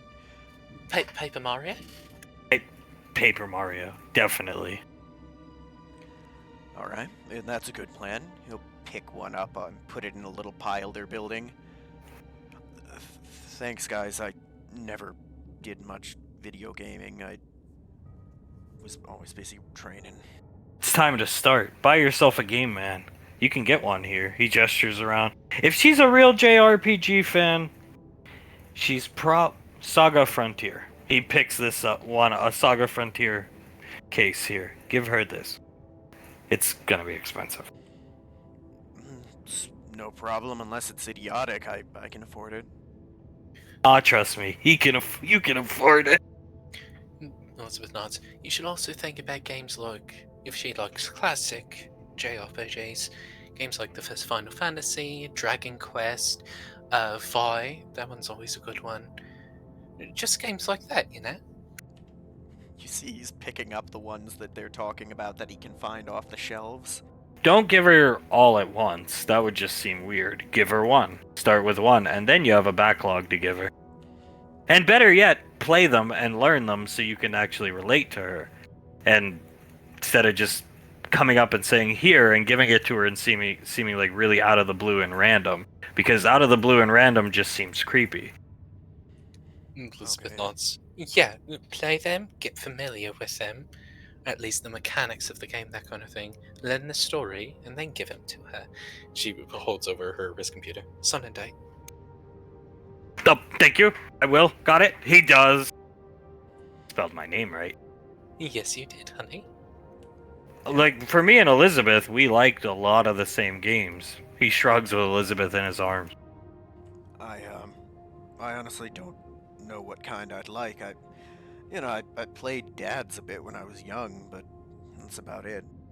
There, he gestures with a free hand, holding Elizabeth in one, is a game for every taste. Gestures around fighting games. I'm a fan of strategy games. Fighting game, strategy, action, shooter, platformer, card games. People play card games on a video game? Farming simulators. City builders. He just starts ranting off all different categories of game. Boy, I think I opened a can of worms. Yeah, you did. Here's a way to think about it. Do you think you would like a game that is more reactive and you have to have good reactions and instincts and things like that? Or would you rather a game where you have to think a lot and plan things out, so on and so forth? You'd see him. He puts his hand on his shoulder and rubs it while he's thinking. I think I might do something a bit more reactive, but I'm not sure. You should try strategy games. Go ahead, looks at Elizabeth. Oh, well, if he wants something more reactive, he should maybe try out an FPS or something like that. But strategy game might also be useful because, believe it or not, a lot of my strategy that I've learned has come from strategy games. Really? Any you'd recommend? XCOM. The Rainfall version. XCOM Brigandine? That one's a good one. Legends of Runeterra, not the other one. Fire Emblem series. Okay, he's picked up any of that he can find on the shelves. Thanks, guys. I got no clue about this stuff, so I appreciate it. The Pokemon games are RPGs. He shrugs, Those are the ones Sam plays, right? nods his head. Most girls like Pokemon. Elizabeth likes Pokemon. She's not a big fan like Sam is, but the games are awesome, and the monsters are cute. Except Tristan. He's just weird looking. He's gonna think back. Does he remember Ellie saying she liked Pokemon? She has some of the games on her Game Man. Yeah, I can do that. That game's supposed to be easy to pick up and learn, right? That's a good RPG to start with, really. I think. It's pretty simple. Elizabeth nods. Yeah, I'd say it's a pretty good RPG to start with. A lot less convoluted than some of the early RPGs that were ever released, and way less complicated than some of the more recent ones. Alright. He walks up to where the Pokemon games are and sees the variety. Which one should I start with? Because there's like 10 games on the wall. Stroking his chin. Any of them, honestly. Just get the most recent one. Shield and Pipe. He picks it up off the wall and looks at it. Named after the saint? Well, he is the professor in the game when you get your starting Pokemon. So what you're saying is I'm gonna be the protagonist or the professor in the next one. He looks at Elizabeth. I mean, that does be plain old cool to be in a Pokemon game. I think you will be, yeah. Hell, if I get in, I'll talk to Tommy and see if I can get you guys in as, I don't know, some NPC. You buy the games, the key is really playing them so you can relate to the person. Most people can pick up, if you don't know what you're talking about, most people are gonna pick up on it, and then they're gonna get really creeped out if you're trying to fake being it. It's gonna be that Delilah country girl all over again. Okay, I would prefer it not be that. One, because I kind of like her, and two, because, you know, mom's business. I think that'd turn away customers more than the way I talk, eh? I think relationships are like anything, you have to work at them. She nods. And it's always a two-way street. You have to work on them, they have to work on it. You have to be connected, and communication is also really key in a relationship, in my opinion at least. Hi, Mr. Robot. He starts picking up all the games Ricky's laid out. Ricky hears the sound of his card getting charged for the games. No, he wasn't ready as he just starts charging Ricky. Yikes, yeah, you're supposed to call for the robot help, then he comes over, but I guess you're buying those, Ricky, as he's swiping the game. I mean, I was gonna anyways. It'll, you called it a backlog, it'll give me that. And a game man for Ricky, please. He flies by, gets a game. You know what, since I'm spending it anyways, he's gonna look up, get the special Pokemon one. Comes over here, picks it off the wall. If I'm spending that much money, might as well spend the extra 1,000 credits. You got the money. Sign here, Elizabeth. She does quickly. And I need you to do it here. And date? She smiles up at him. Very good. She gives him a kiss on the cheek. The robot reads back to Ricky, 40,000 credit total. Here's the card. He'll hand it to it. Starts charging Ricky's card. You know, you guys are better at Tommy's paperwork than I was, right? Yeah, Benny shrugs. I mean, it's pretty simple. It's more monotonous than it is, challenging. She nods. It's a lot of just signing my name, or his name, over and over again. And every so often you have to put the date down. For me, the words on the page kind of started to blend together after the 15th contract in a row. Buying Hostess and Fox Network is busy work. That is for sure. I guess it would be. He's gonna look down at the bag of games. Thank you guys for the advice. I ain't good with a lot of things, but I guess if you ever need advice on how to grow stuff, I can help you out. Benny, that'll be all, please. And the robot will move away so they can actually get the fuck out, because he's paid. And Benny will come up here. You could benefit, I think, from just in general, maybe better speech? Takes one to know one. He points back at himself. I've been trying, it's just, it's hard, you know? Maybe Aunt Suletta can come give him lessons at Woodbury. Oh my, could you imagine that? I don't know, it might be good. I mean, your aunt seems really nice from what I was around her. She's great. She's my teacher. Well, then I'd be in good hands, because you've been doing really good, man. I think it's important to sound good, professional, like an adult. I did not sound as adult-ish back when we first all got together. Elizabeth nods. The way you carry yourself, this is something my mom always said to me. The way you carry yourself and the way you talk is what people remember about you.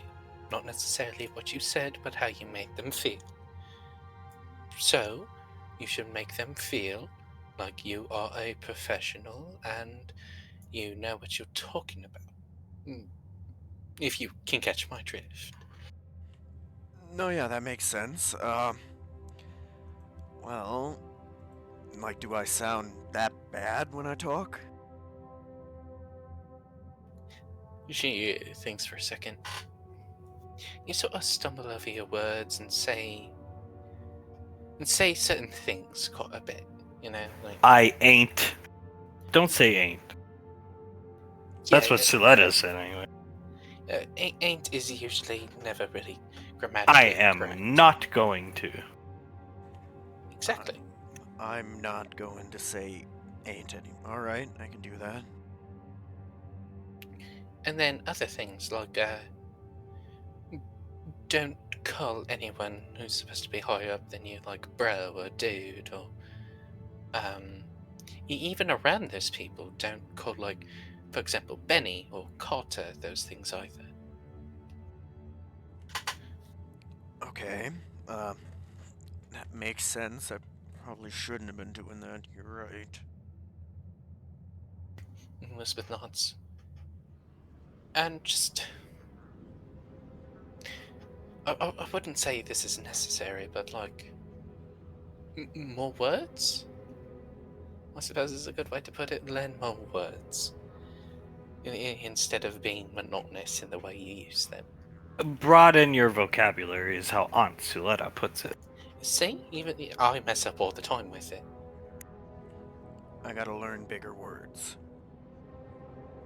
Alright. Or the way Aunt Celeste would put it. She, like, nods at him to say it how Benny said it. Broaden your vocabulary. My vocabulary. Exactly. It'll take practice, don't get me wrong. But you'll get there eventually. Okay. And you think that'll help that much? Yeah, I mean, it'll help in general. It's not just to impress a girl, just in general. It makes people respect you quicker or more.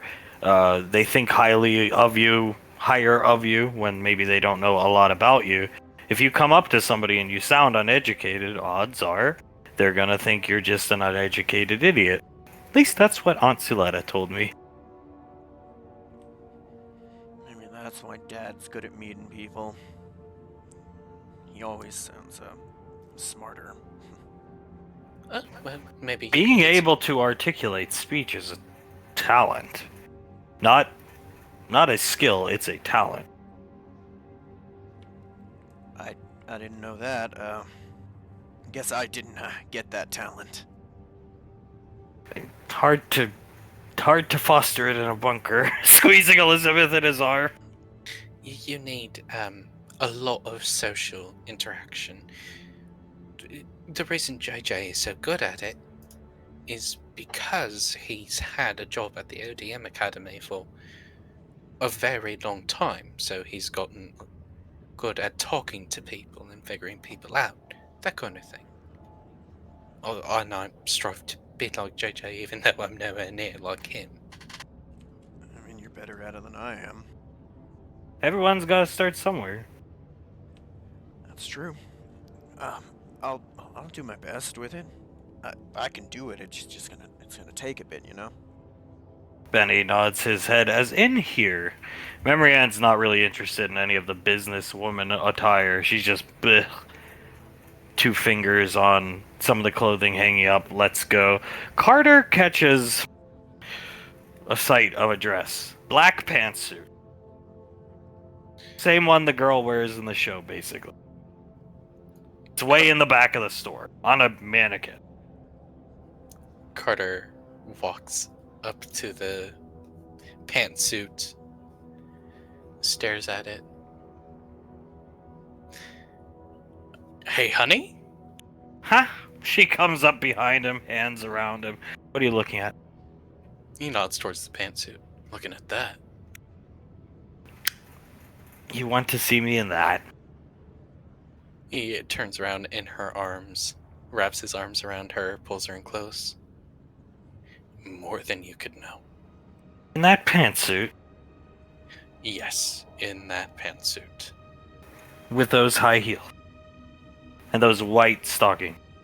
The high heels, and especially the white stockings.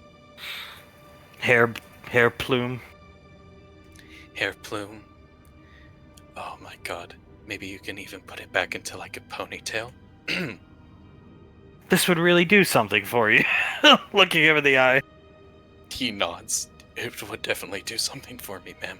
Fan of white stocking. When they're on you, yes. Yes, I am. She'll look around, Carter. I suppose. I don't think I'd look good in it, but... I think you would look like the most beautiful woman in the world with that on. I'll keep my hair in a plume for you. I didn't know you were so fond of it.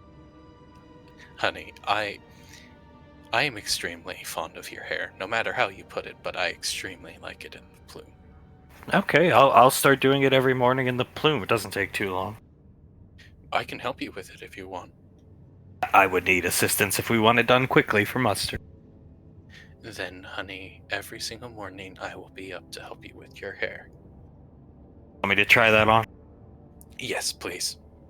I'll be right back. You can't watch. I'll come out and surprise you. She'll gesture for the robot to come in. Carter just shakes his head. Torture, that is. Absolute torture. The robot will guide her back into the dressing room. As in here, Colt is fascinated by RC cars. I doubt she even ever knew. He's picking up all the boxes, looking at them. She's looking at him, look at them. What do you like so much about the RC cars, if you don't mind my asking? Growing up, he shrugs, picking up a box. My dad would buy me them, and we'd race them. And when I was very, very young, my dad loved them. He said there was nothing like this back in Gallia, which didn't make a lot of sense back then. He starts chuckling. Now makes a ton of sense. She laughs a bit, wraps her arms around him from behind. We used to build tracks, little ramps the cars could go up and make jumps. Really, really fun. Mom even enjoys them, actually. Do you want to continue that tradition? Sure. In some time, yeah. Next paycheck. She smiles at him. Or this one? I don't have the money. Do. Tom, no thank you. Next paycheck, I'll get us one. That ring. Tommy saved all that money for me for the dolphin, and I appreciate it, but that ring cost a lot. Holding the ring up, and it was worth every cent. But next paycheck. She turns him around, angles his head down to her. You have given me the greatest gift that I could have ever imagined, time and time again. I want to get you this gift. So I'm going to get it for you. and you are going to love it. And I am going to race RC cars with you, okay? He'll kiss her lightly on the lips. Then just this one time I'll let you buy me something. But let's get two. We can use one to race, and we can use the other to trip Uncle Scar. I got really good at tripping Mom with these things by the time I was like 9. Honey, you have the most beautiful mind I've ever seen. Starts laughing. Thank you for buying me this. She smiles at him. I want to buy you stuff all the time, you know. I enjoy buying new things. I absolutely love buying new things. She'll pick out 2 of the boxes. Whenever you let me, I get really happy because I get to give you something. And, in a weird sense, provide for you. Just weird for me, because Dad would buy everything from, growing up. But I'm more than okay with it this time. And in the future. Every once in a while, it can't hurt. She smiles at him. Whenever I want to buy you something, I'm going to buy it for you, honey. I can't really argue. Okay, good. She walks up to him, gives him a kiss. I do it because I love you, you know? Yeah, I just feel bad. I mean, you give me the greatest place to live in Rainfall Lane, and you know how it is. And access to the family and stuff, so yeah. This is my payback, basically. That sounded weird. This is how I show my things. I like to provide for you, while also trying to be the best girlfriend, fiance, wife, well, wife at this point, but along with that, I like to show my things through providing for you, because I really care about you, and I like to see you good. I like to see you happy. I like to see you secure in things, you know? And I like to provide that security for you. Then I will let you buy me more things, and I won't put up a fight anymore. Hand on her cheek. Thank you, honey. You're already the best just being around. But in the spirit of, yeah, I'll let you buy more. Then let's make it 3. 2 to race, 1 to trip Scar. 3 it is. She'll take his hand that's on her cheek, kiss his palm, and then pick out a 3rd box. What the fuck? Imitates Scar being tripped by an RC car. I think that's the first thing we do when we get back home with these. Sounds like a good idea to me. Looking down at the boxes, as Laz and Oz, he's just letting her pick out whatever clothing she wants. All different types. She is picking out like little dress suits that she think would look very cute on him. Picking out little basically Scar outfits, like a flannel, blue jeans, that kind of thing. She holds them up to Oz. I think Scar would absolutely lose his mind if he saw Jason these. Him? Me? Put the can opener in Jace's hand, love? Oh, yeah. Laz laughs a bit, looking at him. Our boy is very handsome. I think anything we put him in, he would look good. So proud of him using that can opener. I mean, he is ahead of his time. Or his age, I should say, with that can opener. He's going to be an engineer. Just have a gut feeling. You know what, it's weird you say that, so do I. She smiles. Whenever I see him using the can opener, and I see him opening and closing it, I really spot him, like, looking at all the gears and stuff that go on inside of it, and it feels like he's intaking that information. I think so. Digesting it. Uncle Skull responsible for his career as an engineer. I think he would never let anyone live that down. Especially if Jace told him, "Hey, Uncle Scar, remember that time you taught me a can opener? Well, that is the reason why I wanted to be an engineer." Now,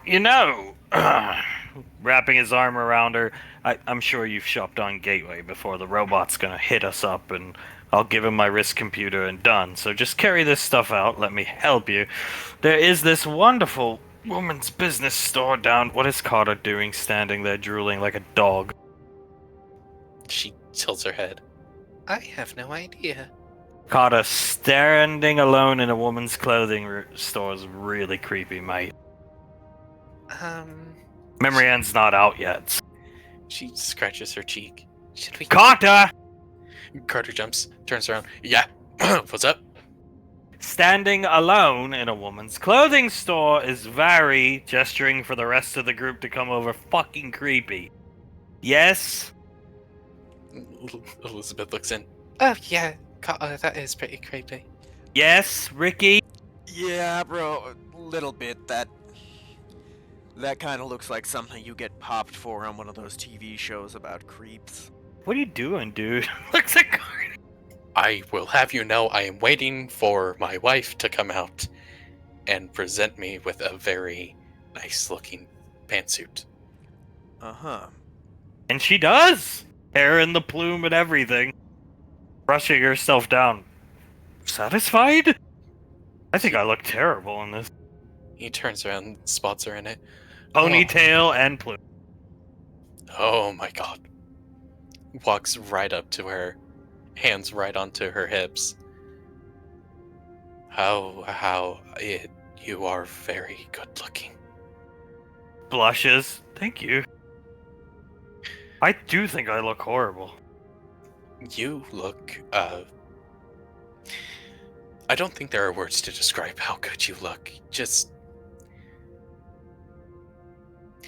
You look like fresh powder on a mountaintop, about to be skied on, perfect and pristine and beautiful in every way. Would you like to plant your flag on that mountaintop tonight? More than you can know, my love. Should I wear this the rest of the day, then? I would quite enjoy if you wore this for the rest of the day. Snatches Carter's hand with one of his little arm claw things, swipes his debit card, and just walks off, or hovers off. He didn't even, pay attention to that happening. His focus is entirely on Memory Ann. I could wear more black, I just never thought I looked good in black. As white silver, tends to contrast well against black. Memory and basic, right there. Laz nods. Yeah, basic color theory. White contrasts well with black, as Carter is running his hands through her hair, staring into her eyes. I don't know anything about art, but the dark colors like black and gray really suit you. They make your eyes pop. Huh! I never would have guessed. I could get more. The robot will come back towards Carter. Carter It took my size. Carter puts his arm out for the robot to swipe his debit. Yeah, How many more?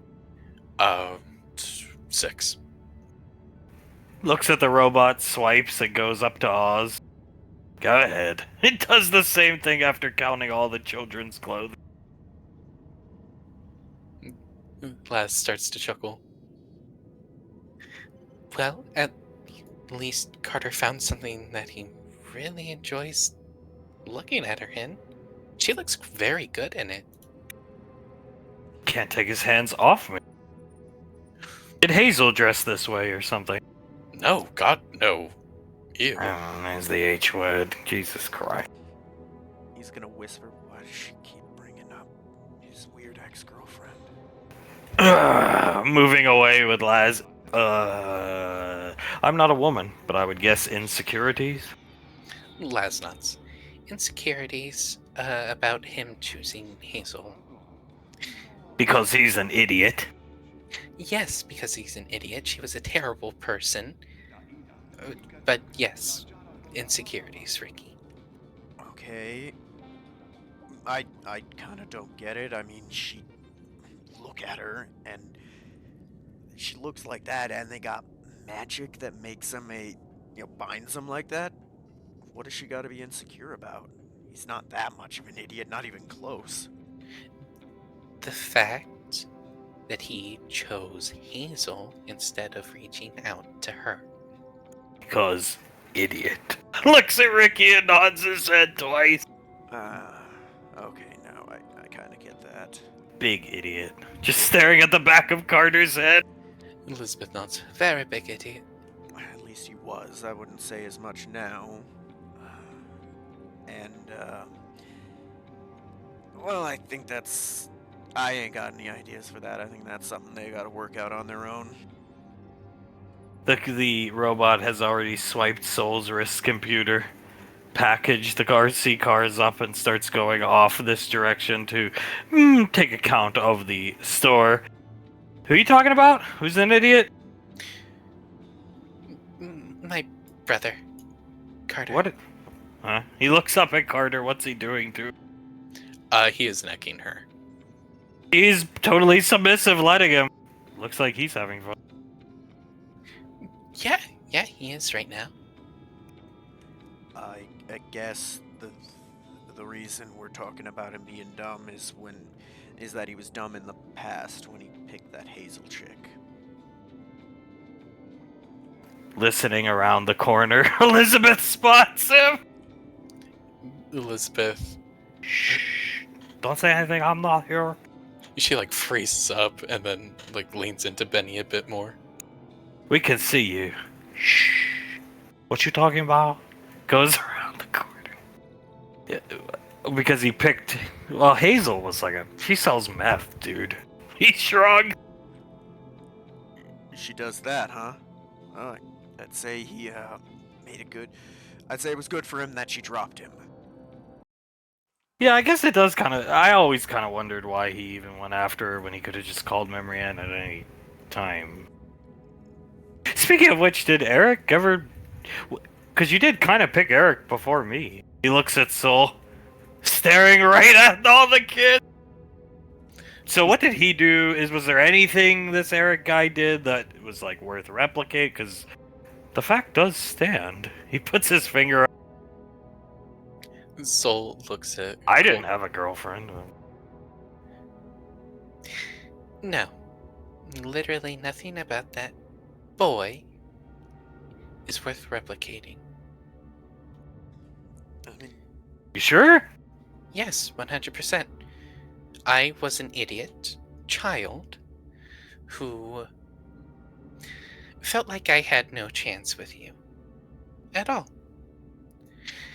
And I decided to seek out companionship, which is always something that I struggled with having, given, I have no problem with it now, but my last name, creating issues in friendships and other things. And I just suck out, yeah, that's the word, for the first person to accept me. And that was the biggest mistake of my life, I think. Okay, noted. Fuck. yeah, man, we all do dumb shit as kids, right? I mean, I wouldn't pull it against any of us. Anyways, I got you all beat. You guys did some dumb stuff, but I went and sat in a bunker with a psychopath for 8 years, so I think I win the Idiot Kid Olympics. Motherfucker. Goes around the corner and disappears. Oh, What the man. fuck was that about? He's spying on us as we shop around Gateway. Mr. Wiseau checking on his son. Looks at Rick. I think he's checking on you guys, and I think we may have unintentionally given Tommy a quest. Les starts to laugh as Elizabeth looks at Benny. It really freaked me out. Sneaky. Looks back at the corner he went around. And I mean, that the way he went leads to a dead end, so I guess he teleported. Yeah, he had to teleport. There's nowhere to go after that. I don't know, he probably did. I mean, Tommy can, sprint completely silently, right? Benny, yeah. At least on Ice he told me he can. I watched him do it. I was doing something in the warehouse, and I dropped something. I dropped a wrench, and Tommy went from one side to the other in 5 seconds, and I didn't even hear him. Memory Ann's wrist computer starts beeping, calling her to the triple office. Carter! They can wait. Carter, your father is calling us. His shoulders sort of sag. We're gonna continue this later tonight. I'll keep the pantsuit. I can dress like this all the time if you want. He smirks at her. Yes, please. And he smacks her ass. Carter! He comes out this way. Hands in his pockets, big smile on his face, walks up next to Memory Ann. Oh my. Fanning herself off. Okay, we are to report to the office. Sasha and she's flustered. The Colonel's office and Aunt Icy's office, finishing her sentence. Yes, Colt, thank you. Yep, he is calling us to go up there ASAP, is what he said. Ricardo, you're to report to Kill House down on Ring 2. Will do. I'll start heading that way. Have a good weekend, Ricardo, and remember, pantsuits, work, apparently. Yes, they do. He grabs her ass. Jesus! Carter! Naughty boy. Will do. Yeah, I'll see you guys later. You guys have fun. Thank you guys again. Looking at Elizabeth and Benny. And see you later. You know she's gonna punish the hell out of you when you guys get home, right, Carter? I'm looking forward to it. Sure you are. See ya, bro. He's gonna head off towards Ring 2. Let's move out, kids. Hands to yourself for 30 seconds, Carter. Fine. 30 seconds, that's all you get. They'll begin making their way up. As here in the triple office, Banksy's here. Icy's just spinning the crystal in her hands, and Pequod's just staring at it, shaking her head. Julia's looking at the crystal. That one looks different from the one I've seen before. From before? Well, pictures, I mean. Is that one, like, different in a way? Icy, nope. Same thing. He nods. Interesting. Same thing, just... It's not the... She looks at the rock. It's not the, like, rock itself. It's any rock around the time tombs. It's the enchantment on it you have to put that makes it special. Oh, okay, so... basically any rock could be a time-tuned stone, just... the enchantment has to be there? As long as they come from outside the gate of the time tombs, yes. Interesting. You learn something new every day. Yep, you sure do. Like not going. Put it away. Keep it out, Nicole. She shrugs at Pequod. Pequod just groans. Julius looks at Pequod. Rubs her thigh. It's gonna be okay, honey.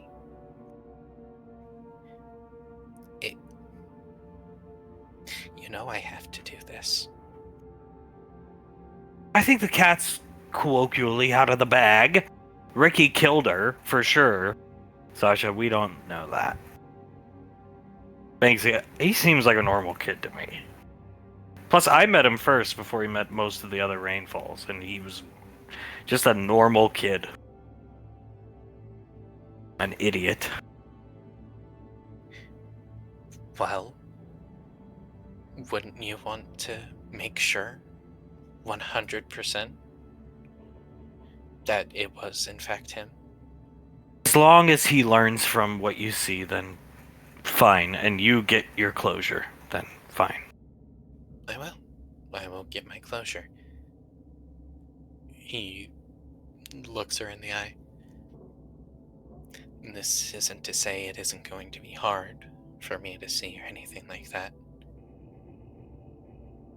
And if you'll allow me, I would probably like to talk to you about what I see in there. I'll be waiting for you at the teleporter in the gym. Okay. Sounds good to me, honey. Because I think what you see is really gonna hurt you. I know it would hurt me, that's why I don't need to go. And you don't need to go. Seeing the bus, the footage, That was enough for me. Yeah.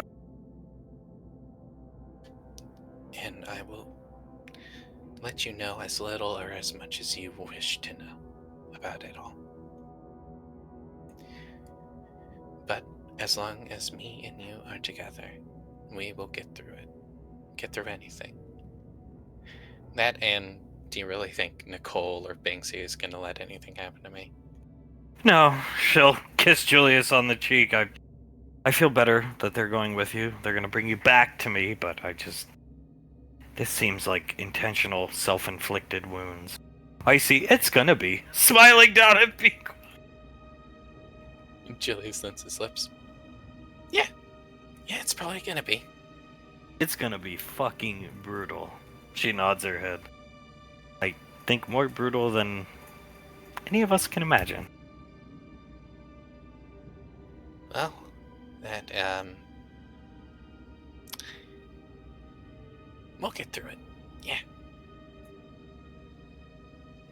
Well, I'll get through it. Nicole, I know we were talking about, like, Soul holding the crystal and stuff, but I trust her. I would trust it a lot more if you did it for us, please. Whatever you like. She nods at Julius. I'll do whatever you want. This is your show. Please, yeah. I would like if you... How should I put it? Controlled the scene, if you will. I'll take care of it. He smiles at her, nods. Thank you, Nicole. She nods back at Julius. This is the last time you get to go. Ever. And you're going to be around forever now. So you're never going again. That's fine. I can't really It's the think- deity of time telling you. Yeah, it is.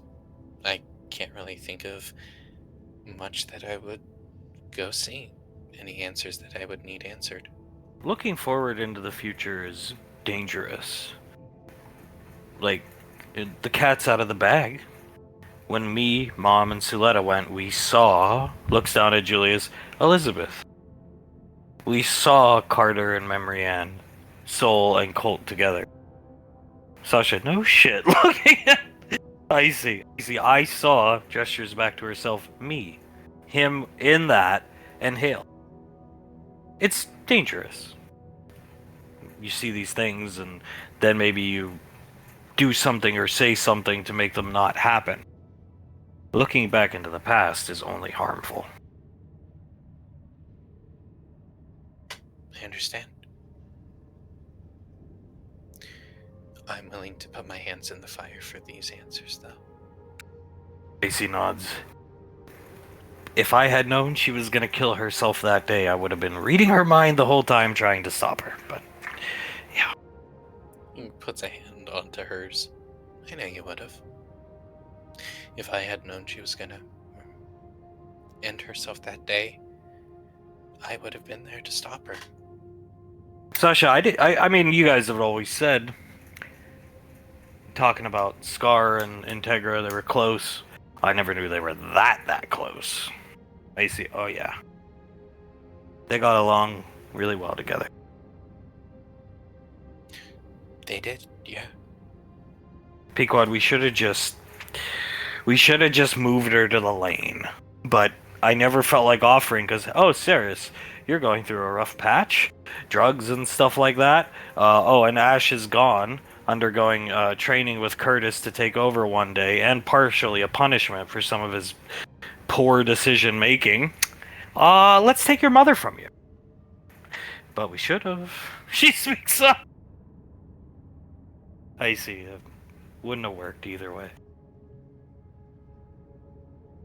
He nods. Would have did nothing, Icy says again. She wouldn't have come. Be glad. Maybe she would have. I don't think she would have.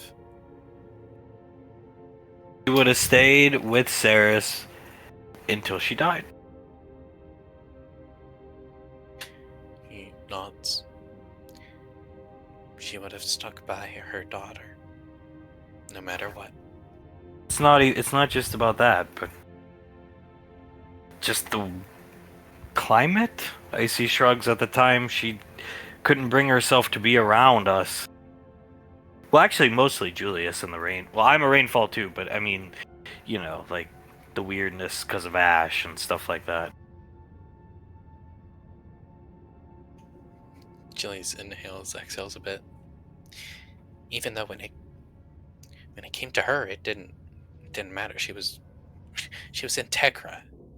I would have accepted her no matter what was going on. But yeah, no, she wouldn't have come. It was an awkward time, an awkward moment in the universe, to say the least. Banksy, I'm water under the bridge, shrugging, looking around, but my money's on just Ash killed her, I guess. You know, the stress, the isolation, the feelings of that was my guess. I would never would have guessed the fucking goofball grandson, who seems, relatively speaking, harmless, given what I've heard about he really isn't that well trained. Sasha, you have no idea. Looking up at Banksy. Who knows? It could be Ash, but my money's where my wife's is. It's probably Ricky. But He's I'm not. fucking just a kid. Icy, you have no idea. Looking at Banksy. Julius nods. I'm not gonna just walk up to some kid and start hitting him for something like that until I know for sure it is his fault. Sasha, I'm sure it is. Typing on her computer. As am I. As am I. Not taking any money bets on it. I'm just saying, I don't think it's the kid. He's harmless. No idea, cutie. Looking at Banksy. Yeah, Banksy, my man. Out of the loop, living down on the lane all the time, house husband. He shrugs and laughs. Yeah, if we were taking money bets, you would lose this one. If you say so. And then he's about to say something else, but he stops because the Rainfall children come in. Pequod whistles as she sees Memory Ann in a pantsuit. Nice suit. Carter gestures to her, right? I look good in it? She stands out of the way. Yeah, sweetie, you look very good in it. Thank you. Carter saw it hanging up on a mannequin and insisted I wear it. He bought me many of them. I have the back. Good, yeah. You enjoy them quite a bit, Carter. And Carter walks up next to her, then behind her and hugs her. Yes, sir. Very much, sir. White stocking, she lifts the leg. Oh, I didn't know he liked those. I quite enjoy them. He just stares at the stocking for a bit, then up at the adults, and Julius is just nodding at him. Pequod, I think the looks suit you. I think so too. You should definitely wear them more often. Icy, your mom definitely looks good in attire like that. Keep up the good work, Memory Ann. Okay, looking at Ice. Julius gives them both a thumbs up. Yeah, keep up the good work. Carter looks at Memory and smiles and kisses her cheek. It's time Tuesday, Pequod says, looking at all the kids.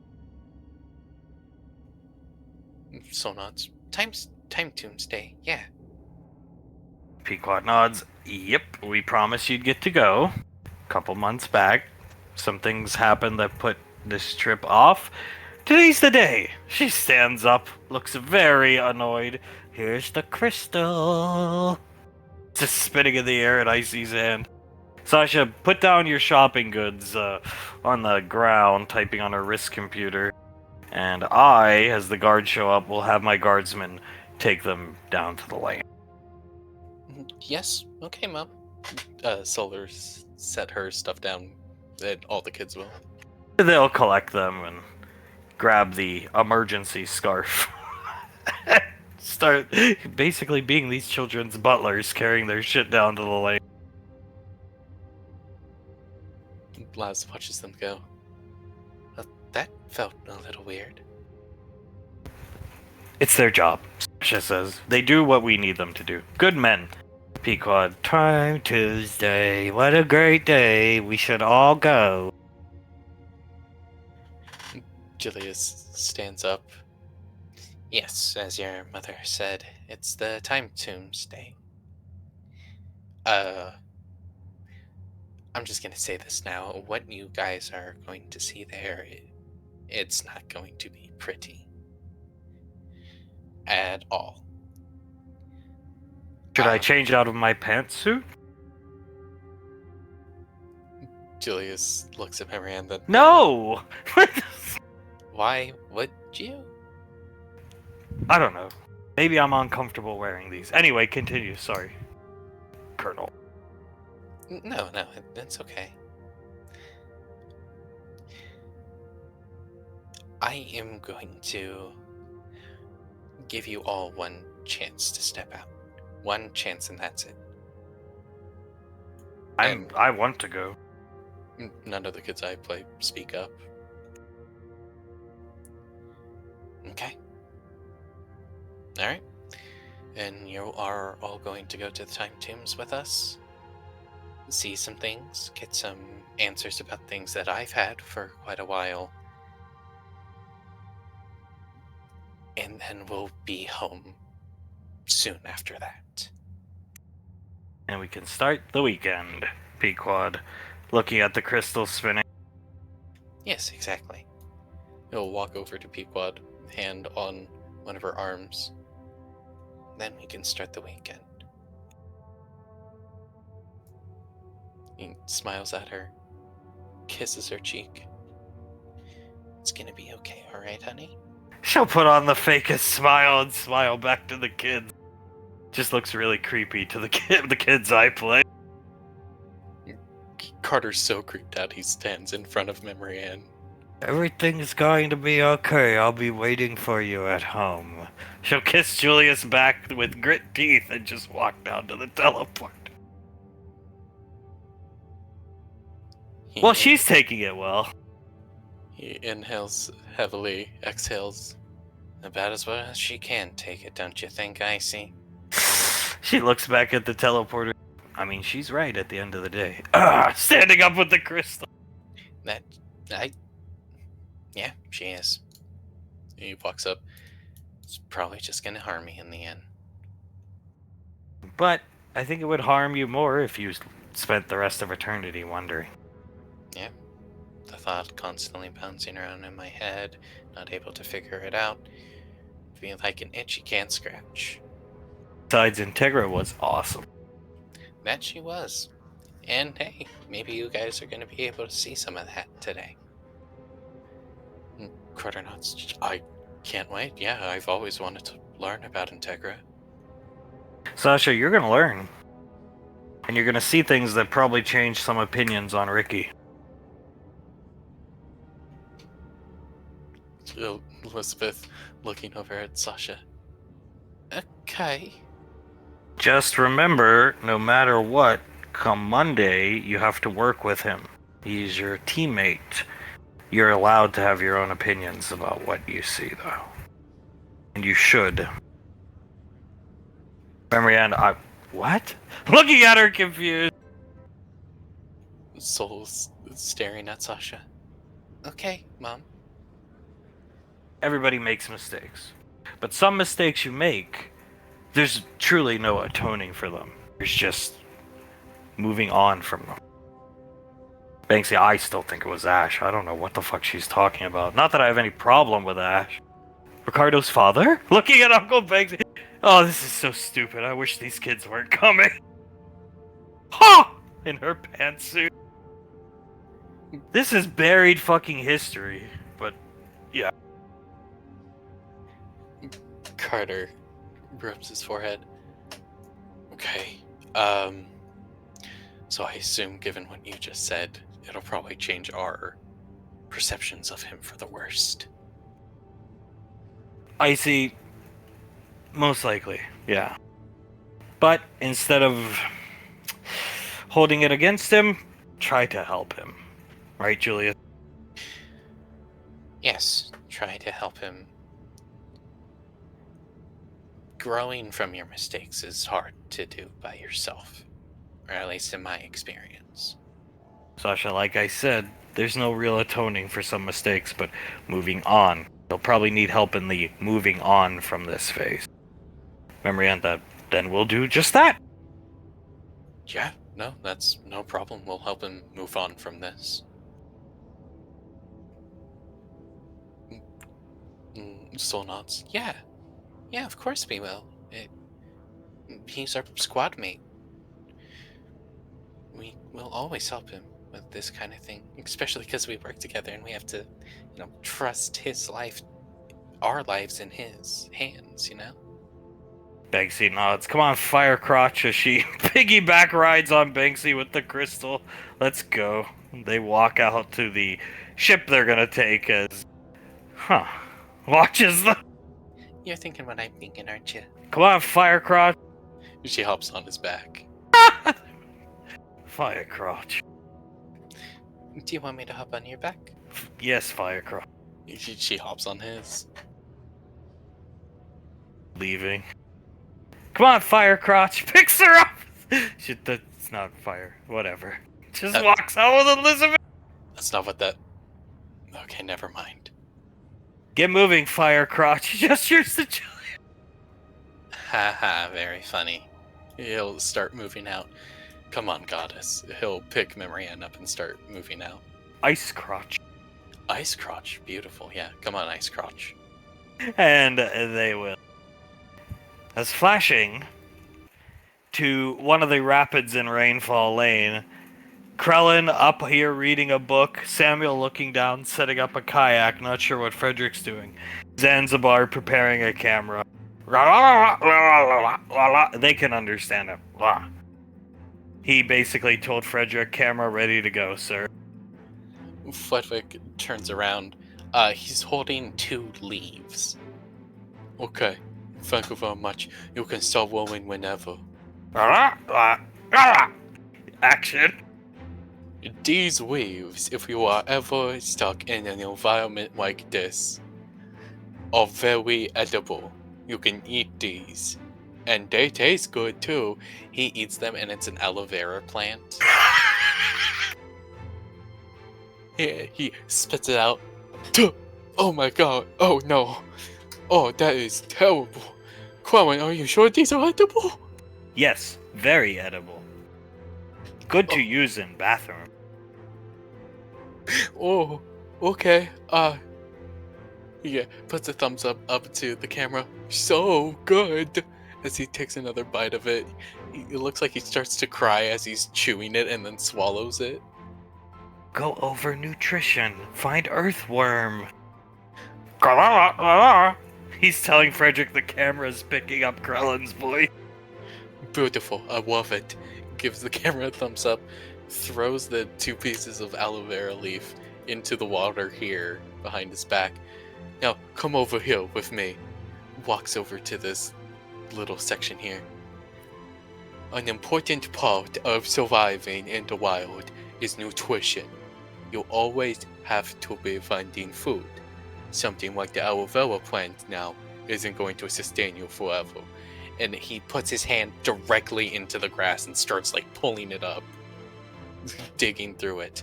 You have to find... Oh my god. These. Pulls out an earthworm. These have a lot of protein in them, believe it or not. Such a little guy. I believe 12,000 grams of protein. Right, Cohen? Yeah, that right. Eat multiple.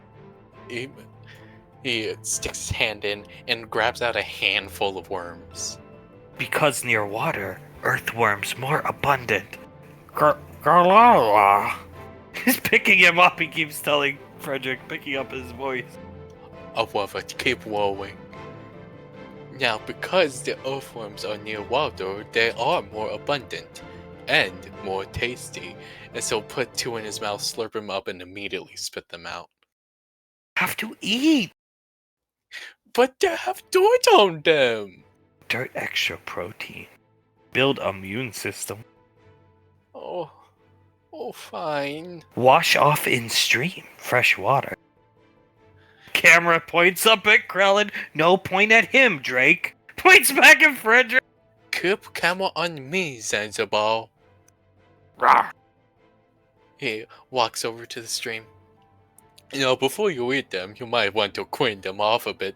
Sticks them into the flowing river, shakes them around a bit. When he pulls his hand out, there's a considerably less amount of them in his hand. Walks back over, and then you want to eat them. Slurps 2 of them up, and again, it looks like he starts to cry when he's eating these. Do taste good? Tastes like shit. He's telling Frederick, I think I got the taste.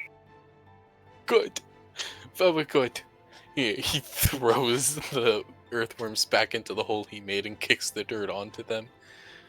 Oh god, how do people do this within the wilderness like this? It's torture! Crazy people. Coming closer. Pointing at the kayak, saying, this is not a good idea. Are you kidding me? Do you know how many good shots we'll get? He walks over. Samuel, is the kayak ready? Beeping at Frederick, saying it's ready to go. It's an extra large kayak Uncle Scar got out of storage, so theoretically, it can fit all 3 of them at once, and Zanzibar can fly over and get aerial shots. Alright, once we get into the boat, I want you to start filming, and while we're going down the river, aerial shots, okay, Zanzi? Points here. Points back at himself. Hand up in the air. And puts his hand down, telling Frederick, if you get in that thing, it's gonna sink. No confidence in us, Drake. He turns the camera back to Krell. No, it won't. It could fit all of us, and boats can't sink, thank you. He just called Frederick a complete fat ass. Excuse you, Zanzibar. Saying he looked better in the girdle. Frederick gasps. Quentin, are you just going to let him talk to me like that? Got his nasty mouth from his mommy.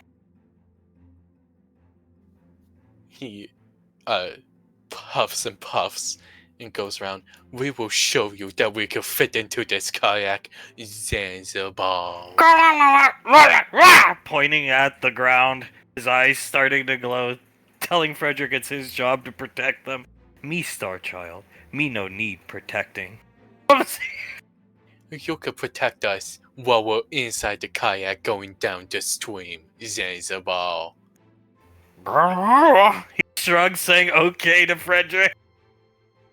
Frederick will attempt to get into the kayak. He does, and Frederick notices it noticeably sinks into the water, Zanzibar. I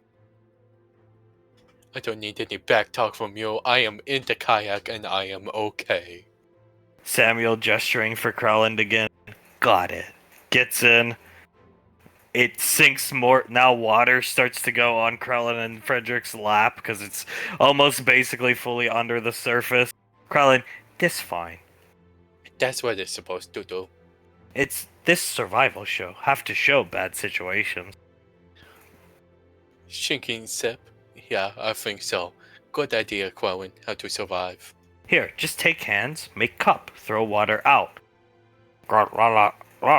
Zanzibar saying more water's coming in than you're ever gonna get out. That's fine, Zanzibar. We are getting the water out. It'll be fine. You don't understand survival. Samuel getting in. Not Davine. So that would be kind of funny too. Samuel getting in the boat. It starts to really go under. The only thing keeping it up is because it's tied to a post here. Zanzibar saying, Frederick, you are a fool. This thing is going to sink if I cut you loose. Cut us loose, Zanzibar. That is an order. Takes his claw and cuts it. See? Everything fine. See, we are floating just fine. The stream starts to take them and the boat. They get to about here. And something quite fascinating happens. As the boat is spinning 360 degrees, so their positioning is shifting. The boat flips over. Help! Help! Help! Drake, help! Drake, help! Help, crawling Drake! Starchild, no swim! Drake, as he's getting washed! Sensible! Sensible, help! As he grabs onto a rock. Help us! Let's go with both of his hands to reach out for Zanzibar and starts going down the river. Zanzibar, his wings unfurl, he starts flying over as Samuel, like a wrecking ball, because he's so heavy. Frederick looks up and sees Samuel coming right towards them. No, Samuel, stop! Stop! Boom! Smashing into them! And they go even farther down. As Zanzibar just hovering, scratching the back of his neck. And he can hear Frederick lets out one more scream.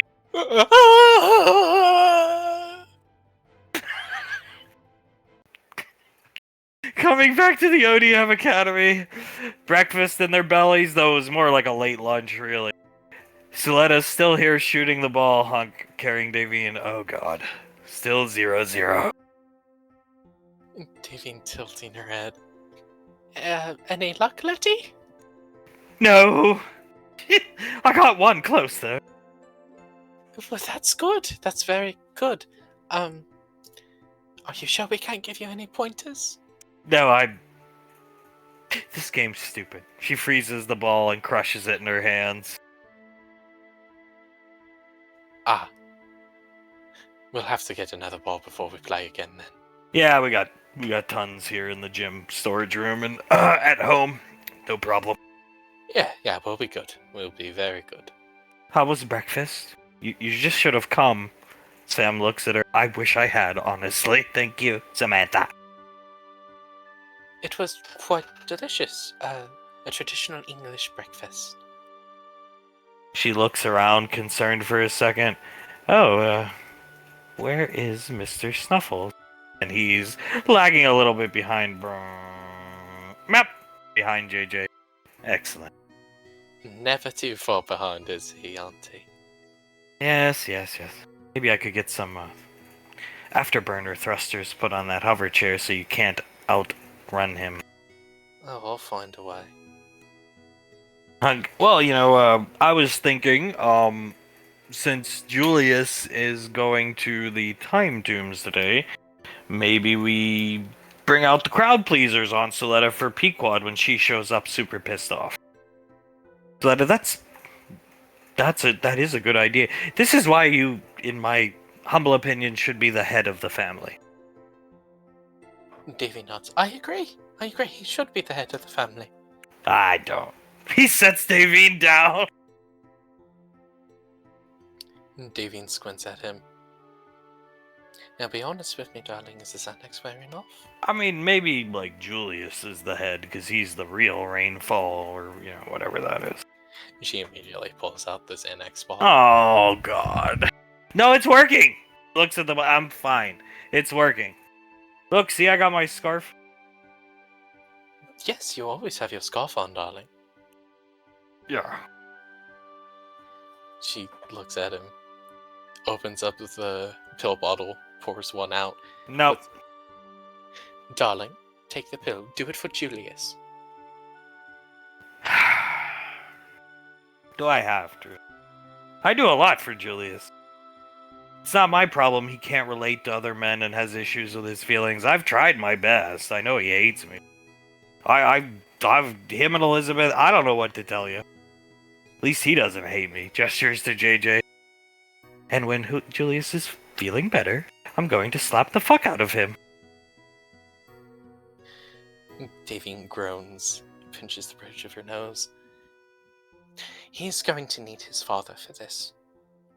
And you said... Technically, Cyrus was his father. We don't know, anything about Cyrus, which we need to know more. Cyrus? JJ covers his face, whispers to Sam, "My brother's birth father. Oh. Bad man, terrible man."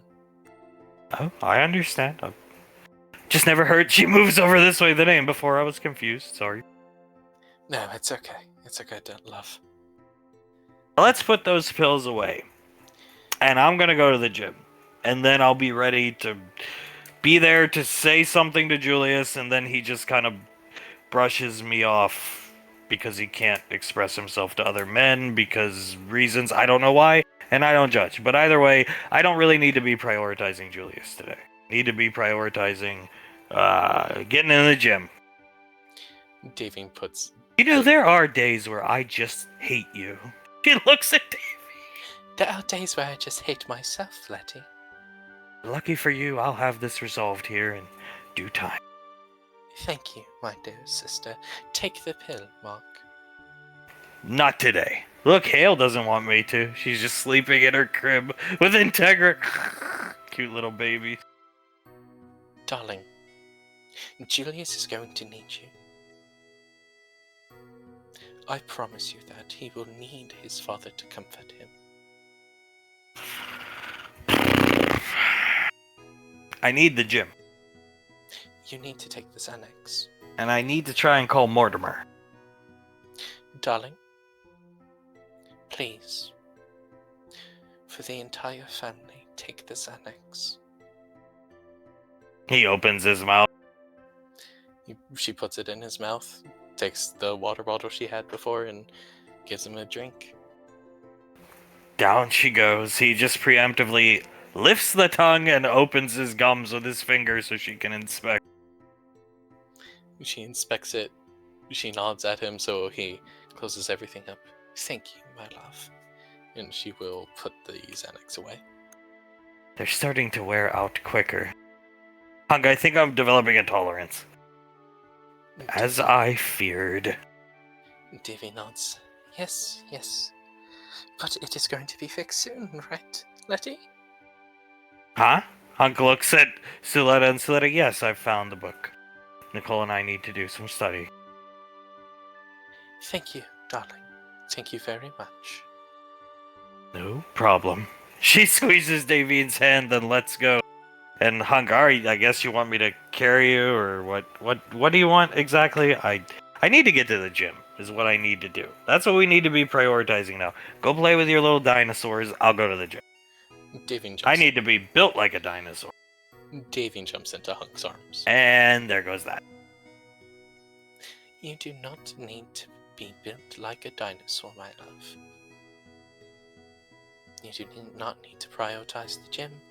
Right now, we just need to prioritize the family.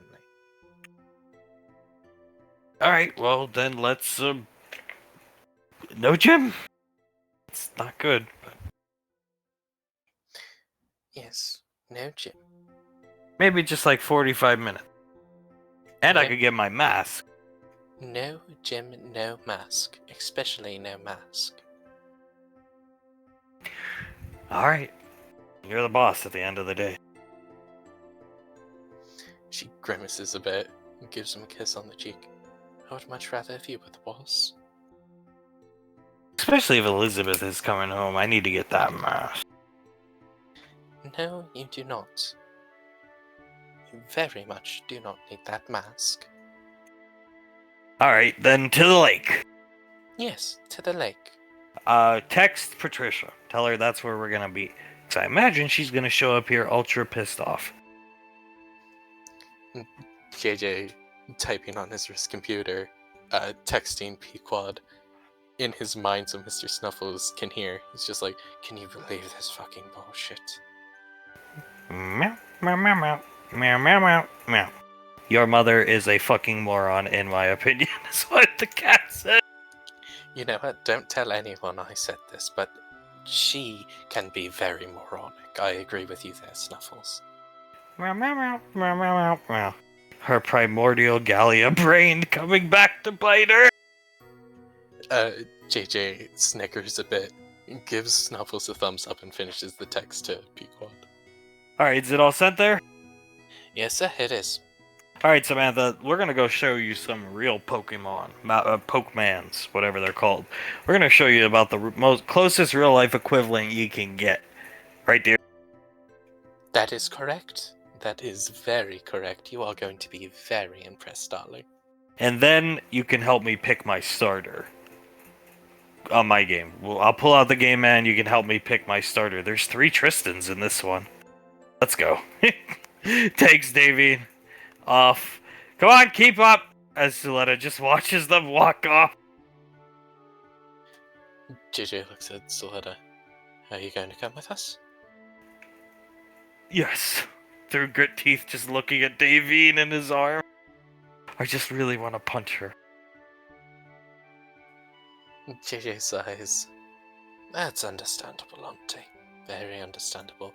He puts a hand on her shoulder and thinks to himself so she can read his mind. I can understand Snuffles now. Congratulations, that means he really likes you. No, I think he downright hates me. He just has the same personality as me. Mop. I can hear you. Oh, God. That is really creepy. Are you going to be in my head all the time? Mop. Gestures with his paw to Sam as he chases after Hunk and Davine. Sam, I think he treats your mother like you treat me, pointing at, which is better than I think any woman deserves to be treated. That's kind of the point. Your mother really did a number on him. That she did, love. That she did. He picks her up. Are you ready to see Pokemon? Yes, let's go. I'll help your dad pick a starter. Hopefully the Xanax kicks in by the time we get there. So that it should. He is to helping, as he'll start carrying her down to the lake. They will move out. As up here at the kill house, it's up to Ricky, whatever weapon he's using. Alright, well, of the 2 he was given, first off he'll try the one that looks like it's a melee weapon, so he'll pull these out.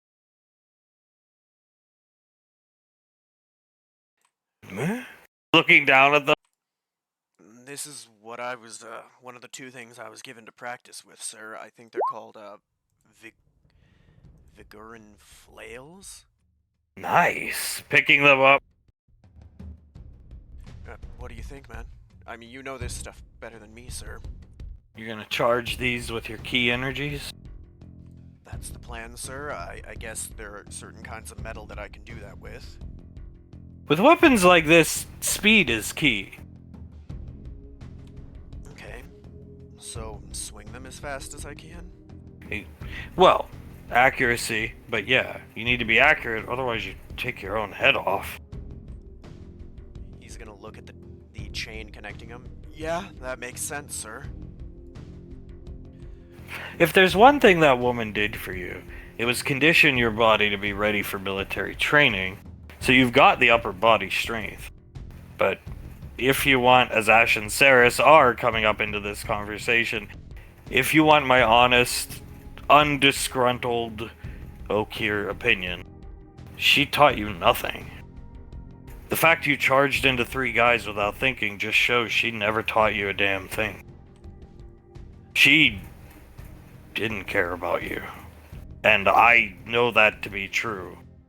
Because the Colonel tells me things, okay? You can see him look down at the ground before, I know she didn't, sir. I mean, you are young, you're impressionable, and just given from what we found out about that woman, and what they found from her bunker, and the fact the Rainfall Children's aunt, Icy, can read that woman's mind, and she couldn't, from my understanding, she could not read her mind up until a certain point because some type of chip they had in their brains. But either way, you would have ended up on those clowns, those mercs or whatever they were in the Moog. That's what she was planning to do with you. I know, sir.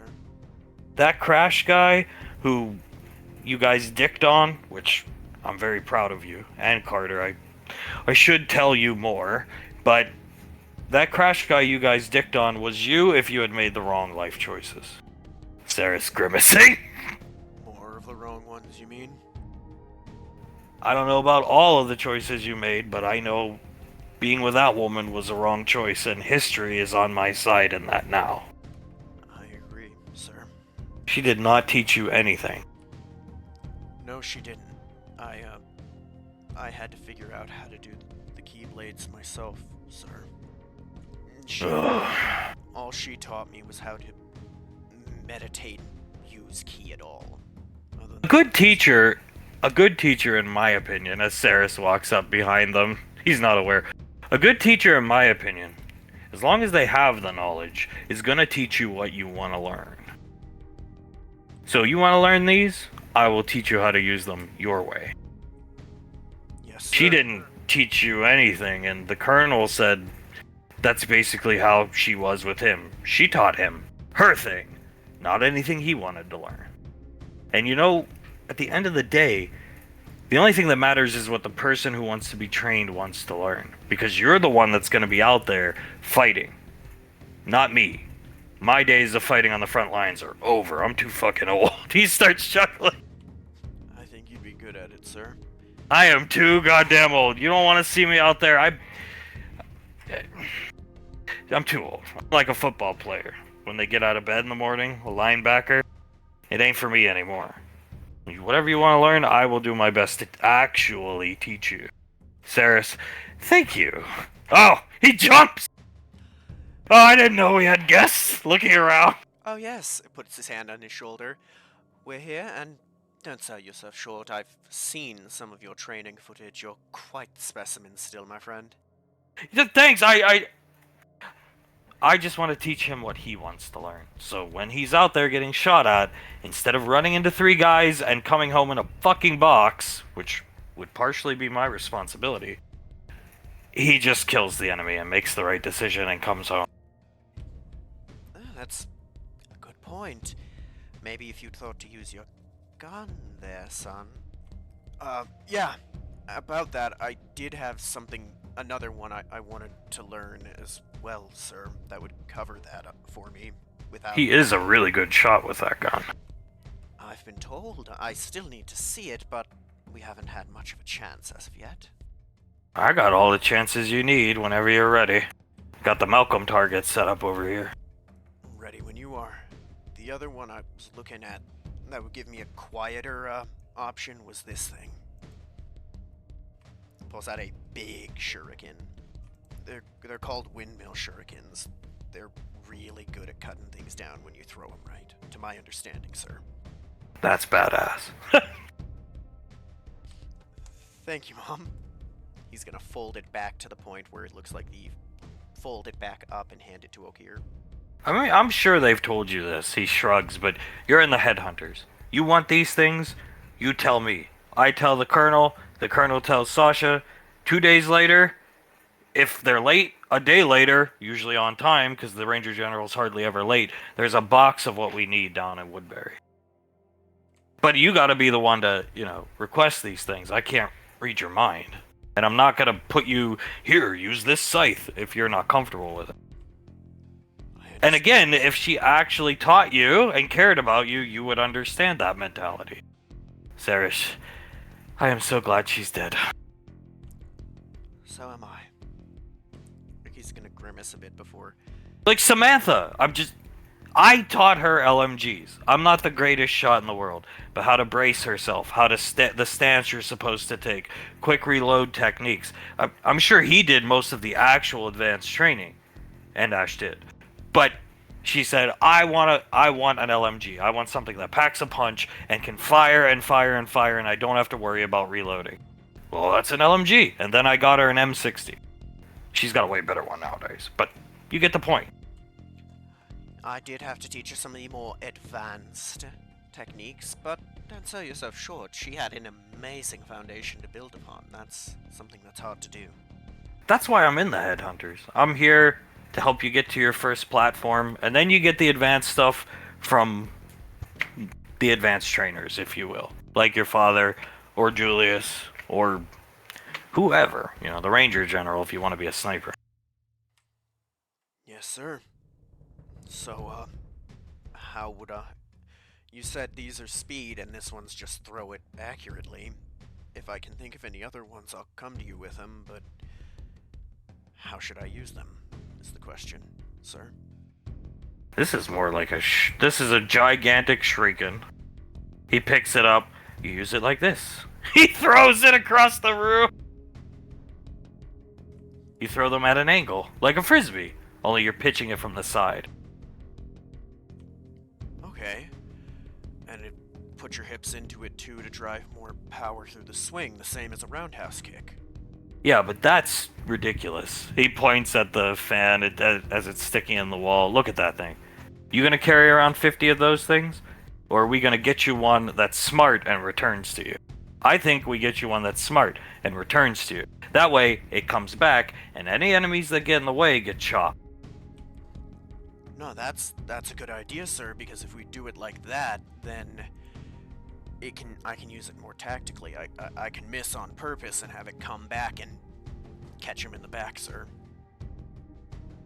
These we practice throwing at dummies over and over and over and over and over. And we make you do 1,000 push-ups beforehand, so you're really fatigued when you have to throw them. Oh, come on, sir. Make it 2. 1,000's what the hag had me doing. Alright, 2. These, on the other hand, we'll have to research how to use them together. Study time. Maybe you do need to spend a weekend or 2 with me. Together we have to research how you want to use them. And actually, we need to watch some type of cyborg ninja thing. Pequod, does anybody know anything about this? Sarah's vaguely looking at Ash. I know about it. I've seen the footage. He is a warrior that heavily injured Miss Davine, and a very dangerous fighter. He used like a stealth field generator. I don't think that's gonna work for you, and some type of void tech, which we don't have for you, which I hear that's bad, right? He looks at Ash. Very. Void is bad. Very. God of destruction, end of universe bad. Okay, see, when all this happened back then, my planet and people were still on their planet, and we were basically, no contact with EarthGov. Then one day this dragon showed up with Pequod. Back on track. Oh, right. Anyway, Ricky, we have to study these together. Yeah. No. Maybe if I'm just thinking maybe if I change the way I use the key, it might help. Pumping it through my arms to try and get more speed on the swings. If I may make a suggestion, I think you should get a generator. We get you a key generator that draws power from your key, and we focus it into what I would call like this. He holds up his wrist. I don't carry firearms. They're not my thing. I'm not that great with them, but I have this. This is a railgun. This is just your standard issue EarthGov wrist railgun. We get you one that, sure, maybe it doesn't hit as hard, but you always have an option. And it will draw power from your key. So, theoretically speaking, doesn't run out of ammo. But again, doesn't hit as hard. This thing punch a hole through 4 tanks. No, Because it's gonna fire actual rails. Yours will be energy based. That's actually perfect, sir, because I can't use key blasts like the Colonel. I never. Ash sees 2 hands on her face. What's wrong? A trainer that actually cares about him. It's quite nice, isn't it? And you should listen. He's got your best interests at heart. Reminds me of learning under Hamer and Maine. It's my job to make sure you're prepared for whatever you face. And if you face something that you weren't prepared for, you come back, you tell me, and we figure out a way. And if it costs money, that's like I keep saying, the point of being in the Headhunters. The Ranger General is going to approve whatever, as long as it means you're going to come back. Yes, sir. I understand. I think I'll have to think about other things, and I'm guessing I'll figure stuff out as we fight more, right? Yeah. Can we get training versions of these, you think? He looks... Because I don't want him swinging these around yet. I don't even want to swing them around yet. I'm sure we can. He's gonna look on his wrist computer. We can get wooden ones for next to no cost. Do you think your Ranger armorers could whip up. He picks them up like, like training sabers, the ones that just shock you. The light energy sabers, whatever they're called. Oh, of course, we could whip up training ones for it. Make them similar to some of the training tech blades where they give you a pretty painful shock like a stun gun when you fudge it up. I think we'll need a couple of those, if you wouldn't mind forwarding that request to the Ranger General. He's already forwarded it as they were talking. Approved. Approved should be here, well, knowing them, probably within the day. They'll be there Monday morning for us. Alright, that's perfect. So I've also never been a fan of your attire. The bullet, not a fashion sense, but from a combat sense. You need a whole complete redo. He's looking at Ricky like maybe even a haircut. Your hair should be shorter if you're a melee fighter. They grab this hair, that's an advantage for them, first of all. Second of all, the combat vest, the pants, the nothing, I mean, same with Carter. I'd like to have a talk with Carter about it too. I actually agree, sir. The vest, when it's got the plates in it, it can be hard to move in. Something lighter, but you see, that's the thing. He looks at Ricky. If you wear something lighter, you have to make, on average, 10 times better decisions. Because without those plates, next time you jump into 3 guys, you're dead, and Colt's trying to resuscitate you, while Carter gives you, mouth to mouth. Yes, ma'am. I'll have to be quicker and smarter. I mean, I guess be fast and smart enough that they never get a chance to hit me, Mom. Maybe if you get fast enough with these flails too, you could deflect certain projectiles. Can't Davine do that with swords? Looks at Ash. Yes, she can. It's immense amounts of practice, but you could, and I believe I heard you say something about energizing them with his key, okay? I think that's what he wants to do with weapons, yeah. Yeah, because I can do that with the keyblades. I think the same principle should work with other things as long as they're made of the right metals, Dad. Well, if they're energized with key, that might make them decently effective as that, yeah. It would double down on that, I'd think. A good idea. Very good idea, Cyrus. No, I agree. These look daunting. Looking down at them because he set them down. But together we can do it. Yeah, I know we can. I mean, you got me back into fighting shape up here, right, man? Right. Although, you're not going to catch me dead picking those up. He's gonna walk up next to Cyrus. Only short blades for me, if blades at all. Things with a chain. No, thank you. Machete is like where I draw the line. Energized Ranger machete. Ripper's about as inventive as I like to get. The most inventive I ever used. The most inventive I ever used in Gallia was a rapier. Straight through and through. These, well, they make some of the stuff I play with look safe to use. She's stroking her chin. I like the railgun idea, personally.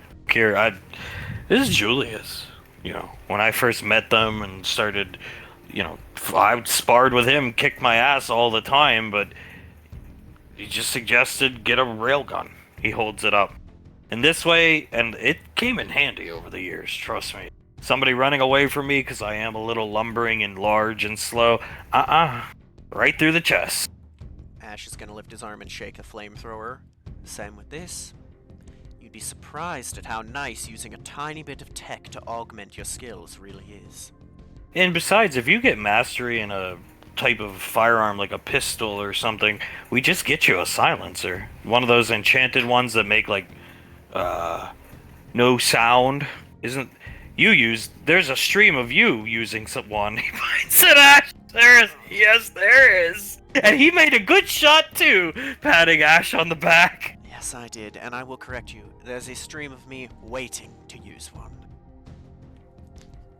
Okay. I think our goal is to turn you, no, it's not a ninja. Yeah, he looks at you, sir. A ninja. Well, the cyborg ninja, and that's what. Yeah, I think generally speaking, somewhere along those lines, fast, agile, but you gotta make the right calls if you're gonna play that style. Like your mother said, she knows better than me. I can do that. That sounds really cool, sir. I can do that. I mean, the way I fight already lends to it, I think. Fast-paced, and a lot of my striking requires precision to really work. I mean, I had to learn how to get around armor to actually hurt something, so I think expanding like that would be smart, right? What about those grenades Towns used to use? Oh, the displacement ones, yes?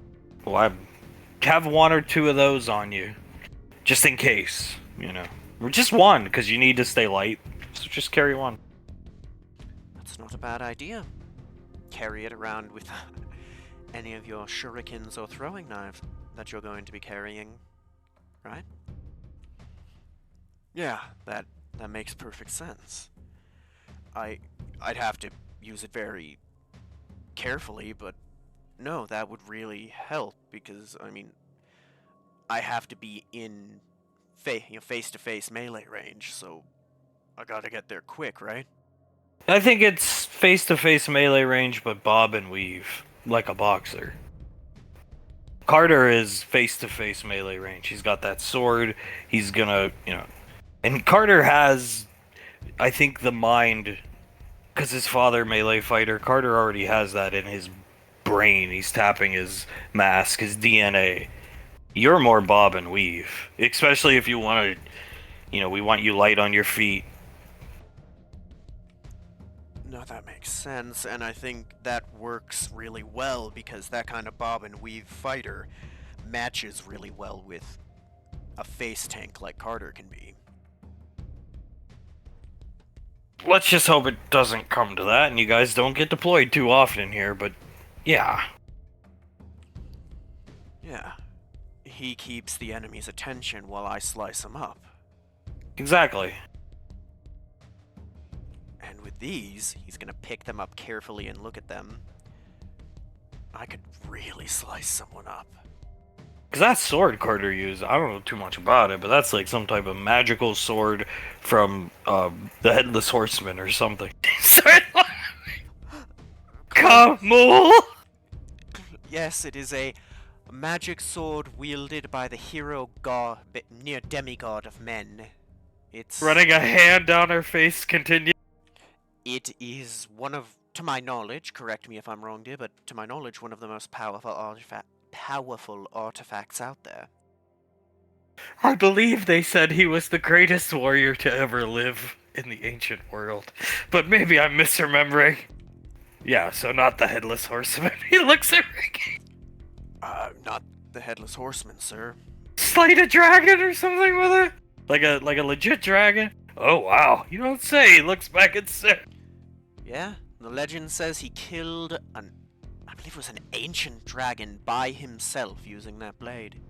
Carter can already well, you've seen him deflecting projectiles, so on and so forth with that sword. He can get up close and personal and stay there. We gotta totally rework you. It's really not rework, because there was nothing there to begin with. And that's just the truth. Oh, she sighs looking at Ricky. It shouldn't be too bad.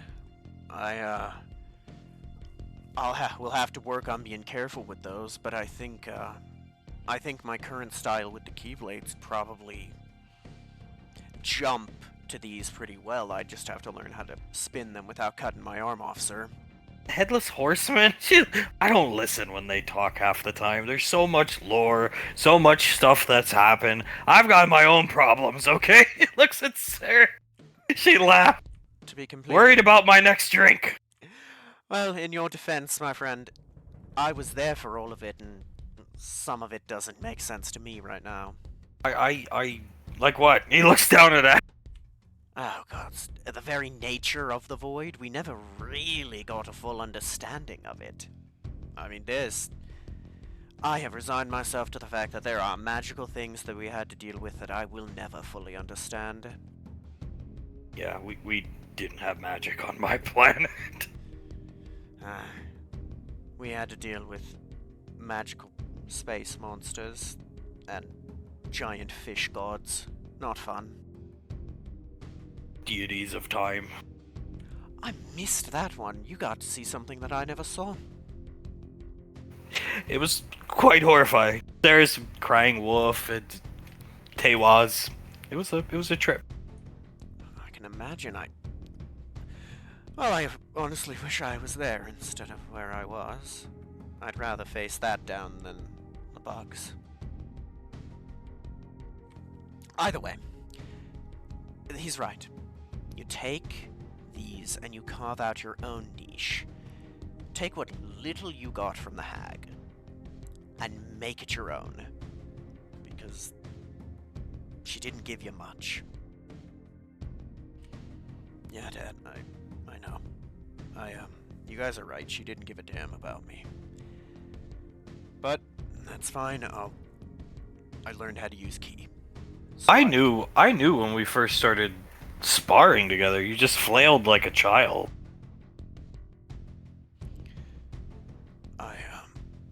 I know you're right. I only got away. I won some competitions, but the only reason I did is because I was faster than the other people. Well, competitions are one thing, you know. Civilian competitions. If you signed up for a military one, your teeth would have got kicked in. He's not wrong, son.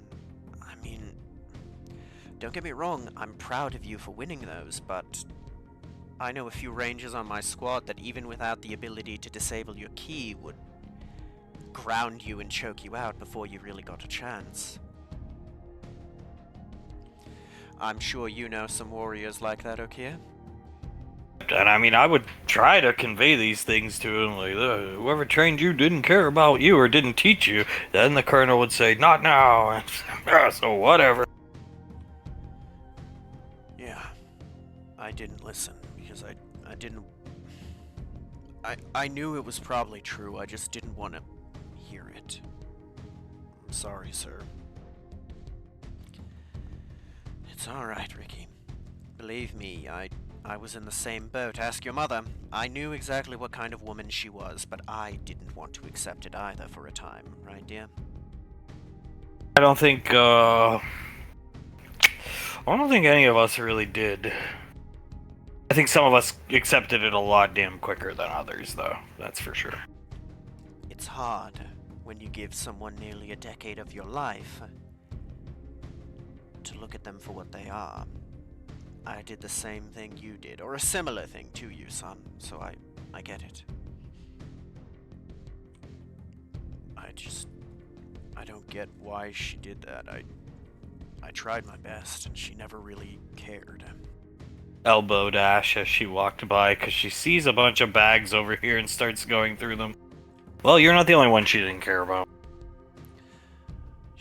Your mother's not wrong. I mean, pretty much, what would you say, hon? The only one, he's gonna walk over while saying this, the only one she really gave any damn about was Julius? That's up in the air, honestly. She looks back at Ricky. I mean, I think she did. But did she want him for her sick fucking genocidal plot? I would say so. But we'll never know now that she's toast. Yeah, she got dragon breath. Yeah, she did. It was terrifying. And believe me, son, where she is, there's no coming back from now. There's a Keep going. There's a very special place in the Nine Hells for someone like her. I think she'll be even deeper in those pits than Malcolm is. Hand hits Ash in the chest and she holds up a bunch of game. Well, Ricky likes games, apparently. Looks over. I'm trying to learn about him so I have more to talk about with Ellie when we're at the shop together, Mom. You're trying to relate to her. Yeah, I'm trying to relate to her, Mom. Did you come up with this on your own, or did somebody help you? Benny and Elizabeth helped me. Well, that's good advice, in my opinion. He even bought a goddamn game, man. No, it's fantastic advice, son. I'm happy you're choosing this. It's good to relate to people, especially the ones you're working closely with. And correct me if I'm wrong, okay, but it's nice to have an extra hobby outside of fighting and gardening for about an hour a day. I fix the bike. I'm better at the mechanics of those bikes than Bash is. He looks at Ricky, and I like to fish. He shrugged. Exactly. I mean, you've got a green thumb to end green thumbs, son, but you should really have more than one hobby. That's why I'm trying this. A couple of them are for Ellie, though. Saga Frontier Collector's Edition. This is one she wants. Might want to hold on to this one. She shakes it in the air. Then I'll give that one to her when it makes sense to, Mom. Leave this baby in the package. Will do. Thank you for the advice. You don't think she'll think it's weird if I give her a game, right? You're stuck with her alone all next weekend. Your father and I are out, and we expect that store to be running perfectly when we come back. So, look for a moment to give it to her then, if you feel right about it. If you don't, wait. There's no rush on these things. There's no rush. There really isn't. Especially somebody who willingly cut themselves off from the world for no reason. Your mother's correct, son. There's no rush, and even if she doesn't think you're weird or creepy if you do, rushing will just lead to her feeling smothered. Would be a good word, wouldn't it, hon? Yes, and you're gonna be alone with her. You're stuck with her. This is a perfect decision. Because we're not gonna be there to help you guys. And you'll have a bunch of downtime to play these fucking things. Learn these games so you can talk to her about them. Exactly. And he might get even lucky because I think this weekend is the upcoming weekend is one of the slower ones of the year due to holidays and such, yes?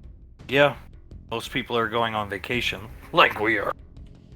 So you're going to have even more free time, and believe me, son, there's only so many times you can groom and water the flowers. I learned that from interrupting your mom. Really, if you want, so when we're at the store, it gets annoying for me to have to deal with customers. Sure, we make a lot of money, it's great, but everybody gets like that. You're like, oh god, another fuckwad, here we go. I don't mean that rude. They give us money, they're great clientele, but everybody has their limits.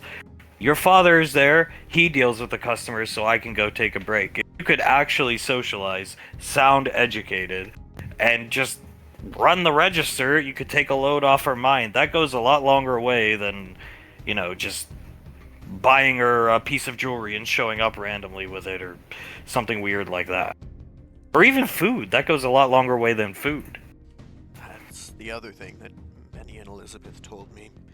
I'm trying to be a bit better with how I talk, Mom. It's just, it's pretty hard.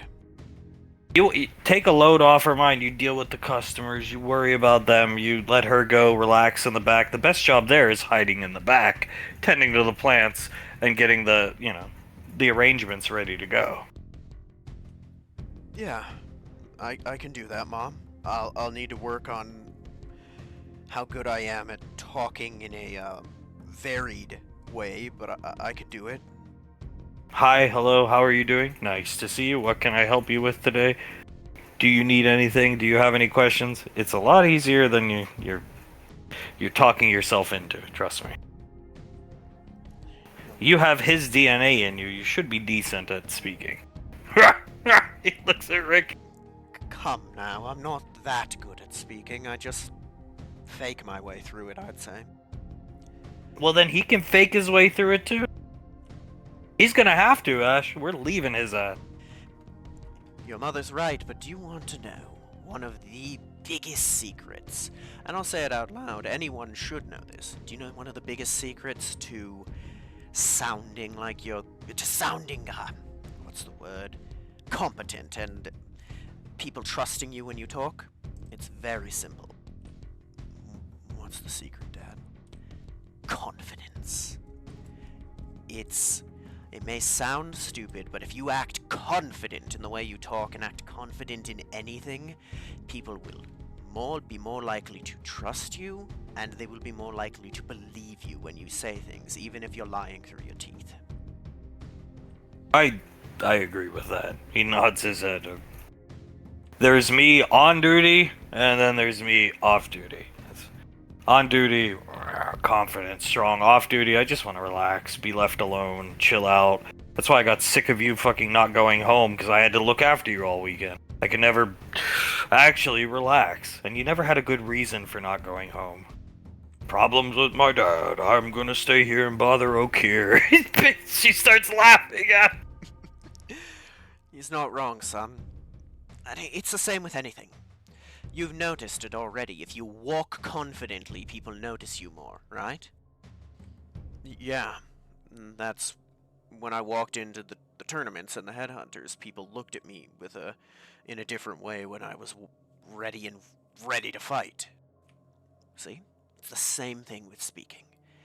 The other stuff can come after. Confidence is what comes first, because if you're not confident, it doesn't matter what you say or how you say it, the people are gonna sniff you out like that. So these are Square Enix. Come here, Ricky. Yes, Mom. He'll come over.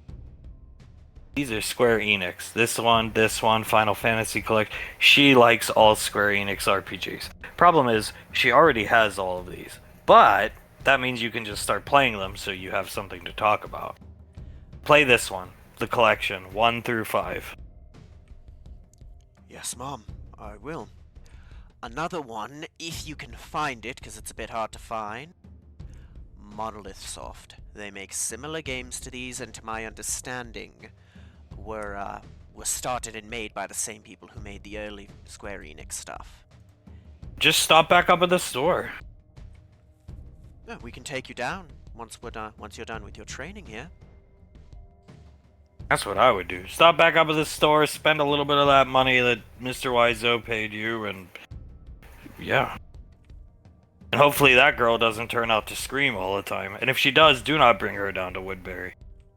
Oh, it'd be a shame if she does. We'd have to fire her, right, dear? I don't think I could have her screaming in front of my clientele that I value very much. And I mean, I love her dearly, but if I have to choose between her and my son, I mean, you know the choice, my friend. It was horrendous. Like every day at 6 a.m., he'd go out for a jog, I'd be outside, getting ready for my day, and we'd hear the scream. They could hear her in the bunker.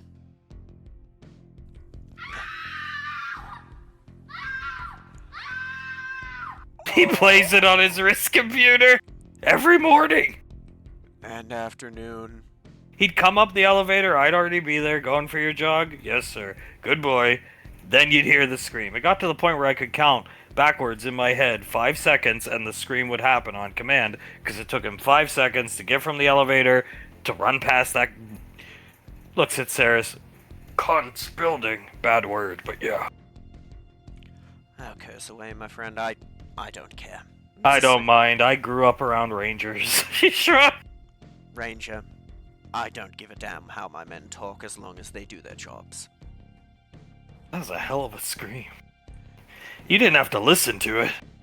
I stopped going jogging every morning for the last few days she was there. Found him jogging in place downstairs. Memory Ann tried to freeze the bitch in, and she just got a blowtorch. It was ridiculous. I would have gone to the gym and used the treadmill, but the gym's across from the med center. I mean, no matter what those kids did to try and keep that bitch in the building, she found a way out, which was... I remember one of the mornings, Colt and them stuck a chair up on the door and, like, literally wedged it in, and she, came out, busted the door open, and screamed at Ricky. We tried everything. He's looking. We super glued the door shut at one point, and she broke the window. Busted the goddamn window with some type of medical hammer they hit you in the knee with to see your response. She starts laughing. Another time we tried to block it, she used one of the, those plasma scalpels? She used that to cut the lock out of the door to open it. And the worst part is, she's somewhere on this station. Sarah's, oh shit. Starts looking around. Oh my. That's, not for the Hey, best. they sent her up to one of the hospital wings to get her out of the fucking town. Crazy bitch. Well, that's fine. It's unlikely Ricky will ever need to go up there. And if he does get hurt, just take him to the triple office and see if IC can fix him, because that would be better. Yeah, that's the plan. Looking at Ricky. Yeah. She, was something else. Her mom was pretty mean, too. Oh, Country, she has good reason to feel the way she does. I never met her mother, and I don't want to meet her mother, and I don't want her in our town. Good woman, she's perfectly fine. I just really hurt her, and I don't think I ever truly apologized enough for it. Too bad, so sad, don't want her in the town. She just starts laughing. I don't think she's gonna show up, okay? Good. Don't want to deal with her. That was that girl, Delarna, what was her name? Delilah, sir. She had white woman problems written all over her. I like him. I mean, not that I have anything against this Delilah girl, but just... in another life, he would have been a ranger, I think. Oh, I think so. You would have made a hell of a shock trooper, or I would have been glad to have you on my squad. Yeah, I wouldn't mind. If I was a little younger, do some ranger selection as he accidentally almost steps on a bunch of the... Oops! Steps backward! You bought a lot of those. Yeah, well, we were picking a bunch out for them to show me, and then the robot came up and just charged me. Trust me, Ricky, I think it's fine. It's good to have another hobby, and there's nothing wrong with gaming. No, there's not. I do it. Most of my rangers do. You realize these things don't require ENET to work, for the most part. Do you know how wonderful that is when you're in the frontier with no ENET whatsoever? Sasha and I used to play games on our Game Men when we were... well, when it was my first deployment to the frontier. She was with me, but yeah. And on the Majestic, I 100%ed some very long games. These things can keep you sane on long deployments. You probably would... once you start using it, you'll wish you had one for the Moog, right, dear? Me and Bash play Elizabeth and Benny's games while they're gone for the weekend. Serious, yeah. It's no different from any games or any kind of entertainment. Enjoy it. Okay, yeah. Yeah, I'll figure out what kind of games I like, but it's a lot looking at the pile. Oh, it's more than you know, as he picks up one of the cartridges. This little bad boy has a 90-hour story, so you'll be at it for quite a while. Some of those take that long to beat. I mean, to finish? No, they take that long to beat. If you want to 100% them, it'll take, what do you think, darling, almost double that? Maybe even triple, depending on... some of these games are insanoid in terms of, like, completionist. Xenoblade Chronicles 2 took me to 100%, almost 200 hours? Because of the gachapon system the game had. Do you, comes over here. I'm done with Ricky for the week. He gets his weekend. First thing Monday morning, the training ones of these will be in. We gotta sit down and study this cyborg ninja stuff. You know, we'll tackle one problem at a time. But do you think before you guys leave, you could, Ricky, you think you could run the course? Yeah. What do you want me to run it with, sir? I saw, typing on the wrist computer, the Colonel run this course once, as all these targets come up. Sarah's... Oh, God. It's Durag, Malcolm! They still have them. Oh, I love it. I saw the Colonel. The Colonel could tell I was having problems, like, acclimating to Earth's culture, and so I was kind of down in the dumps. This was, like, 2 years into my time here. And he said, okay, I'm gonna take you up to this place called the Kill House and make you feel a lot better. And he ran this course with, the targets were this guy, but he looked like he was at an anime convention, if you know what those are. I do. Saris, oh, we gotta come up here. I'll bring my gun. Here, I'll put your stuff away for you, Ricky. I'll carry the bags. I got them. I'll bring my entire collection, dear. We'll have a field day. Let's call it a date. Oh, we could do it on vacation. Do-rag Malcolm! Oh, do-rag Malcolm. Oh, it'd be glorious. What was that? Why was he in the do-rag? Was that he was a rapper? Yeah, Milk Cube or something? I don't remember. It was, oh my goodness. I know he did Cool M, but there was a... Cool M. That's what it was. Yeah, deepest, bluest. The deepest, bluest, his ring of shooting stars, man. Yes, the amount of times I heard that song. What was the line in that song? They're coming over. She's guiding Ash over, holding his hand. Like, what was the line in that song about you? I know Globnock gotta eat too, but... Oh, it was something like... gonna beat Ash down or something. I cannot remember. Looking for Ash's joy to rip my teeth through. That's the one. Looking for Ash. Yeah, that man really hated me. He made a song about hating you. He was a fuckwad. He made multiple, son.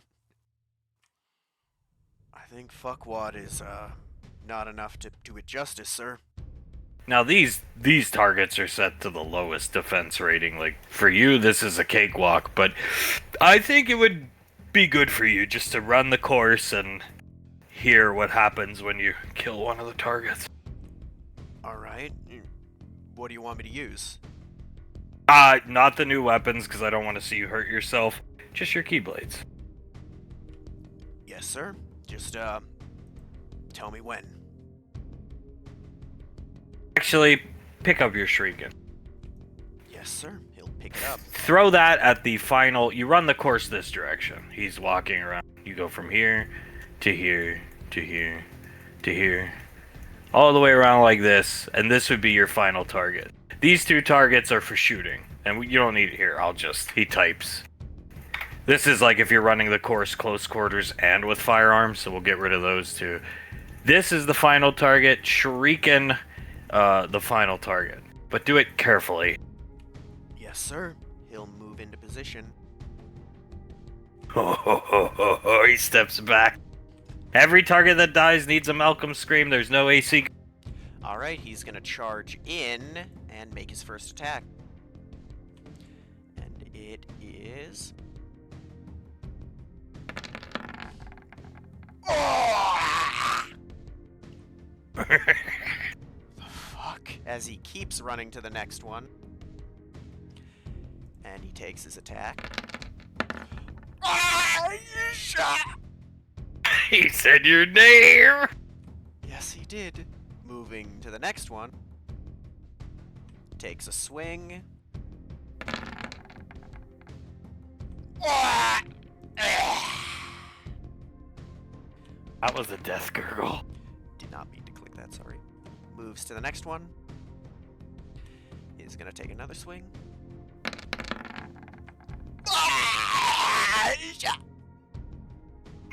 And the final one, flavor the shuriken up, and it will scream Julius. He's gonna unfold it from the folded state, do a turn, and throw it as hard as he can at the target. Beheading the target. Jeez, beat red laughing. God, it's yeah, when I came up here and the colonel gave me a morale boost, they screamed Ash and Julius, and yeah. He's gonna make his way back up. You should have heard it. It was at the best when we were doing training with the Spartans, yes, dear? Because there was so Eris many nods more. her head. There were so many more, okay? It was multiple Spartan kids training and shooting them at the same time, so it was a constant stream of that. We trained them here. She gestures around, and this kill house filled with Malcolm. This kill house filled with Malcolm. This kill house filled with Malcolm. And then if we really wanted to surprise them, we'd have targets come up on their air quote flank if they were going into the buildings, and Nightfall would have to snipe Malcolm. It was glorious, almost a symphony. Good God. Whose idea was this? Pequod. Pequod. I see why she makes so much money. Look at her. Well, I'll be fair, sir. That was pretty fun. The other thing about training, I'm not trying to hold you up, but you're done. You know, we're not going to do anything else. Your weekend's yours. But the other thing about training is, why are you training? What are you doing with your life? I'm sure I'm not the first person. But anybody that wants to train this intensely, picking these up, do this, you need a goal or a purpose. And if you don't have one, then why are you doing this? Because you're risking your life for what? Well, For country, for EarthGov, for the Empire, totally get behind that. But you got to figure out what you want to do with yourself. Especially if you become a specialized fighter, branches in the service are going to be after you.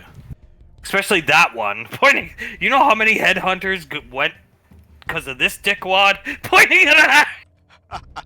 Oh my, I am apparently a large portion of the reason for a while, what was it, dear? 70% of Rangers who went into selection? Rubbing Ash's back. Yeah, and most of them are on Ring 8 nowadays, Ricky. Yeah. That's where you kind of want to be in the military. Ring 8, Ranger Ring 8, best of the best. Yeah, in a way, Ring 8 is, at times, the Valorious fan club, isn't it? So, setting the weapons down, I will take these back to Woodbury with me, of course, but you don't need to be taking these home. But you need to figure that out. Because maybe you could work for Mr. Wiseau. Maybe you just end up running the family business. Maybe you do that. Because you'd probably be really good gesturing to the armor, not Ash. Like that. Hand up and down at Ash. You figure out what you need to do. I used to say it was just so I could be the best of the best, sir, but right now I think I want to try being a ranger, but in the short term, I'm training this hard because I want to be able to keep my friends safe. I want to be as good as possible so they aren't at risk. Because if I can kill something before it can hurt them, that's the right thing to do, sir.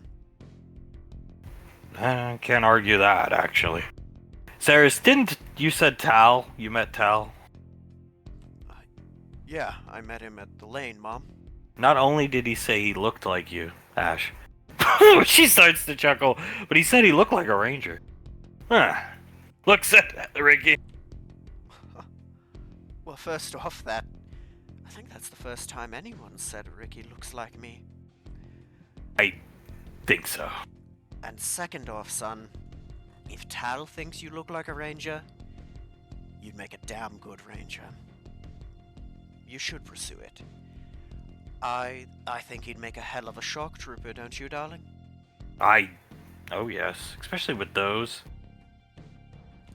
You know what the thing about it is? People with specialized abilities work very well on the frontier, but they really want you in the shock rangers because the more specialized abilities they have, and the more toys that the strategists have to play with on the rare occasions the shock troopers do get called.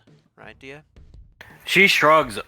The only reason I liked the idea of Frontier Rangers was just more, generally speaking, more action. Not that they sit around and do nothing. They do a lot of they're like the Delta guys you trained with. A lot of intense action, training all the time. Then, when everything lines up, they get called in for something. And then you're just sitting and waiting. The Frontier, it's an adventure from the second you get on the ship to leave to the second you get on your ship months later to come home. It's a different type of calling for sure. She looks at Ash. But at the end of the day, Shock Trooper, you're going to be based out of Gateway. Your shuttle's ride home. 15 minutes. And, well, given that who he is, yes, this is nepotism, but I know we have it, you know we have it, I'm gonna be honest, right, dear? I tried to tell him that. He looks at Ricky. Kinda looks at the ground. With who you are, who you're friends with, and if you can perfect this, how much of an asset you are, they'll probably let you stay at home during your off time, right, dear? Sarah's, I mean, they do that for, who did they talk about? JJ and Sam. I'm sorry, it slipped my mind. But they get that deal, don't they? Okay, they do. And so does Oz and Laz. And if you make yourself enough of an asset, Sasha will give you whatever you want as long as you are an asset and a good person. She's really not as scary as people say she is once you get to know her. Lorelai was the same way, as long as you were in her good graces and not pissing her off. Like some people. Looks at Ash and starts laughing. Looks at Ash. I spent a long time on Lorelai's shit list, okay? Now we're actually on relatively good terms. We actually talk on the phone from time to time. The crazy elf lady that likes Julius. Yes, I would never refer to her as that because... I've met her a couple of times, she's very nice. Oh, she is. You just never know when she's listening. The way she looked at Julius when I first saw her in the office, licking her lips. There's... Okay! Who wants to go pick up Ellie and go out to dinner? I would. I think that'd be fun. You should have seen her. Looked like she was ready to gobble him up. Looking at her! Actually, here, can I take the shuriken home? I'm not gonna use it or play with it. I just kind of want to show it off to Ellie. I think she'd find it cool. He'll hand it to Ash. It's up to you. You're his dad. As long as you don't play with it, I don't see why not. I mean, we trust him to carry around a rifle. Surely he can be trusted with this, right, darling? I think it's fine. She probably would think it's pretty cool, but not those. He picks them up, not these. No, those are not allowed within 100 miles of the house or the shop until you have control over them. Yeah, it looks like he's looking at his manifest. Monday morning we'll have training ones of these. Yes, sir. And we'll figure out how to use them and we'll get good with them. Keep looking at that cyborg ninja stuff too. You know, I don't want to use a long sword like Carter, but maybe a shorter sword would be smart. Something fast that I can get under people's armor with. Well, this time, listen to me. Do your research, figure out what you want to try. Tell me, I tell Julius, he tells Sasha, we get one. Yes, sir.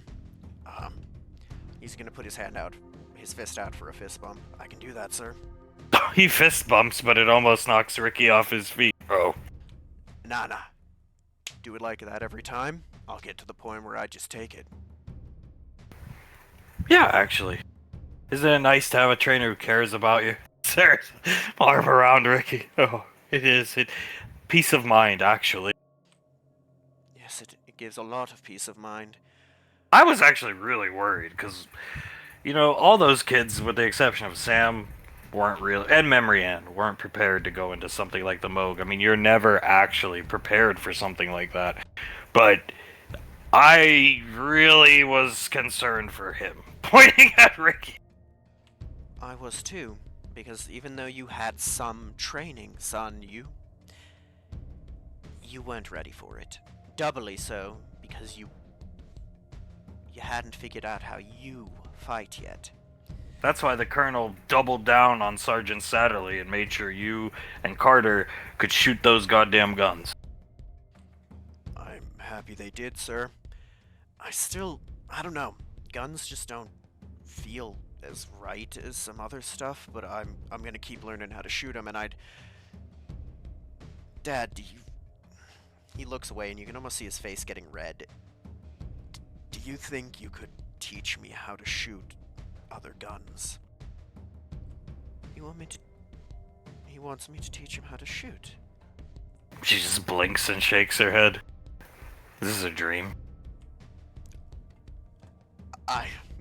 He actually... A waking daydream? Like, huh? Ash actually pinches himself. No, it's not. Yes, son, I would be glad to teach you. You've already learned how to shoot that rifle. That's a great building point. You've already got the thing that gave me the most hell down pat. We'll start with shotguns and then we'll move to pistols. I'm gonna teach you everything I know, alright, son? This is your greatest asset. Grabs Ricky's ear gently, Listen, because I hear those your friends on that squad telling you, why don't you take advantage of learning from the top ranger captain at shooting? Screaming into Ricky's ear. Ow! Smart kids looking down at Ricky. Yeah, they are. I just... When you're young, this is your greatest asset. And then as you age, this taps Ricky's skull becomes your greatest asset. Yes, sir. Because these, he's gonna pull the other ear, are how you feed this, and he'll knock on Ricky's head. Exactly. I'll teach you. But we're gonna do it my way. Alright? So I'm gonna teach you, but we're doing it slowly. I'm gonna teach you how they work first, because in my opinion, if you don't know how the gun itself works, you shouldn't be shooting it in the first place, because that shows a lack of respect for the weapon. He's gonna pick up the shuriken and wave it slightly. This, you know exactly how it works and how the mechanics of it work, yes? Yeah, the kind of blade it uses is specific. It's like a scalpel, but when it spins, it puts more torque to it. Right? You should know how every weapon I show you works, how to take it apart, clean it, put it back together. That's what we're learning first, before I teach you how to shoot them. Agreed. Yes, sir. I'll do it, Dad. Good. I think... what do you think, darling? Lever action shotgun is a good starting point? Spaz. 12. Pump action. Even better, don't have to worry about where you have to twist the rifle to use the lever. Exactly. And pizza. And pizza? There's a very nice place on Gateway on Ring, I think it's Ring 6. We gotta go pick up Ellie. Yes, we do. Okay. Do you want to join us for some pizza? It's fishing time, brother. I appreciate the offer, but I deal with these kids all week. It's fishing time. Fishing and beer. Oh, that is a good plan. You know, if you're willing, I know some fantastic fishing holes out in the same system as a Nova. How about someday I take you out? Deal. I'll hold you to it. Picking these fucking gigantic things up. Ugh. Looking at them. See, I'm even a little intimidated by them. Yeah. But, can't be scared of them or I'm not gonna figure out how to use them, sir. That's not the best way to look at it, son, but I get what you mean. I like the enthusiasm. Missing Ricky's era. I do too, just have a healthy fear of them, a respect for them, yes? Yes, sir. Because I could kill myself with a grenade launcher. You're more likely to kill yourself with those if you're not respectful of them. Don't be afraid. Respect it. Yeah, he's not alone in that. Looking at the... Alright, pizza, let's go. Let's go. Thank you for your time, okay? No problem holding them with two big fingers, like, off to the side. Let's go get Ellie, and then we can swing back up here and get the pizza. Yes, Mom. Got your games. All 100 of them. Thank you. And he's gonna grab both of them and hug them. Thank you. It's a dream. Feels like it. I'm sorry I was such a bad kid. No problem. Everybody has the phase, trust me. The fact that you're saying sorry right now shows you were never a bad kid. Shows maturity. Yes, it does. And that's what you need the most. So, God's damn it, he's choking me up, darling. That's what we need the most, because his ass is on his own next weekend. Yes, it is. And don't fuck it up, or else... Well, I'm sure we could have a discussion with Julius about some very harsh punishments during his training. And we'll never get to go on another vacation again until we have another kid, and 18 years later, they can look after the place. Another kid? Now that's a thought. I wouldn't be opposed to that. Maybe we can, discuss it more next weekend. Yeah, when we're actually alone. Yes, darling, he's gonna kiss her, but mustn't keep Ellie waiting, yes? Let's go. Let's go. Oh no. Oh no. Flashing. Here, the Stooges still covered in water. Zanzibar go, la la la la la la la la, yelling, "I told you, I told you, I told you" to Frederick. Yes, you did tell me. You did tell us. But it all worked out A-okay, didn't it? Mockingly, A-OK picks the boat up out of the water, breaks it over his knee. Well, now that was just unneeded. Samuel, he very strong. He's beeping. That's what he says. He's very strong. You are very strong, Zanzibar. It is quite impressive. Asking why this idiot has his rifle out. Oh, for a very special reason, Scar. I mean Zanzibar. Do I look like Scar to you, clown? Is what he said. No, you look like a drake, not a lion. I am sorry, Zanzibar. Starts beeping. Very intimidating dream. Frederick nods. Right now we are covering more about how you can get food and other things like that. We're mainly focusing on fishing, that kind of thing. Krellin comes out. Zanzibar looks across the waterway. Krellin has a leash on this thing's neck leading it. Wow. Deer. In wild. Minding own business. Oh my god, that is crazy. Zanzibar, go film it. He's saying that thing's one of Aunt Suletta's prize pets. Yes, it's beautiful, isn't it? Film it. Flies over, lands next to Krellin, who will conveniently, it's not that big, there you go, take off the leash on its neck, step out of the way. Asking, point the camera at the deer who now starts drinking out of the stream, or Frederick. Frederick gives him 2 thumbs up. Yes, right at the deal. Are you ready, Samuel? Beeping to Frederick, target inside. Ready? Aim! Fire! The deer, boom, and explodes into a mist of red chunks of meat. Zanzibar, Frederick starts to clap. Yes, we got the shot, Wait, wasn't that Suetta's? Oh no. Looking at the chunks of deer meat that are still raining from the sky.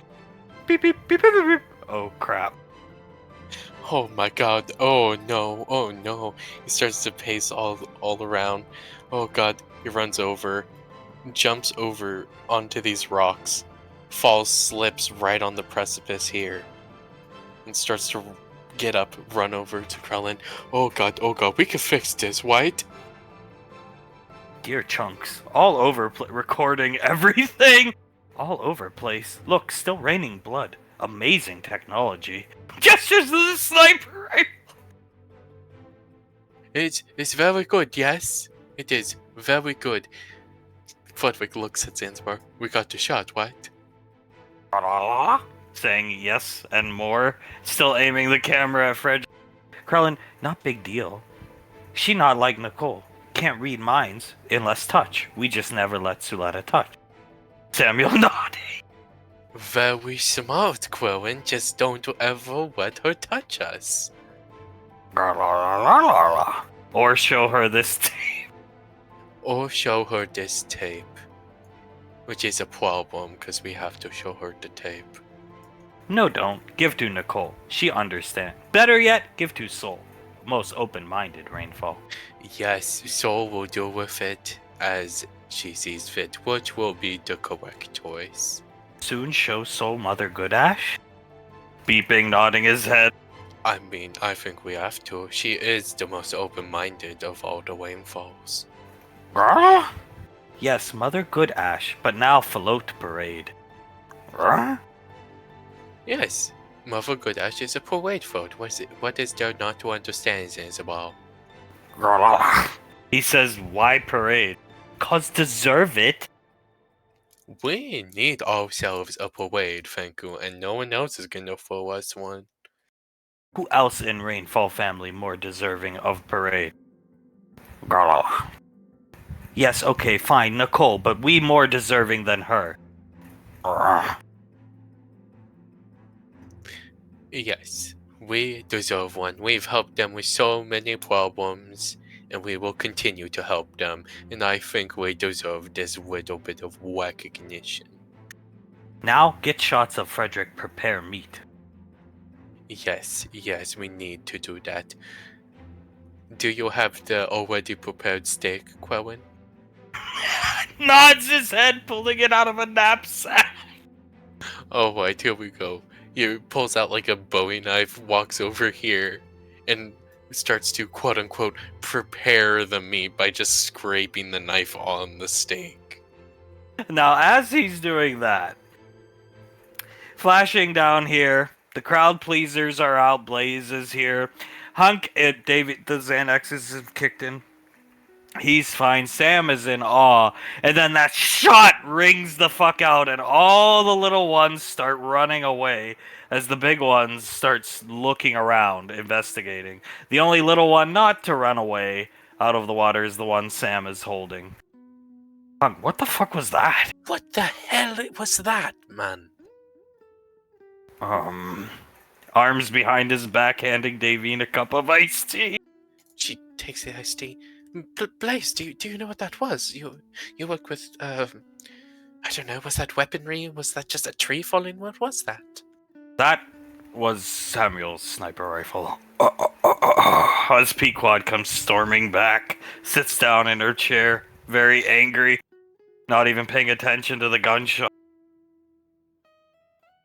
Samuel's sniper rifle. Hi, Pequod. Yes, it has a distinct sound. It is essentially an advanced alien culture's version of a rail gun. Much more powerful than anything we have. Looking off into the distance. Why would he be shooting it? Oh my god, they're filming that survival show. Oh god.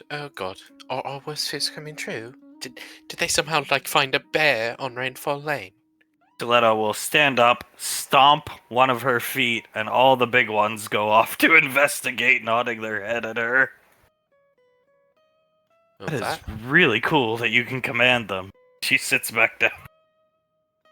Yeah, that is really cool. Quite useful. Quite useful, actually. I'll send Scar and Tal to investigate. Stirring Davine's iced tea. Yes, please, darling. Please do. I'm sure it's nothing. They just probably, are firing off the weapon to show, how to defend yourself in the wild. Hi, Patricia. He just doesn't respond. Davian looks at Pequod. Is everything okay, darling? She'll put her hand on hers. I'm just angry. He doesn't listen. He never wants to listen. Not about this. He had to go. Do you wish to squeeze my hand, darling? Yes. What was that gunshot? Nothing. Please. Nothing, darling. Nothing at all. She'll let her start to squeeze Davian's hand. Yeah, well, everything's gonna be fine. I'm doing well, right, dear? Yes, you are doing very well. So we'll be here for Julius when he gets back. And Nicole and Banksy are with him, so he's in good hands. Yes, he is. He's in very good hands, darling. Best, Blaze speaks up. Yes, quite literally the best of the time deity herself is with him. There isn't a thing to worry about, my darling daughter. She gives Pequod a kiss on the cheek. Pequod kisses her hand and looks at Davine and Hunk. You just know this isn't gonna end well. No, it is not going to end well at all. I mean, there's no way. Not one that I could foresee, no. It is of my firm belief that he is going to come back to us destroyed. I agree with you, darling. He shouldn't have gone. But I think he needed to go. As stupid as it is, because it might have eaten him away constantly without knowing. You've seen how obsessed he was since he found out, since he saw her saying something, right? She nods her head, yeah. I think this is the only way to stop that from happening. And it is going to destroy him. Like anything like this would to any of us. But that's why we are the Rainforce, and that's why we are family. Hunk, something Nicole told us after the battle with Time Lord. You remember, dear? Davy nods. Yes. Pequod, what? What could possibly make this worse? Looks at Hunk. Oh. Davine rubs her face. Well... Nicole, darling, please tell her. She told us that she saw Integra that day. That's why she came back. Integra guided her home. Davine nodding, biting at her lip, staring at Pequod. What I'm worried about is the time tombs might show that. Since it'll be about Integra, right? And it's the past at this point. It is. And a pivotal moment, because we'd all be, well, I wouldn't, but certain people here would be dead if that didn't happen. So it is extremely pivotal. Especially to Julius. She smacks her face so hard this little thing jumps. Sam petting it on the head to relax, sitting on JJ's lap. When Nicole came back, she was relatively speaking herself. She just didn't have any understanding of time, how much time had passed. You know what she asked, though? Is Integra dead, Julius? In her little cute voice. Yeah. Davine biting her lip, holding Pequod's hand again. Let's not slap ourselves, please, darling. Sorry. No, that's okay. I understand. Looking at Pequod. He is most likely going to see something like that. Integra coming to Nicole's, something of that sort, but yes, that is going to hurt him as well. Oh.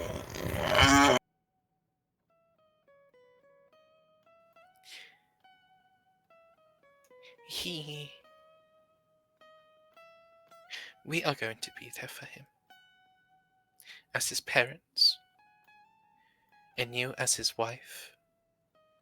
We are both going to be there for him. The entire family.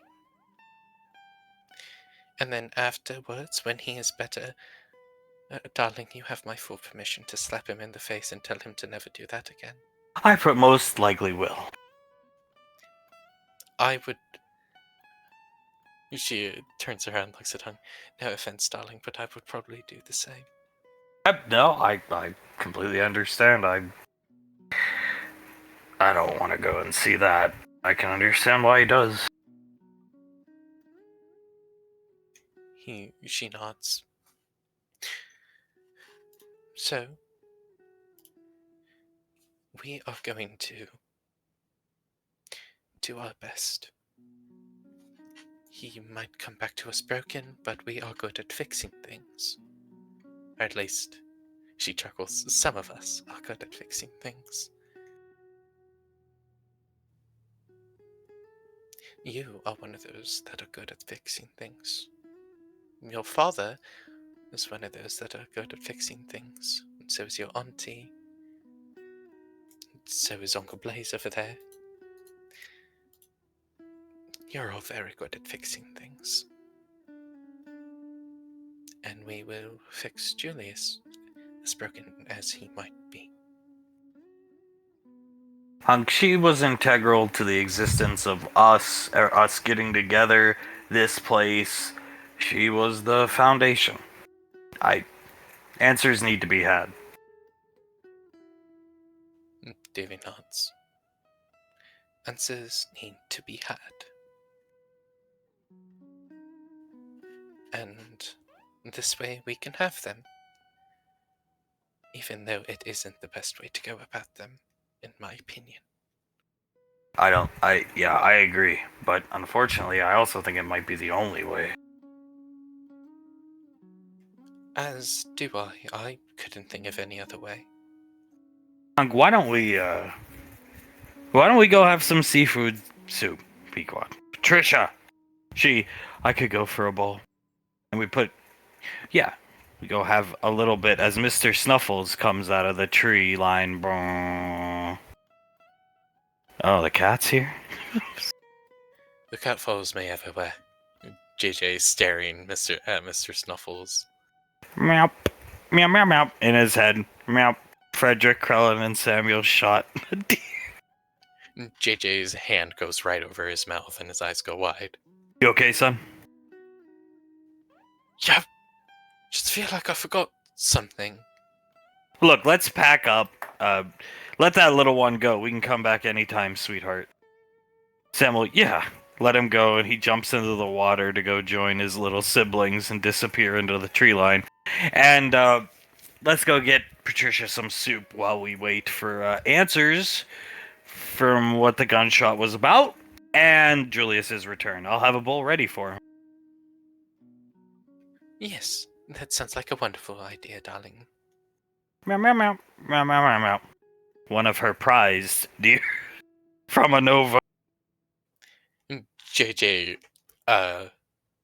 sort of like bends over forward into Sam, who's on his lap, and just... Are you alright? She turns back, hands on his shoulders. Hunk, son, you gotta puke or something?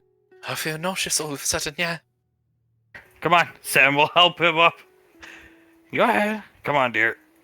Rub his back for her. Davine starts to rub his back. Darling, are you okay? Was it my breakfast I cooked? Was No, it that bad? nope. JJ pulls Sam in, so only she can hear. One of Suletta's prize deers, was just shot. Oh, fuck. She looks over at Suletta, who's playing with Hale. She's awake now, just grabbing at her finger. It's not good. Not good at all. Meow. Paw on JJ's back. Look at that, son. Even Mr. Snuffles is helping. Thank you, Mr. Snuffles. JJ stands straight up. Okay, I'm okay now. Well, no seafood soup for him, I guess. No, I can eat, just... I don't know what that was, my stomach suddenly... You know, like vertigo, when you stand up too suddenly, that kind of thing? Yes, sire, I do, actually. I don't suffer from it, but yes. Yeah, it just felt like that kind of thing. Stood up too suddenly, was sitting for too long, that kind of thing. Pequod, I had the same feeling when I woke up, and today was Time Doomsday, so I understand.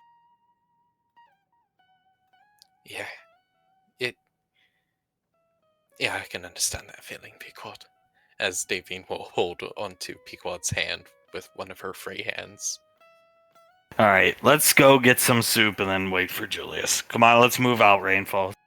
Suletta, I like that. Me too, actually. It makes me feel better in times like this. Comforting, really. As it does I. You should do it more often. Meow. Claw coming out, piercing his skin. Say something reassuring to your father. JJ smiles at Hunk. I quite enjoy it, actually. It is comforting, crossing her heart. It is. Very comforting. He smiles. I like you as the man of the house, if you will, Dad. Well, today I'm gonna be, because apparently I need to be. Pequod, yes, you do. I think so, Dad. I think you do. I second that, or whatever number we're on, looking off in the direction the Frost Tyrants went. Let's go. I have a bad feeling about this. What do you mean? Just a bad feeling. Can't shake it right now. Looks at Blade. Probably to do with the time tombs.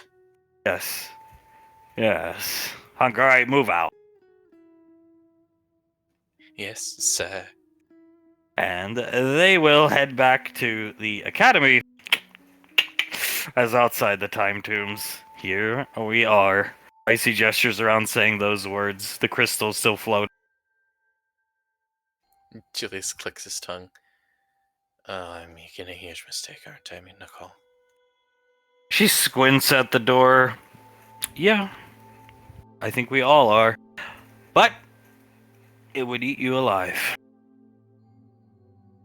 He inhales, and on the exhale, he just says, "Yeah, you're right." Here, keep this levitated in your hands. I'll control and carry the spell. You practice levitation. Yes, ma'am. It's a lot heavier than it looks. Because she would know. The weight of the mana energy is like crazy in this, so she's struggling to keep it levitated. Her eyes are purely focused on the crystal, hands outstretched, keeping it up. Oh my god, that's really heavy.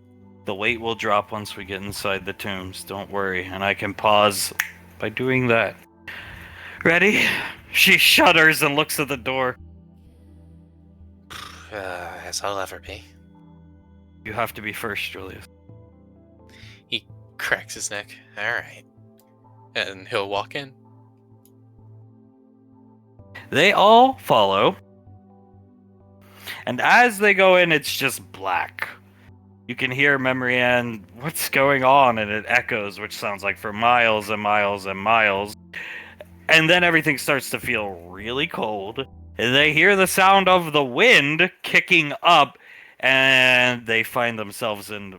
Some people recognize it. The vast majority of people here don't. Where are we? I can see my breath. This is Raven Rock. Raven Rock. The headhunter's base before Woodbury. Icy walks out here. That's Integra. Points. That's Dr. Contry. Colt, I've seen that woman before. At the ball. The woman, he leads Soul up. It's easy for Soul now that she's in the tomb. The woman that, Ricky tried to, he's pointing at her. Talk to her or something, and then Contry's daughter started screaming. Yeah, I remember her too.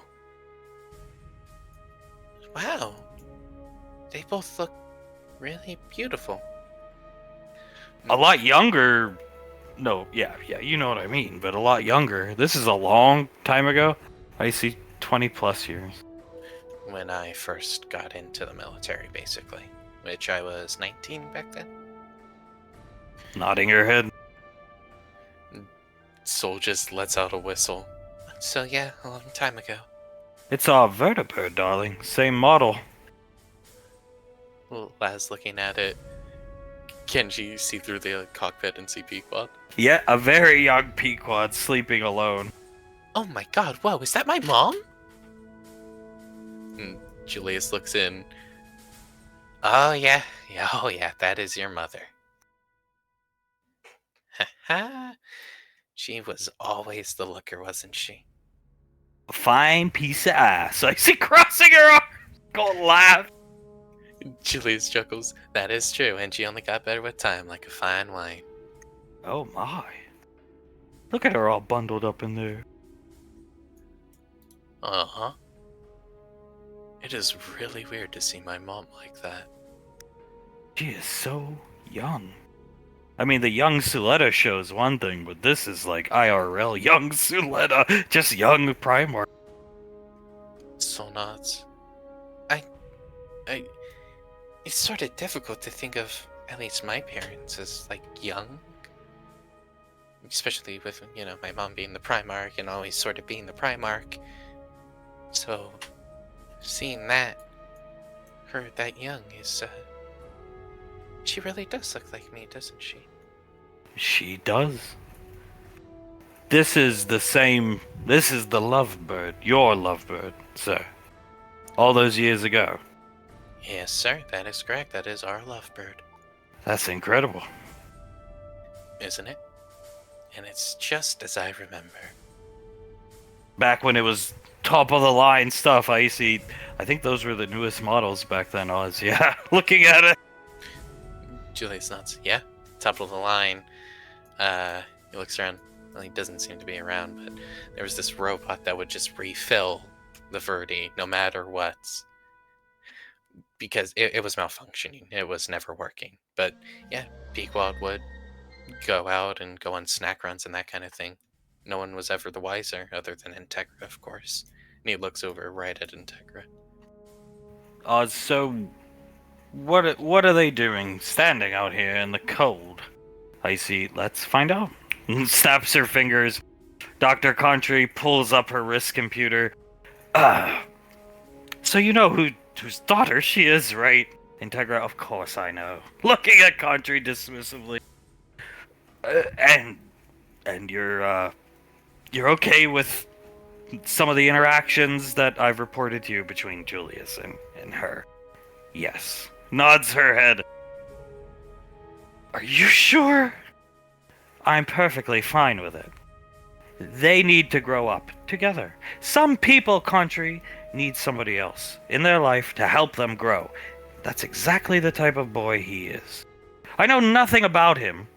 I find it strange there's no information on his past, nor do I think he's a UIR spy.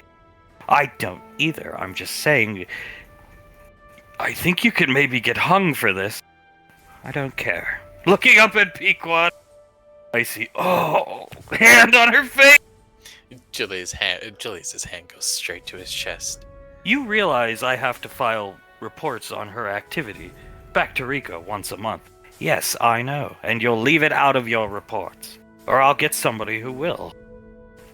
No, I'll gladly do it. I think they're quite cute together, actually. She puts her wrist computer up to her chest, looking at sleeping Pequod. They're adorable. I agree.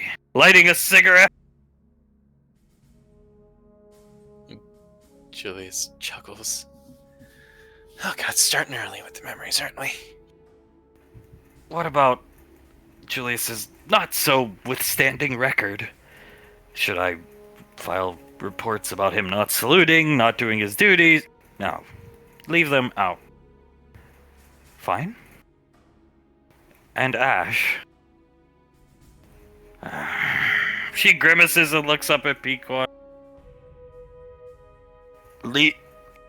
If he continues to make you uncomfortable, I'll deal with the situation. If he backs off, then please make them go away, Contry. Done. She starts typing on her wrist computer as Icy pauses. Oh god! Carter looks over at Julius. You wouldn't salute? You wouldn't do any of that? And Julius shakes his head. Oh god, no. No. He's rubbing his face at this point, which is something most of the kids have never seen him do.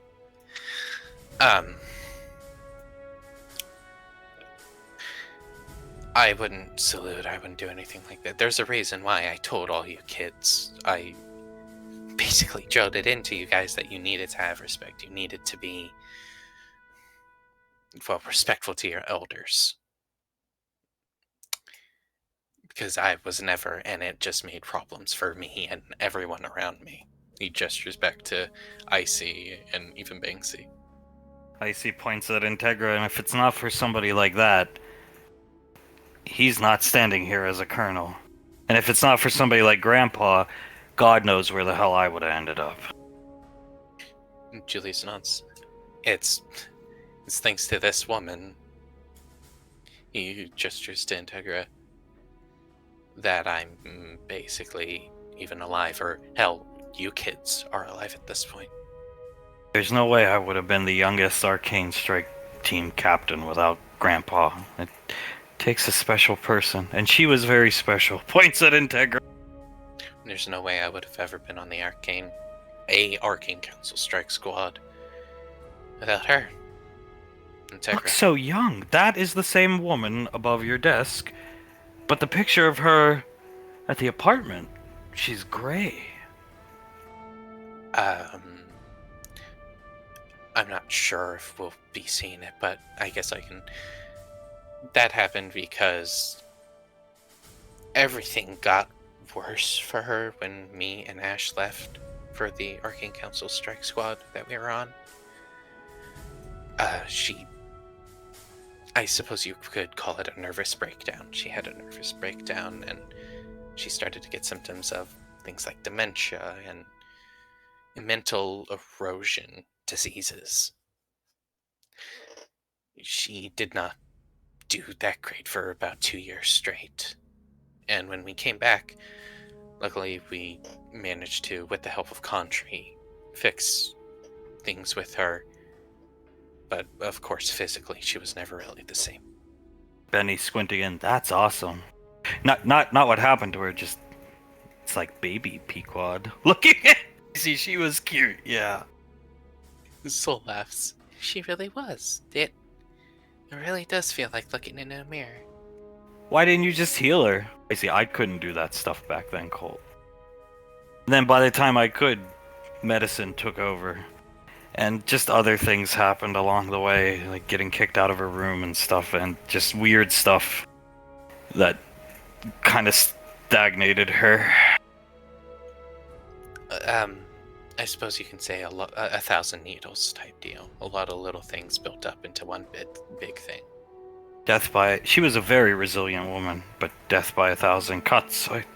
And then one really big cut from Ricky. She stops talking. What? She looks over and Wait, sorry? Carter speaks up. A time to go. She flashes the next scene. Oh God, we're back. Icy looks around. Julius looks around. Back Why did we come here? To get answers, obviously. He's looking at the scene in front of him. Walks He can forward. see himself in the, yeah. Oh my god. Oh my god, that is a young me and my wife. Icy gestures for the kids to go forward. Whoa. Cool. Holy crap, you were scrawny. Julius laughs. Yeah, I used to be very scrawny. Combination of not eating and not really taking care of myself. This is around the time he started taking good care of himself, though. It is.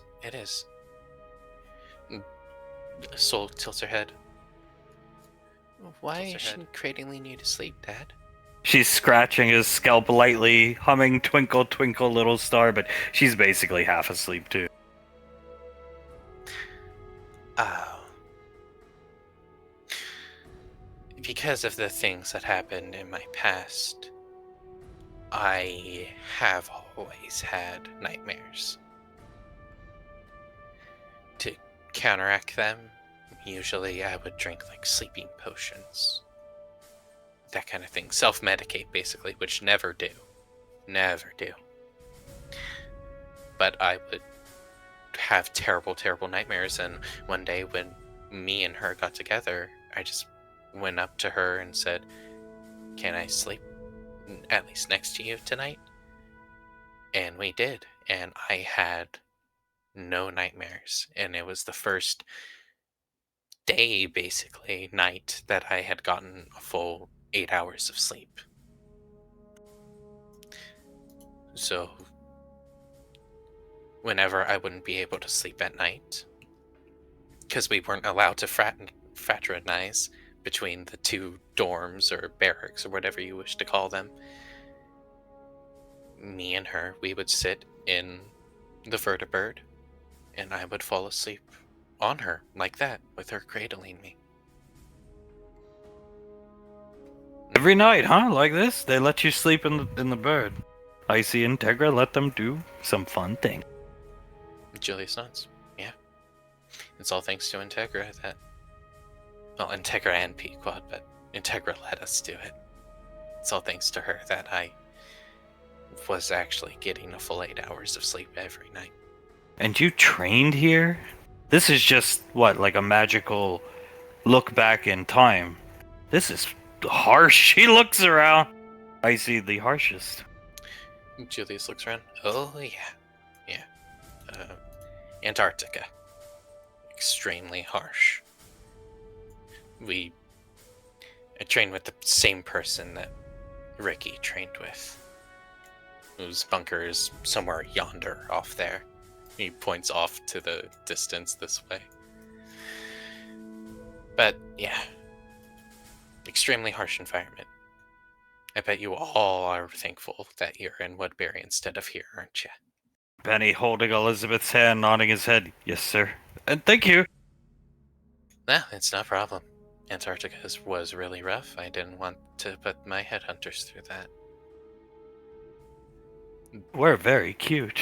Both of you, I mean. Pantsuit, speaking of. Carter hugging her from behind, looking up into the cockpit. You were. You both really were. Oh, God, I look a lot like you, don't I? And Julius nods, laughs. I've told you that before. I looked a lot like you, and you looked a lot like me back in the day. Just, you had blonde hair and yellow eyes. He looks in. It's not a bad person to look like. No, not at all. Thank you, sir. Those looks will get you exactly what you want. Pointing at Marianne. And the pantsuit. Yes. Yes. Everything that I want gives Marianne a kiss on the cheek. And more. And the pantsuit. And the pantsuit. The pantsuit is just the sprinkles on top. Well, I think that's a good trip down memory lane. Let's go. Come on, Julius. I don't need to play this scene out. Let's leave. I see. Door's that way, somewhere. I can find it. Nicole. She snaps her fingers. Dr. Contry with her wrist computer up. Are you really sure about this? Looking up into the cockpit. Integra lighting a cigarette, just staring up into the cockpit. About what? Looks over at Contry. Those two. I can only cover up so much. You'll cover up what I tell you to cover up. She just drags on the cigarette, looking up into the vertebrae. You don't think Rico has eyes around here? Don't care. Looks right back at Contry. I don't care one bit. Fine. She starts typing. Look at them. They are adorable together. And he actually speaks in complete sentences as of late. It's as I said. They needed each other to grow up. She's quite immature too. A young boy like him to take care of.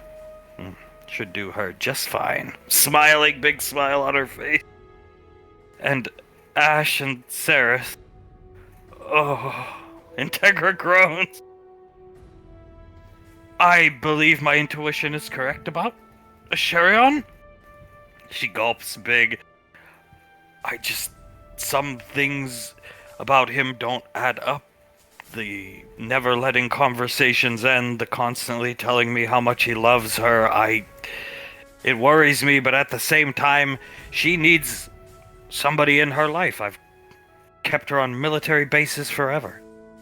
I hope my intuition is correct, Contry. I hope so too. Looking up into the cockpit. They are adorable together. She's actually getting teared up looking at them. Yes, they are. Taking a long drag off her cigarette. Oh! Julius lets out a laugh as he's looking away from everyone. They see him rub a thumb against his eye, then turn back. Oh, jeez. I never knew that we made Contry tear up. Jesus. You are cute together. I agree with this Dr. Contry woman. Yeah. And thank God you're cute together. I don't think she would have done so otherwise unless you weren't. Well, no. Integra seemed to have things under control. And Julius nods. Oh, yeah. She definitely had things under control, trust me. Well, he was the acting commander of the military at the time, correct? I see. Her father, yeah. Pequod's biological, if you will, air quote, father. Yeah. I didn't necessarily know that before I started to flirt with her and get with her. I still would have. Mind you, I still would have if I knew. Just, I would have gone about it a better way, definitely. How'd you find out? Like, look at a bio, Icy starts laughing. I asked Sasha, the Ranger General, her ring size, privately. And in that private conversation, I was told that she was Rico's daughter, and I immediately threw up. Oz starts laughing as Benny. But I mean, it's the military. You just pull up a dossier and her name's there. I say not true. She was under a pseudonym. Her father didn't want anybody to know who she was.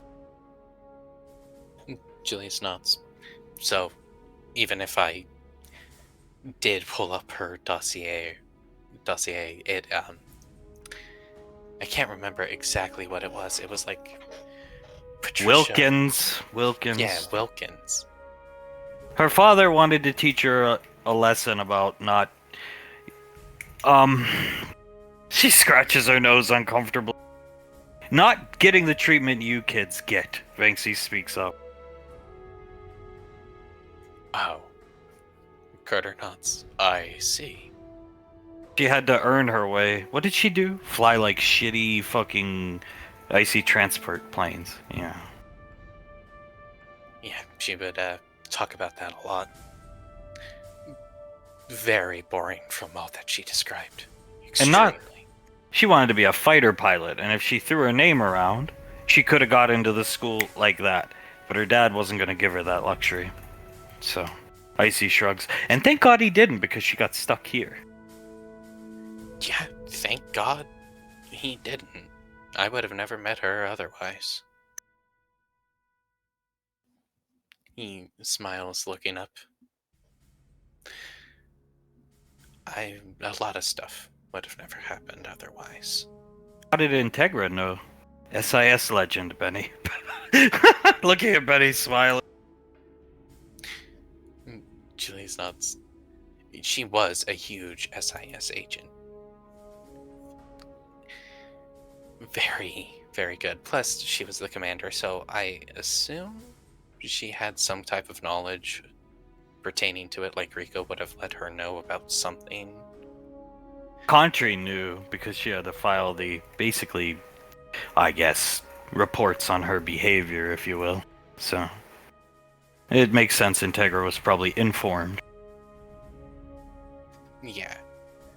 But I suspect she knew who way before that Rico's daughter was going to be coming down to her base. Yeah.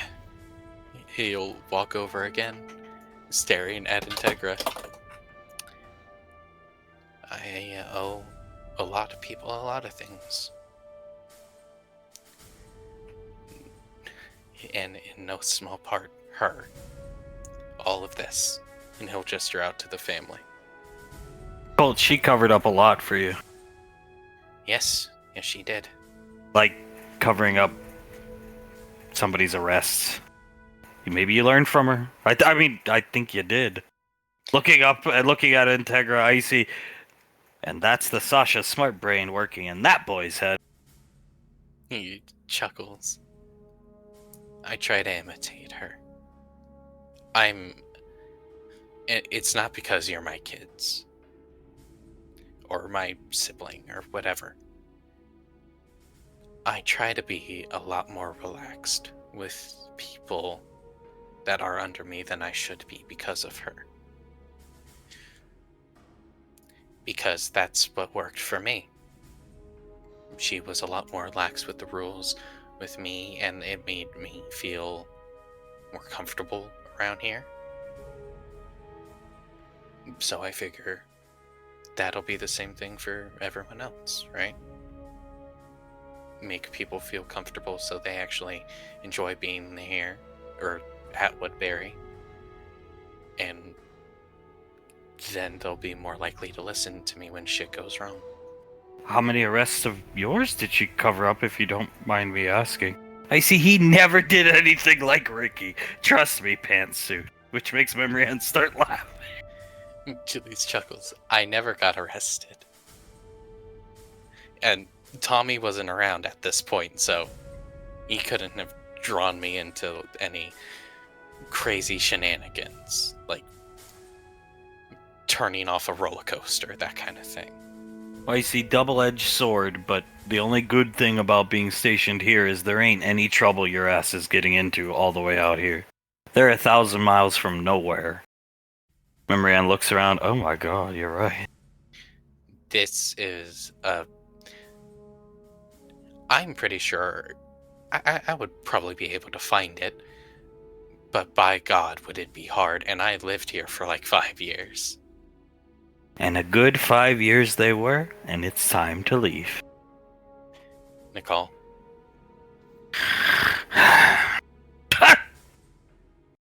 It slowly fades to black and then fades to a ballroom where there's older school for the time music playing, and Memory Hand's eyes are immediately that's me. Julius looks over there. Oh my God, that is you. And that's your mom. She immediately starts walking over. My mother was gorgeous. She is still, but I just mean, who is that? Is that Blaze? Carter looks over. It sure as hell looks like him, and Julius nods. Yeah, that's Blaze. What's he doing here? Julius looks around. I'm not sure, actually. I see he was part of the friend circle, if you will, if that makes sense. Oh, okay. He nods. Then he died. Then we had to go on a mission to get him back. He died. I see, yeah. Looking at Memory Hand. Life's far from all fun and games, trust me. Julius. His soul stone ran out. It's an exoframe thing. There's been a lot of research done to prevent stuff like that from happening. It wasn't fun to even hear about, let alone see like other people had to see. But when the time came and the opportunity presented itself to get him back, we went without question. And we got him back. And I kicked the lightning count's ass. And basically broke the backbone of what was left of the UIR. Who's that? Who's this old dude? Pointing at Ash. Who is this old guy? Yeah, what a dapper looking fellow. He's squinting in. Look, kind of reminds me of George Lucas or something. I see, oh god, here we go. See, even my kids are calling him old, Nicole. Well, I always thought he looked old too. She shrugged. I know, but it's something everyone thinks. And it's true, he is old. This is We Ash. thought he was a Make-A-Wish granddad. I say, oh, shut up. And Julius laughs even harder. This is a Sharian Valorius, head ranger captain, everyone. That's the man Ricky despised. Looking at him. Yeah. Yeah, it is. And that's Ricky's mother, Saris. Oh my goodness. Walks up with Carter. Why does she look so... I don't know. Edge, she looks like sharper. I can't describe it. She was a vampire. Mm-hmm. She was eventually cured of vampirism by Krellin. But yeah, she's a vampire right here. The spiky hair, she looks nothing like this anymore. She looks like very regal and... She looks so edgy. She was a vampire. Icy crosses her arms and says again, Krellin cured her. Took Krellin 9 months to find the cure on this shit. Julius laughs. Oh god, how could I forget that? This was Banksy speaks up before he had Frederick and Samuel helping him. I think if they had the combined efforts of their goon powers, maybe it would have taken 3 months. Icy starts laughing. Nah, 4. They would have taken a month of breaks. Starts laughing, Benny. Wow. Doesn't look evil. Looking at Ash. Ricky's Um, just I don't know what to say. I try to be nice, so I'm not gonna say anything. Let's just say Ricky was wrong. He is not evil, he is a good man. That, I'll be honest, I quite enjoy hanging out with. He was incorrect in his assumptions just because he was a ranger who was providing for his entire family and being a good father, or a good provider and father. You said your money was on Ash. Looking at Uncle Banksy, looks at Icy. Ash made a lot of mistakes. Chili's nuts. Ash did make a lot of mistakes. There was a point in time where I hated Ash. Not anymore, though, mind you. But he did make a lot of mistakes, and I can see the reasoning as to why Banksy would say he would bet Ash. They see gesturing towards the image of Ash and Ceres. They're frozen in mid-dance. Just like Ricky, he made mistakes that it heavily impacted the people he cared about the most. Problem is, nobody died because of Ash's mistakes. And Ash fixed them given enough time. Helped Ceres turn her life around. Miss Ceres, gesturing here. Provided, as your father said, stability for Integra and Ceres. Ricky played a dangerous game and lost. Staring at Ash! He lost like you wouldn't believe. As the mistakes Ash made, she puts her finger up. Over time, they healed or got washed away. Water under the bridge. Especially since he made himself into an asset. The best ranger captain. He applied himself and he's loyal. Ricky lost on turn 1, basically, when it came to what I think we're about to see in a little bit. And there's no changing what Ricky did now. Julie is looking at Icy, nodding. I would have to say so. That's the guy who trained me. Gestures to Ash and Ceres. They trained all the guards at, we were Spartans, air quote, back then. All the guards at Rainfall Lane. He trained us, Julius trained us, Davine trained us, Hunk trained us, Ceres him, and over there, gestures and Colt's just staring at a young Sasha talking with Pequod. They're frozen. Friend circle back then too, huh, sir? Oh yeah. Sasha was part of the friend circle. That was back when she was too good to hang around us, which she still feels guilty about to this day. Oh, Yeah, that, She didn't like hanging out with us for a while, mostly because of me. She was worried that Julius would tank her career, which she would have. Holy shit, Oh yeah. You were that bad of a soldier? When I say I was bad, Colt, I was extremely bad. And that's all your mother had. Your father was not around yet, Colt. All she had was her career. Thankfully, your father came into the picture, and once he came in, she really started lightening up. But she'll never wear a scarf again because how she treated poor Julius. Jesus. Looking at her!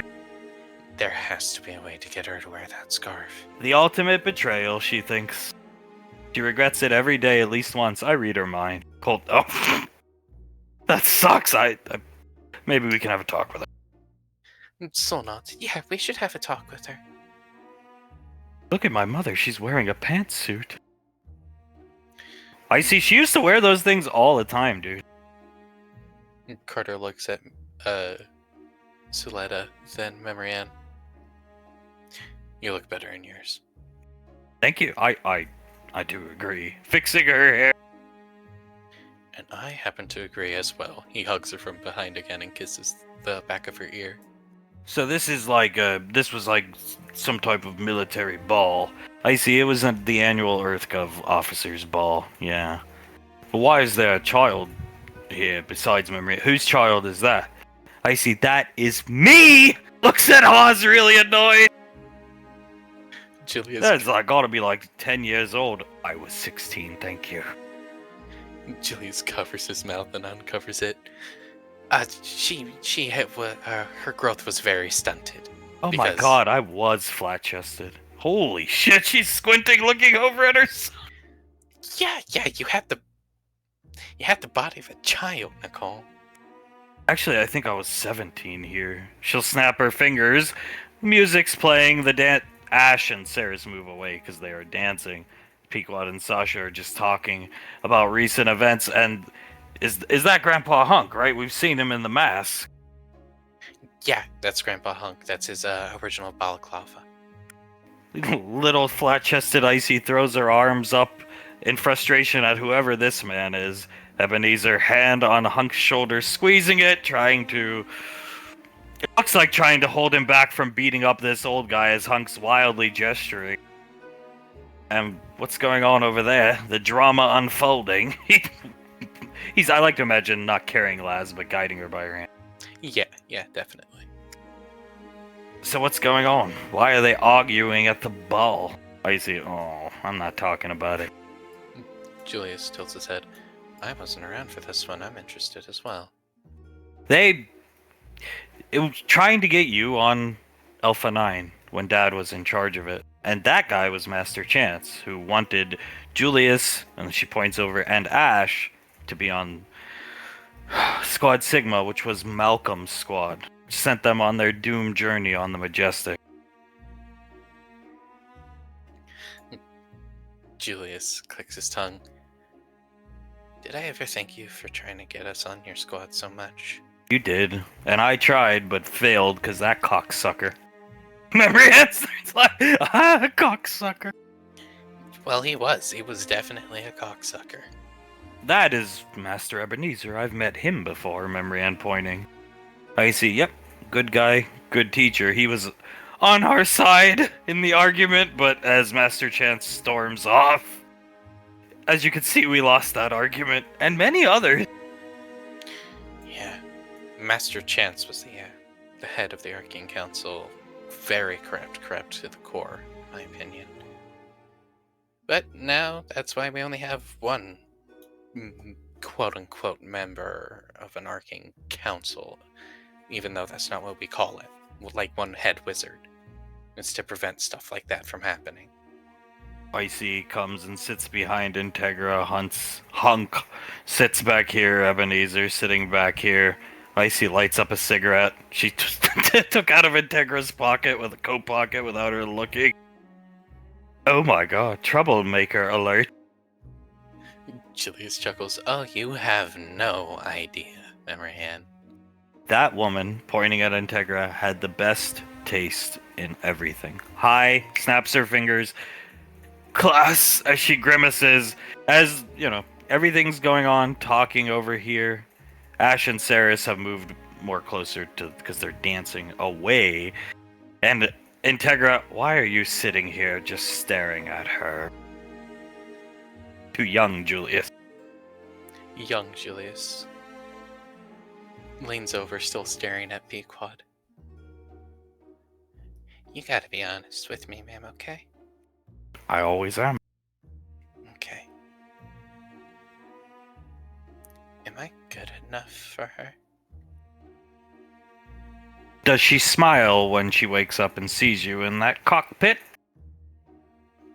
He swallows and nods. Then you are. Young Julius smiles, looks down at his lap, then at Integra. Thank you, ma'am. And they can see young Julius's hand go out, reach for Integra's hand, and just sort of stop about halfway there. She takes Julius's hand and squeezes it very tight as they're all coming around to look. Banksy can see from where he is, coming around to watch. I know you're not the best at following orders, Julius, but I'm going to give you one, and you're going to follow it. Are you ready? Go ahead and shoot Integra. You're going to stand up, turn around, take the cigarette out of her mouth, gesturing behind her. She's trying to hide it. Then you're going to go ask her for a dance. If you think every EarthGov trooper here knows whose daughter that is, you're mistaken. And if they do, who cares? Julius chuckles. Alright, I can do that, ma'am. Thank you, ma'am. And he'll give her a salute. But then he stands up, spins around, snatches the cigarette out Hey, dickwad! Dickwad!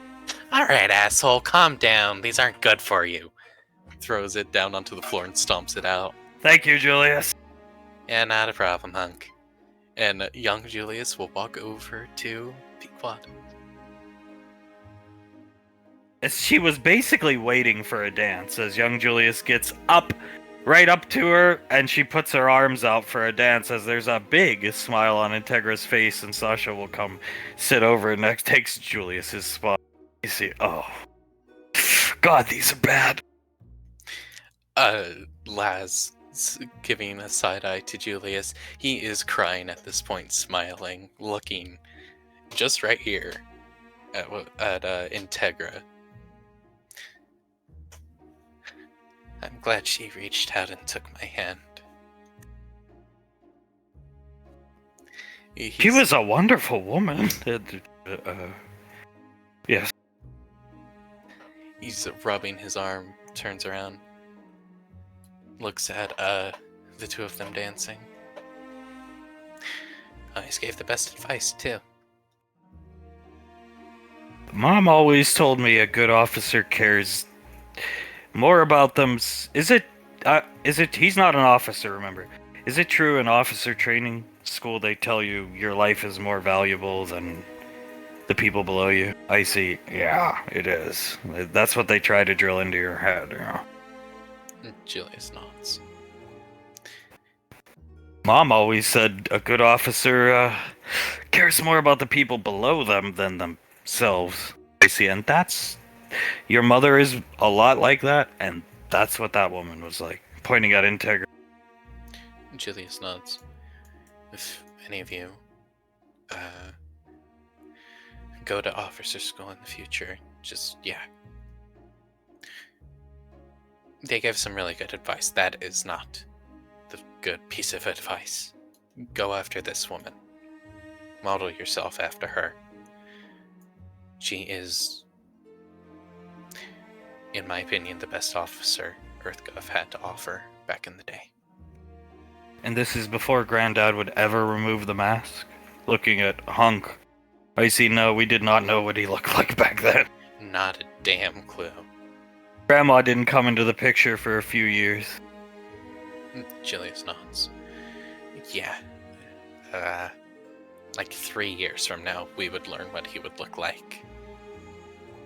Alright, I'm not gonna try to, not make us go forward. It's just once we progress here, she holds her finger up, there's no going back.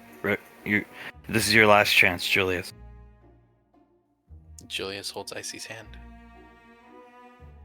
Let her rip. She'll snap her finger. Boom. What a lovely house. Marianne looks around. This is incredible. Is this somewhere in Saskatchewan or something like that? California. Julius is staring at the bike. This is Ash's house. Well, Ash, Saris, Ricky's house. So this is where Ricardo grew up. Yeah. Sort of, yeah. You could also say the bunker is where he grew up. I see. No, you're right, yeah. The bunker is where he really grew up. Clearing her throat. Staring at the bike. And looking around. It is a nice house, though. Tommy got it for them when the squad was disbanded. This is strange. Why are we outside this house? What are we waiting for? I see. We can just walk through the wall. What is in there is what we're here to see. Oh. You can just pass through the wall That, she's got the cube, is what we're here to see. Memory Ann's hand immediately goes over her mouth. What happened to her? This is, looking at Integra. His hand goes up, starts to rub his neck. This is after Alpha 9. She got really bad when she had to leave the apartment and all you kids. If it goes back, if we backpedal just slightly, talk about Ricky's father. Ricky's father made those mistakes we talked about that definitely made his mother and this woman feel very alienated. Like, these are major league mistakes that you don't want to repeat. That did not help her. And as you can see, gesturing around, Pad Pie, Segoy, that's a young Laz, so cute.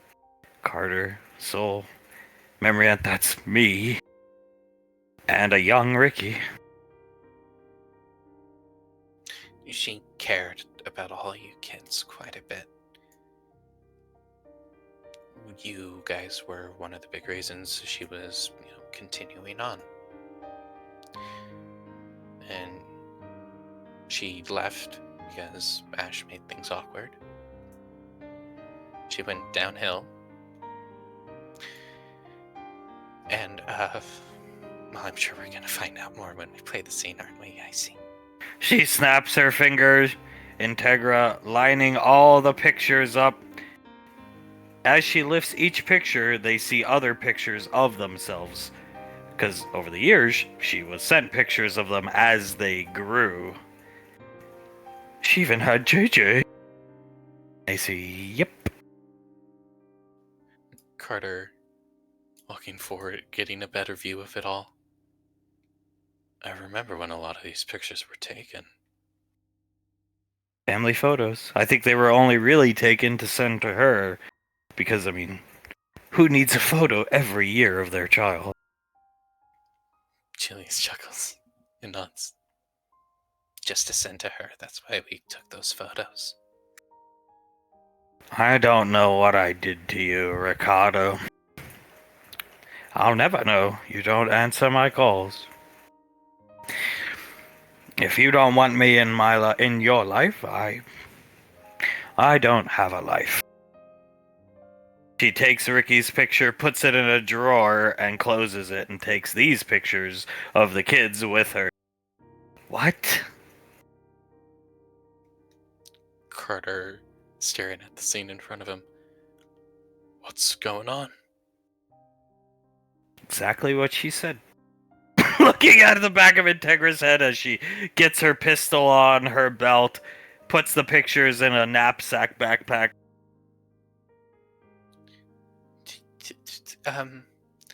Soul stuttering over her words. So, because Ricky left to train with the hag, as you guys call her, and didn't answer her calls, that's why she died? She stops to look at a picture of Ricky, a very, infinite Ricky, Saris and Ash. Thank you, Ash. Thank you for turning my daughter's life around. Please forgive me. She leaves!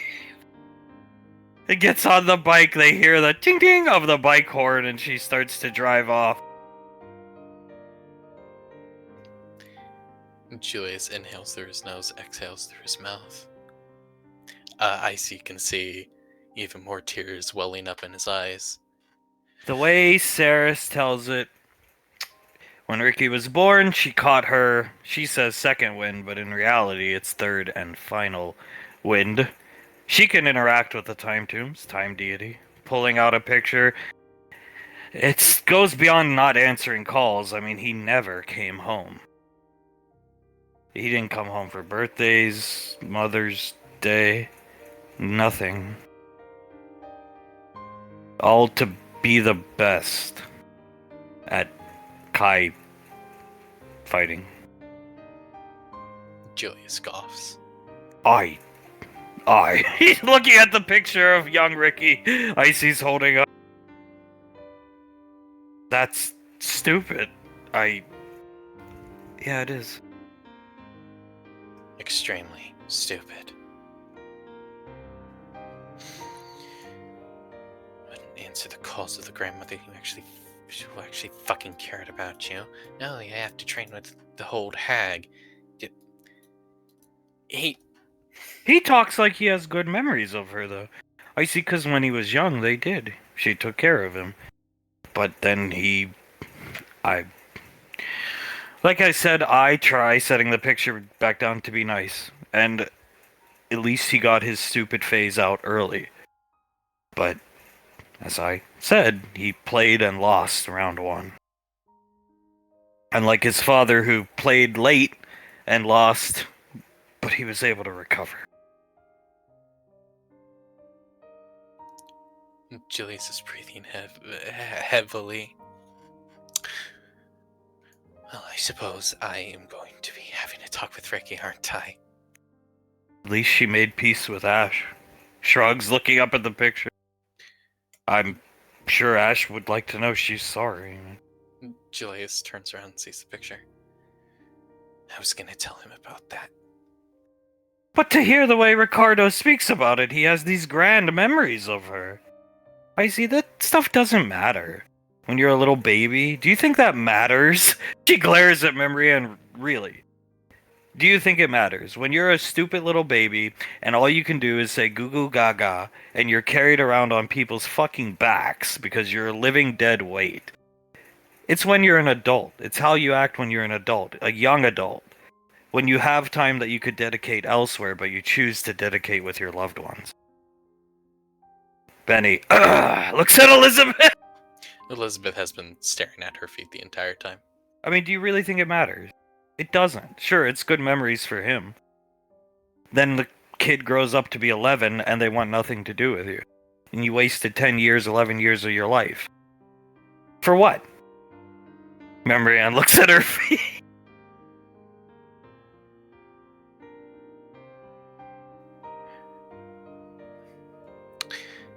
Ricky is the reason his grandmother is dead. Oh! Still think it's Ash, Banksy? No, I didn't know the particulars about what was going on here. I just would have figured the Ash issues carried over. I apologize. And he just seems like a normal kid. I see, well, he is. But he played with fire and got burned. I'd say so. Julius wipes his tears away. Stares, looks over at, Icy. I owe Ash an apology next time I see him. I don't see him often, but I will. Is he good? Looks at Banksy. Julius turns around, pats Banksy on the arm. Looks at Icy. I know what's coming next. What you're about to see will disturb you. She snaps her fingers. What are we doing here? Is this Palo Alto? And it is a portion of Palo Alto. Julius nods, and he immediately just starts walking around the streets. Town that Fredvis built, Carter. Yeah, Fudvis. This is the place where they live, yeah, Palo Alto. Looking around. Is she gonna, come out of a shop or something? Right over there. Icy points over here. Hear the sound of the bike jingle thing, the horn, the bells, excuse me. She's coming out here. Marianne, even in what looks like advanced age, she sure got around. Julius just nods as he steps into the crosswalk with her. Comes into the crosswalk, kicks the bike stand, kickstand out. Oz, what is she doing? Laz grabs onto Oz's arm, walks with him to move away. Oh no. He pulls out all the pictures of the children.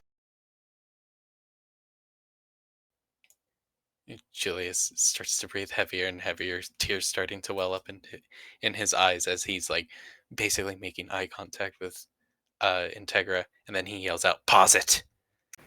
Icy snaps her fingers as the bus is about to impact her memory and hand over her mouth.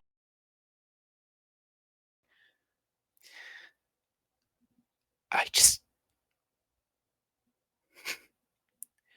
I just gotta have one more second. Well, it still feels like she's alive. Okay? Take all the time you need. And he is crying. Uh his hand, even though he can't interact with the time tombs, is still reaching out for Integra. Hand on her shoulders. I love you, okay? I love you, and thank you so much for everything that you did for me. Dip for us as rainfalls. Just thank you. And I'm sorry. I'm sorry. I should have been around more. I should have been there to help you. I should have done something. I'm sorry. Icy, looking away, will snap her fingers as Integra. Take good care of Pequod, Julius. I love you too. Ju- Ah! As the bus hits her, sending the pictures of the children flying in all different directions. Baby Carter lands cracked at Carter's feet. Baby Soul goes flipping off this direction. Pad Pie Segoy go flipping off this direction. And JJ gets run over by the bus. The bus takes Integra with it. uh, as the bus was passing by, while he was like inside the bus, no one could see him. He had dropped to his knees, his hands, both of his hands, crisscrossed over his mouth. 1,000-yard stare, and his tears are falling onto the ground. I guess that's one Mum Ricky killed. Julius's entire body starts to shake. Marianne, oh my goodness, trying to pick up the broken picture of Carter, not realizing she can't interact. Carter kneels down next to his picture as Laz, still holding onto Oz's hand, goes over to Julius and starts to rub his back.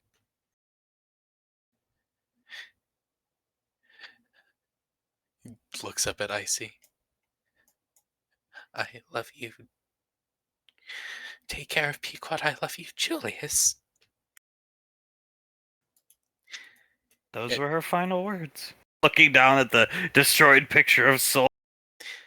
Instead of being like on his knees, he like falls backward onto his ass, hugs himself, starts to rock back and forth, and starts to cry. Marianne will come over, try to comfort him. Carter will do the same, start like rubbing his arm. Benny will move out of the way. Go, Elizabeth. Go. Elizabeth, like, starts to comfort Julius as best she can. It's okay, Julius. It's all right. She loved you. She really did. Those were her final words. Her final words were about me and my wife. They were about me and my wife. And he starts to rock back and forth even harder. Carter grabbing onto his father's arm. Yeah, that is how happy you made her. That's how you were her final happy thought. That's how happy she was to have you in her life. And he starts to cry even harder. Soul turns around, or actually Laz looks at Icy. Please don't, that has to be the last one, right? She caught the crystal in the air because Soul dropped it to run over, comfort her father. The crystal's still spinning, so... No, there's one final thing. Oh, God. Laz. She's dead. You would think that, yeah. Looking back where the bus flew by. Laz starts to look a bit scared about this situation as a whole as she gets back down onto her knees and starts comforting her father again. I see inhales sharply. And boom. Oh, where are we? And Rianne speaks up. They're all still gathered around Julia. Julius stops crying. Still like hicking and, like you were just crying. That's exactly how he's acting. And he slowly stands up, his hand touching the ground. Stands up, holding onto Soul, Laz, Memorian, and Carter and Elizabeth's hands, all at the same time as he walks forward over to Icy. We are in the Caprica system. Turns and looks at Julius. Memorian, isn't that, a very long way away from Earth? Earth? I see. Yep, the edge of frontier space. I am in the Caprica system, Nicole. Because there's a planet there named Serton. Has a lot of... She gestures around mana crystal, RC energy. Ancient Anovians used to come here and harvest them with those teleporters. Same ones from the Geist incursion. Julius nods. Yeah, I remember him. That ship is... Gestures called... That's a Ranger, like, light speeder craft, right? Deep space reconnaissance? Icy. Sure is. You came here. Sure did. As she comes off the boarding ramp of the ship, but she looks really dazed and confused. Julius slowly lets go of all the people's hands he was just holding, hugging himself, takes a step forward. Why is it showing us this, Nicole? Remember when I asked you if Integra was dead when I came back that day? Remember on what day? I see the day the time deity came to kill you. Or at least, some of you. Yeah, how could I forget? She gestures with her hand this direction, dazed and confused. Icy looking around. She looks up here. She goes to snap her fingers to fly, and Julius, well, everybody here, hears front and center, young lady. Icy, that's why I came back. Gestures to what looks like a ghost of Integra. Julius falls to his knees again as soon as he sees that. Icy won't pause the scene. She'll let it play. He's confused. Icy starts turning around, looks at Integra, starts tilting her head, squint. Yes, it's me. Steps forward. She looks young again, though. Even a cigarette in her mouth. You died. She just looks really confused at Integra. Yes, I did. How are you here? She's squinting at Integra. The better question is, why are you here? Icy looks back at the ship. Hesitates for a long time. I don't know. I'm losing myself. I think your name is Nicole Rainfall, not Winters. Yeah, she nods at Integra. Nicole Rainfall. Now tell me, if you don't know why you're here, why is the guardian of the Rainfall family neglecting their duties? Icy jumps when she says that. Out here, parading around on uncharted planets when you should be home. They're going to need you home, young lady. And if you don't get home, they're all going to die. All? Integra, Julius. Yes. Your mother, Yes. Anyone who traveled through time, yes. Icy looks shocked. Integra walks up to her. I don't know where home is. At this point, I've been on that thing I haven't eaten. She picks up Icy's wrist, types on her wrist computer. You on that ship, home. Now, Julius needs you. She looks down at her wrist computer and disappears.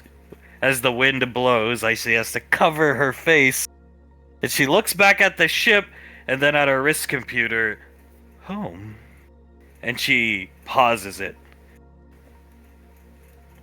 And home was the coordinates to Gateway.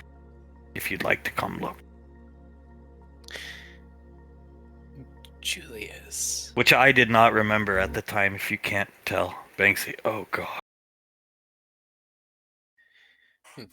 Julius manages to get up and stumble over, looks at the coordinates, and then immediately falls onto all fours. One hand holding at his throat.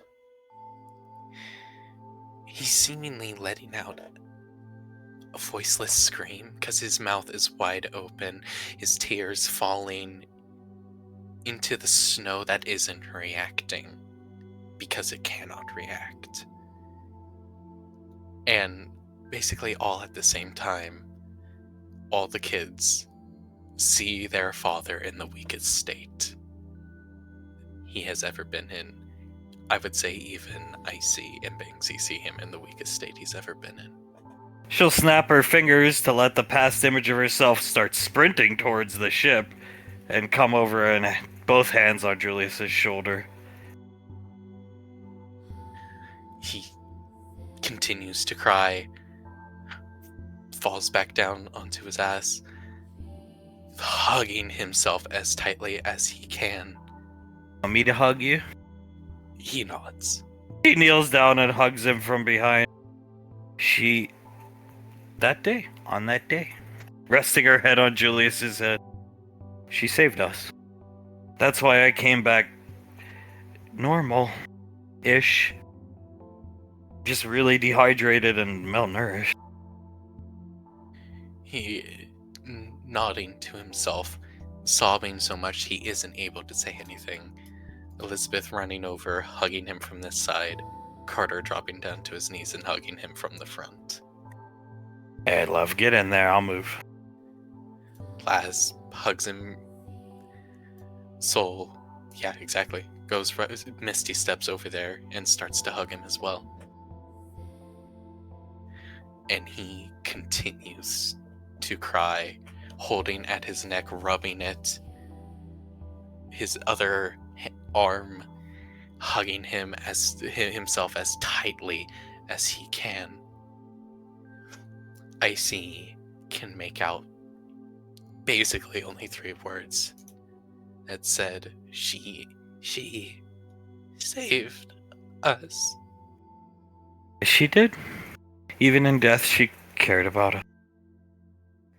That makes him cry harder. As he starts to almost melt back into her. All the kids have to push forward to keep their hug on him. She was the best. The best. Wipes his tears away, still staring at the floor, still hugging himself. The best in every way possible.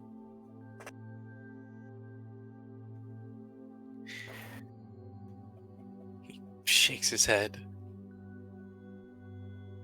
It's not gonna show me anymore, is it? I see the crystals just resting lifelessly on the ground. It's over. There's no more. The soul lets out a breath of release, as Carter does the same, and Julius nods. Thank you, Icy. You're welcome. We need to get you back to Pequod, though. He nods. Yes, please. Quickly. Before we go, She stands up. I am definitely a hypocrite, trying to help Julius stand up. He'll let her help him stand up. All the kids are helping too. Before we go, I'm definitely a hypocrite given recent events. But what I will say is this. Maybe now you take this knowledge and you should be able to understand what happens when you play with fire. When you leave home for 5 years because you're mad at mommy. She glares at Memory Ann. Or you leave home because you want to make friends. And never, ever call for no reason. At least I have the excuse of I could go find my answers to all the answers I want. I willingly choose to stay here with you because I love you people. And it's my job to be your guardian. No excuse between the two of you. Especially you. Points at Memory. Elizabeth nods. No excuse at all, ma'am. Memory Ann's looking at her feet. Yeah, Elizabeth says no excuse at all, ma'am, and then immediately looks right at her feet. He did the same thing, Ricky. Look what happened to her. And look what it causes. Gesturing, still hugging Julius from behind. And Julius breathing heavier and heavier. Talk with Ricky. First be quiet, please. That's where we're going. The time tombs will fade out to just white, so they see a door leading them out. Let's go back home now. Fast, Banksy. Done. And they will, as on somewhat of a fast but lighter note. Out here, Frederick is still, he's got the pristine steak, and now he's got a fire that they started with lighter fluid, but he's pretending as if he just lit it with a flint strike. He is holding the flint and steel up. It's just dead easy, everyone. It's just dead easy. He throws it behind himself, which you never do with the flint and steel. That is your lifeblood in the wilderness. As he just sits down and throws the steak right onto the fire. A la Jurassic Park The Lost World, or the first movie. Carlin, ground? Shaking? Impact tremor? Samuel starts looking around frantically, lifts the rifle. Flitwick starts looking around. Enemies of Rainfall family come. We first line of defense. As a la The Lost World, coming through the tree line are two gigantic frost tyrants. Uh-oh. Flitwick lets out a scream that sounds exactly like a little girl when he sees them. Emerging from the fast-moving stream behind them, sniffing the air, looking at Frederick right in the eyes. What creatures see? Auntie, no. Samuel trying to hide the sniper rifle. Flitwick trying to stand in front of the gore of the deer that was left behind. You motherfuckers! Uh-oh! Tal, they're coming down! Oh no, not Mr. Friedhof! Look at these goddamn trees! They're covered in red! Oh my fucking god! What did you shoot? We just painted! Red paint. Arts and crafts show. Zanzibar. He said they shot one of her fucking Anovian deers? Oh my god, this is one of the hooves! No, that is walk. That is a walk. Zanzibar, get over here and give me the goddamn camera. He gets scared, comes over. Let's just see.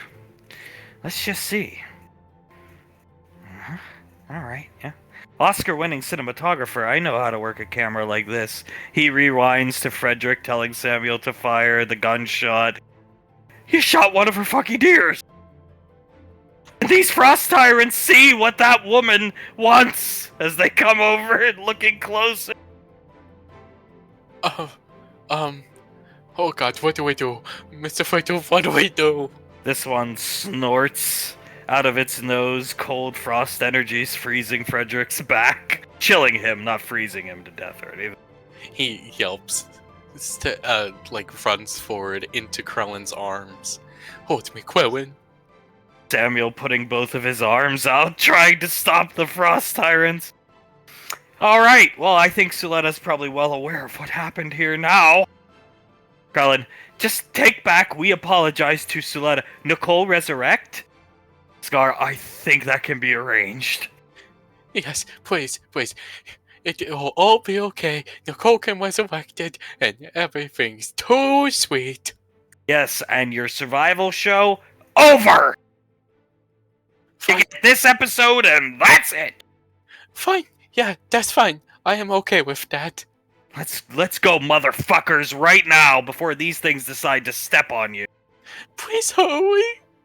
They will quickly make their way back to the academy. Now, these people aren't here yet. Suletta's sitting here, Hunk here, Davine here, JJ and Sam are coming. The frog awaits here. Suletta, they shot one of my deers! Hunk is fighting back laughter. I'm so sorry. It's such a loss to the world. Davine is holding both of Suletta's hands. It's okay, darling. It's okay. We can get something done about that. I'm going to murder Frederick when he returns. He's the leader. The other two are just goons. No, darling. No, we aren't going to murder anyone because it's a mistake that can be fixed, right, honey? Yeah. Sorry. Yes. See, it can be fixed. No problem at all, Letty. They shot it with that ancient sniper rifle. He let it on a leash. Oh God. Davine bites her bottom lip. I didn't know they let it on a leash. Apparently, Krellin had food. They lured him to his death. Well, we will most certainly punish them, but I don't think we should kill them, darling. Hunk, I think we just, as they're coming back with Blaze, they've heard over the radio, they were in Blaze's office, Scar reporting what happened. I think we just tell Frederick, alright, your live-action Transformers show is pushed back. How about that? That would be sure to devastate him, completely and utterly. They shot him! They're supposed to be safe here! She looks over at Davine and they will be. Nicole will resurrect it. All will be fine. We can... Oh, I'm not sure we would be able to, but we could even see if we can take Samuel's sniper rifle away, if that would be better. I think we make Sam give it up as punishment until he earns it back. We treat them like little kids. Right, dear? Yes, a wonderful idea, honey. Perfect idea. Scarf over her mouth. Trying to hide it. This is not funny. Hunk, no, it's not. Oh, I'm sorry. It's terrible. It is a terrible tragedy, Letty. He led it to its doom. This is a sanctuary for these creatures. Sam's fighting back laughter. JJ's just looking up at the ceiling, fighting back laughter. Coming in, as Davines can finish her sentence, Zanzibar has all three of them. Frederick in one gigantic claw, Samuel and Krellin in the other. Scar's got the camera! Thank you. Zanzibar, as she stands up and her eyes start to glow. Uh-oh. Just slap them, Letty. That should teach them their lesson. Give me his sniper rifle, Frederick. Yes, ma'am. Yes, ma'am. I'm sorry. He'll gesture for the sniper rifle to be handed to her. Samuel waving arms and legs wildly in Zanzibar's arms, beeping, begging to be let down. Zanzibar lets him down. On two knees, presents her the sniper rifle. Do away with it, Blaze. I'll take that. Thank you. He takes it and puts it on his back. That deer better be able to be resurrected. Yes, ma'am. Of course, ma'am. I understand, ma'am. Nicole easily resurrect creature of that biology. Was planned whole time. Shut up, Ron. Stop. Carmen, I don't think it's a good idea to talk back right now. Alright, guys. I understand what you were trying to do, okay? And it's horrible. As she glares back at Hunk, who's laughing. But as punishment, sorry guys. Live action Transformers is being pushed back as punishment. Okay? Fair? Complete fair! Please let go, Drake. Zanzibar drops. Completely fair. I 100% agree. Please let me go, Zanzibar. Garlala. Lightly sets Frederick down. Thank you. He runs right into Krellin's arms. They embrace. You are lucky, creature. She whispers into Frederick's ear that Nicole is as powerful as she is. Otherwise, those frost tyrants. She sits back down. I am very lucky she's powerful, and I am just a bug. We should go into the Wazzy room, right, guys? And the survival show is over. We're gonna air this as a one-off. Yeah, Hunk. Yeah, survival show's done, guys. Until you step up your A game a little bit and just prove to us that you can have a little more responsibility. Samuel bowing to Davy. Frederick gets on both knees and bows deeply to all of them. Krellin does the same. That's okay. You don't have to do that. Just no more shooting the pets, okay? If it was an intruder, I would have fucking given you guys a raise or something, right, dear? Yes. But do not shoot the pets anymore. Please, God, don't shoot the pets. Days of survival show over. We too good at it, right, Frederick? Too good at it, far too good at it. Westworld has nothing on me. Agreed. Let's go. Sorry, again. Goddess? Bowing. Carter, call Marianne goddess. She like this. Beeping the word goddess. Yes, goddess. Thank you very much, goddess. She turns her nose up to Frederick. Get going. You have productions to do. Shows to film. Transformers season finale, season 1. Get them done. Yes, ma'am. Very, very quickly, ma'am. Go. Grabs Frederick, starts trying to run. He starts running with Krellin. Grabs Frederick, I'm gonna say grabs Samuel's hand, and they run into the Razzie room, disappearing. Close call.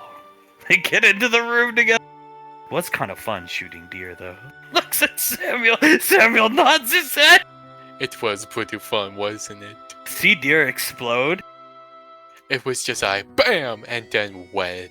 Get that in eye camera, Samuel. Samuel nods and replays the footage. Ha ha ha, pointing at You Frederick clapping like a little kid, just going, Scar. Here. He pulls out the little hard drive. I'll do away with the camera, and here you go, Auntie. If you want to edit that, thank you. I can assist you with that, Letty, if you want me to.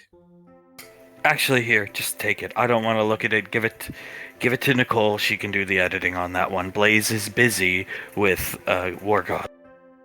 Yes, of course, darling. Straight to Nicole when everything is said and done. Yeah. Straight to Nicole. Yep. Covertly trying to reach for the hard drive. Davian palms it to him. Kissing her on the back of the neck. Just one deer, correct? Scar, they just got the one. I know where it happened. Most of the body parts are still there. Oh, so let it grow. JJ has to put a hand over his mouth to keep his laugh in. There needs to be a significant enough portion of the creature's body for her to be able to resurrect, no? Scar, no. Well, yeah, there is. Its liver was on one tree. Enough! Just forget about it. Forget about it. We'll be able to resurrect it, Letty. Don't worry. She starts to rub one of her shoulders. Because when it came to Snuffles, it was a lock of hair I had that she stole. Which I'm glad she did, I'm just saying. Scar, oh, there's tons of hair out there, trust me. That thing got blown to hell and back. Scar, darling, maybe we could stop talking about how many body parts are scattered everywhere. I will, listen, when they get back from the time tombs, let's let things settle down. I will take Nicole out there, and I'm sure she'll have this done in less than 10 minutes. Of course she will. I can count on her. Crossing her arm. Yes, you can, Letty. You can count on her.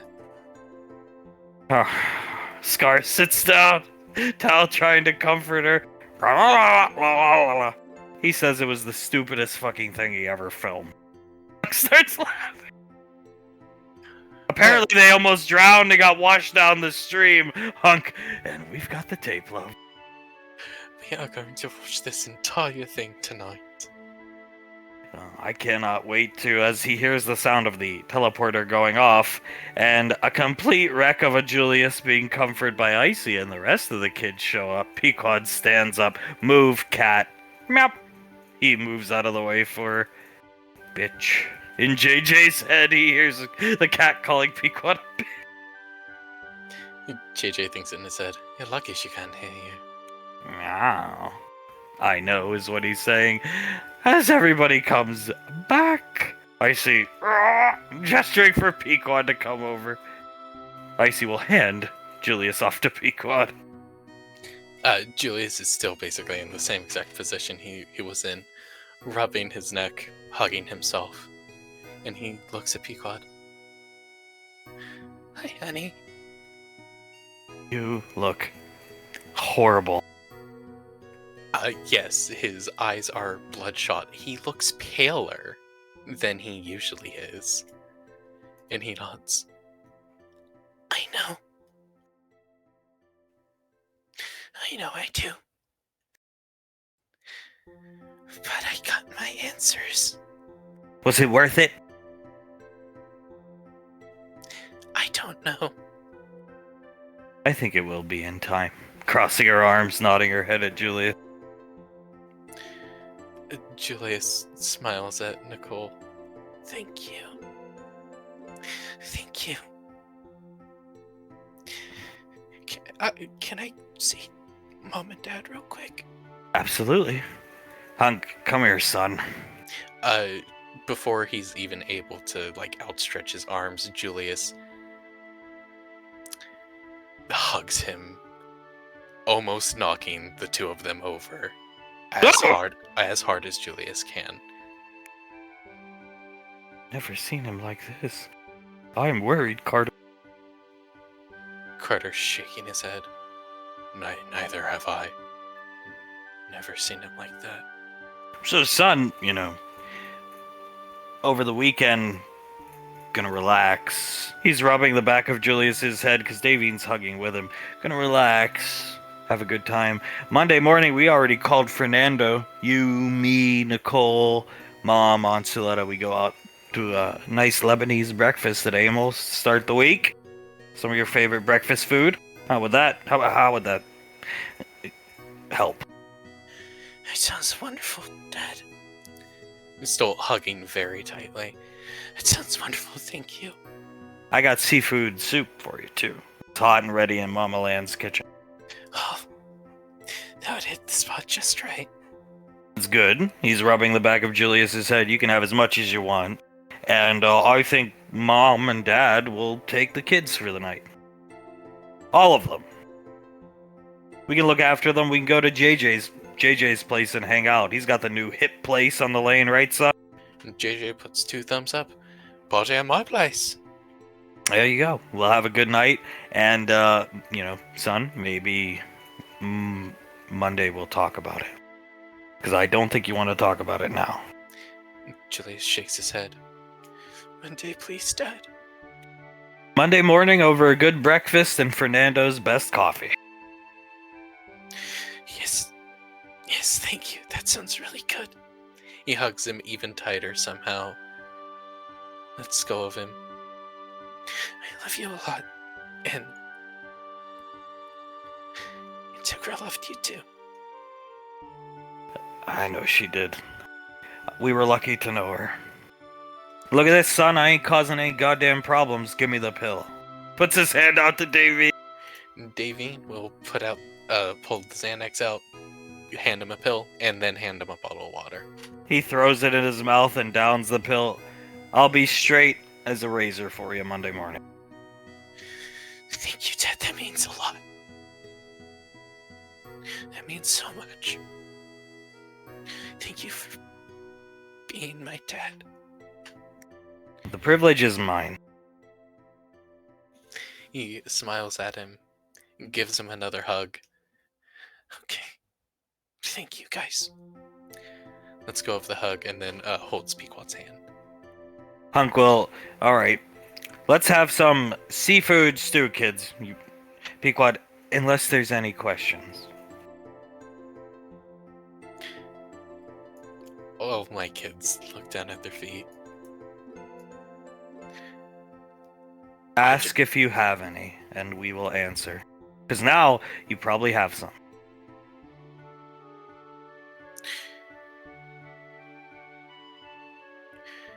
I'm not...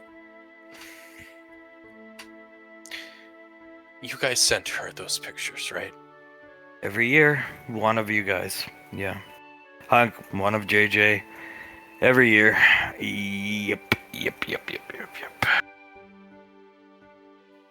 And she never met us after that? After she left the apartment? Scar, I tried everything. I was in correspondence with that woman. Physical correspondence. Wrote her letters. I love that woman. I tried everything. They tried gestures to Hunk Davine. They went and visited her once everything was said and done with the cult and tried to bridge a gap, tell her she could be around. Events happened that put her in a rut, and then from talking to her through physical correspondence, I think Ricky kicked her in, and then... Oh, I wasn't at the time, Toombs, but it's up to Julius if he wants to tell me what happened. It's because of Ricky. It was Ricky. I thought so. Shrugs. But Nicole and I already talked about it, so... You know, you want to bring him to the lane to help on movie sets, no hard feelings from Uncle Scar. I'm not gonna... He's getting choked up. Stoop down to beat the shit out of her grandson. She would not want that. But I kind of had my suspicions. He shrugs.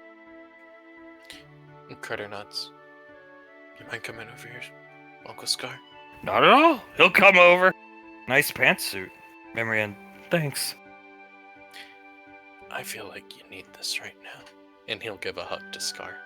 I do. Actually, I could not have went to those time tombs. Your father is a stronger man. As to let it give me a hug, hooligan. Julius gives her a hug wholeheartedly. There you go. Stroking the back of his head, Pequod holding his hand still. That woman was a good woman, Carter. I hope you learned that today. He takes a step back out of the hug. I did. I really did. Cared about this family a lot. I tried to get her here, believe me. And then things got better for Saris and Ash. Her daughter, Saris, and Ash, her son-in-law. And I thought, alright, but she wouldn't budge. I think if Ricky maybe had played his cards differently, she would have budged. But when it rains, it pours. Carter nods. Puts a hand onto Scar's bicep. It isn't your fault. I don't know if you are blaming yourself or not. I know I probably would be. But it isn't your fault. Believe you me, you might not be a mind reader, but I did blame myself up until relatively recently. Had a talk with Fancy Pants over there. Points at Isu, smiles at him. Kinda helped set me straight. So... He chuckles, pats Scar on the arm twice, and gives him a nod. Not to make a big deal out of something, because there's a lot going on, but Nicole, I need you later to help resurrect a deer Frederick shot. I see what? Looking at Scar! Scar, Monday morning, you can see the footage. to let up. Please, Nicole. Of course. Just let me eat something first. Davy nods. We'll let you eat whatever you want, darling. Seafood stew. Alright, come here. He's gonna kiss Julius on the head, Suletta's hugging him. I'll take the kids, seafood stew at JJ's, then everybody can disperse and do what they want for the night and the weekend. How about that? You do look good in those pantsuits. Suletta, you do. I used to wear them.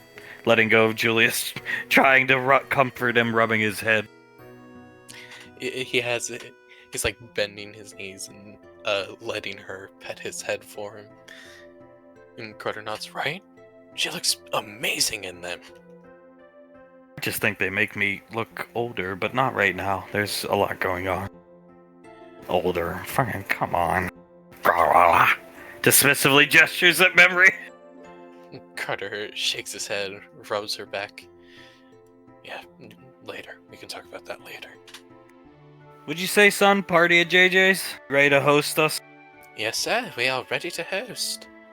Sam nods, carry me. He will pick her up and start. As he's carrying her, he whispers into her ear, "Holy shit, he does not look good." No, it's really concerning. Staring back at it. He just inhales sharply, shakes his head. Yeah, it is really concerning. Alright, let's move out, guys. Clapping his hands together twice. Come on, come here, I'm picking you up. Davine hops into his arms as Elizabeth, holding on to Benny's hand, will also walk over and hold Hunk's hand. Hey, you ready to go, honey? Yes, sir. I am. Yeah, Hunk's gonna take one very concerned look at Julius, lead everybody off. That Integra lady would have loved to have met you, honey. Looking down at Elizabeth. I would have loved to meet her too. I wish you could have. I wish I could have too. She seemed really cool. She was one of the coolest, right, dear? Davy nods. I didn't know her for nearly as long as everyone else did. But she certainly was one of the coolest women I have ever known. Even though we were quite close in age. I think this goes for everyone who was around her during that time. She was almost like a mother to me. Hunk nods. I was lucky I had two moms, yeah. I did. Soup, ready? Yes, please, soup, darling. They will go to JJ's as these four are left standing here. What are you going to do to that boy? Icy. Oh. Someone should have done a while ago. You're sure it's his fault? Icy, plain as day, Auntie. You can read my mind if you want to. She does. She touches Julius. Oh dear God. He nods.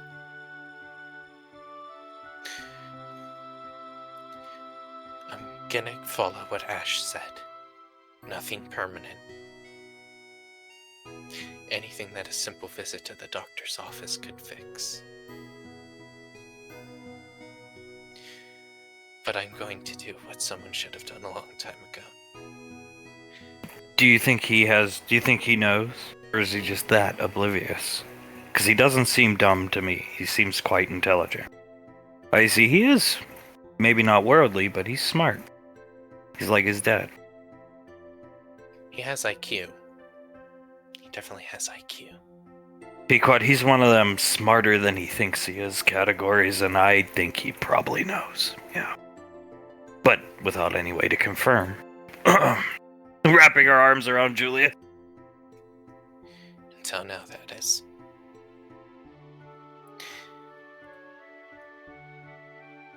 I'm gonna make him realize that he's the reason his grandmother's dead. You can always have Nicole share your thoughts.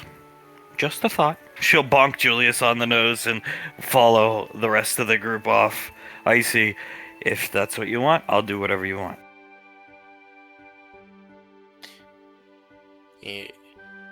inhales, exhales.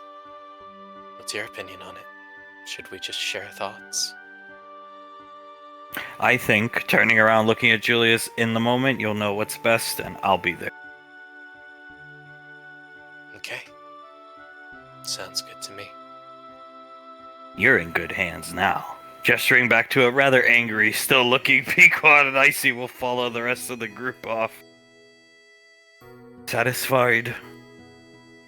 He turns around. About as satisfied as I could be. What'd you see? Besides the terribleness leading him over here, you can sit on my lap tonight.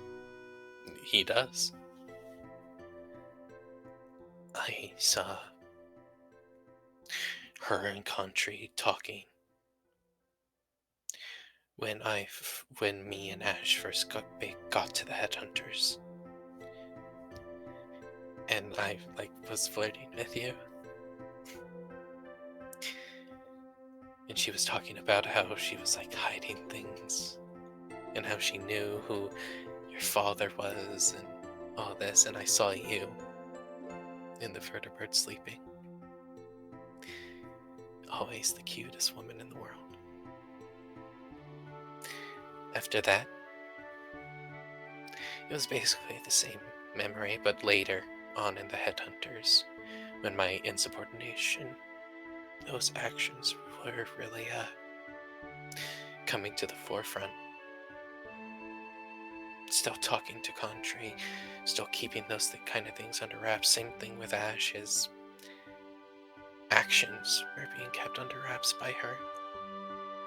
And I saw you scratching my head as I was sleeping, being cradled by you, because I had a really bad dream that night.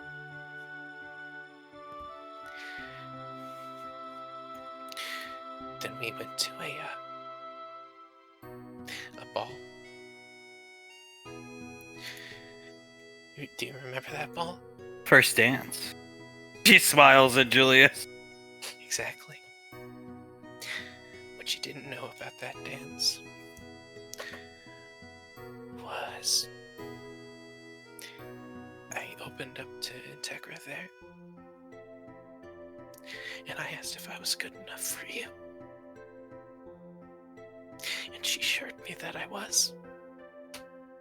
She starts to tear up. And she held my hand and squeezed it really hard. And he tightens his fist like he's trying to regain that feeling of her squeezing his hand. And then I went to dance with you. She'll squeeze his hand. That's also where I saw Ebenezer holding back Dad from killing Mr. Chance. Oh, that cunt. And Icy yelling at him to get him to let us join Dad's squad, his old Arcane Council squad. But yeah, that was a good one. Then what were the last words? Make sure you take good care of Pequod, Julius. And I love you too. Did she come back? He's looking at her. His jaw goes off to the side a bit. Locks it in place right there. His eyes start to fill with tears again. And he just nods. He brought Icy back to us. She gave her the coordinates to Gateway. He hears her teeth chattering because she's starting to lose it. She'll just rest her head on Julius's head and start rocking. He starts petting her head, giving her a kiss on it.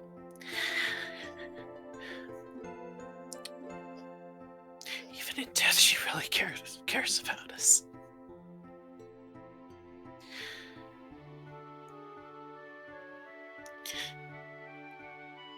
We know that she's watching down on us now, at least. You know the best lesson I learned from that woman? What's that? You remember? We got into some mission, and I came back and had the epiphany to start Snarf's workshop and buy some relatively high-end establishment restaurants. He tilts his head. Was it to always take care of me? Always take care of you, and I always will. And I'm not going anywhere. He smiles at her, kisses her nose, leaves the kiss there for a good 10 seconds, pulls back. I know you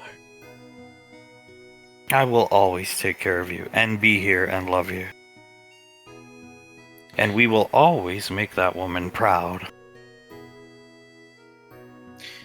Every second of the day I'll make her proud. Or at least try to. You already have, and do. The headhunters. He shrugs. Yeah, I think I do a pretty okay job at it. We always are going to wish we could have done more, or did more. But if Scar couldn't get through to her, nobody could. I know.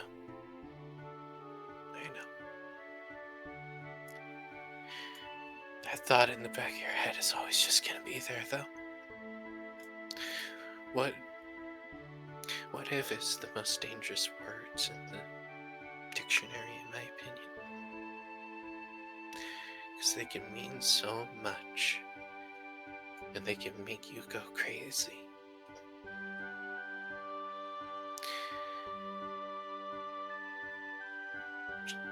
And you're always gonna ask them, what if? But you can't let it get you down, can you? I think the what if's answered.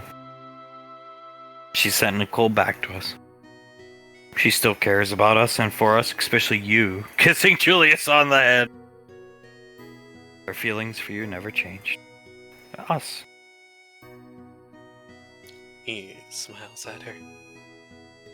I also saw Country start to cry because she thought us two sleeping together in the vertebrate was so cute. Well, because we are and were. I still think we're the number one couple. Obviously, we can't let Mom and Dad know that, though. No. Never. Ever. Never, ever, at all. He pushes some of her hair back. You can slap me if you're angry at me. I'm not angry anymore. I'm not angry at you, and I'm not angry at Ricky. I'm just grateful it's over. Yeah. As am I. And I'm grateful I have you here with me to pick up all the stupid little pieces of myself up. We'll pick them up all weekend. And next time you get broken, I'll pick them up again. Well, you know, that goes for you too. If you ever get broken, I'm picking you up. You did. All you had to do was get choked up when I was on my drinking binge, and look at me now. He starts to laugh. I really should show emotion more, shouldn't I? Yeah, I think you should. I think you should. But I don't think that's a problem right now. He nods. Okay. Our kids saw you this way. I think they've seen enough. Yeah. I really would not like to show them this again. You don't have to, because you're never going back to those tombs. No, I am not. I mean, I really can't. The deity of time herself said so. You want to go to the bird? And rock you to sleep?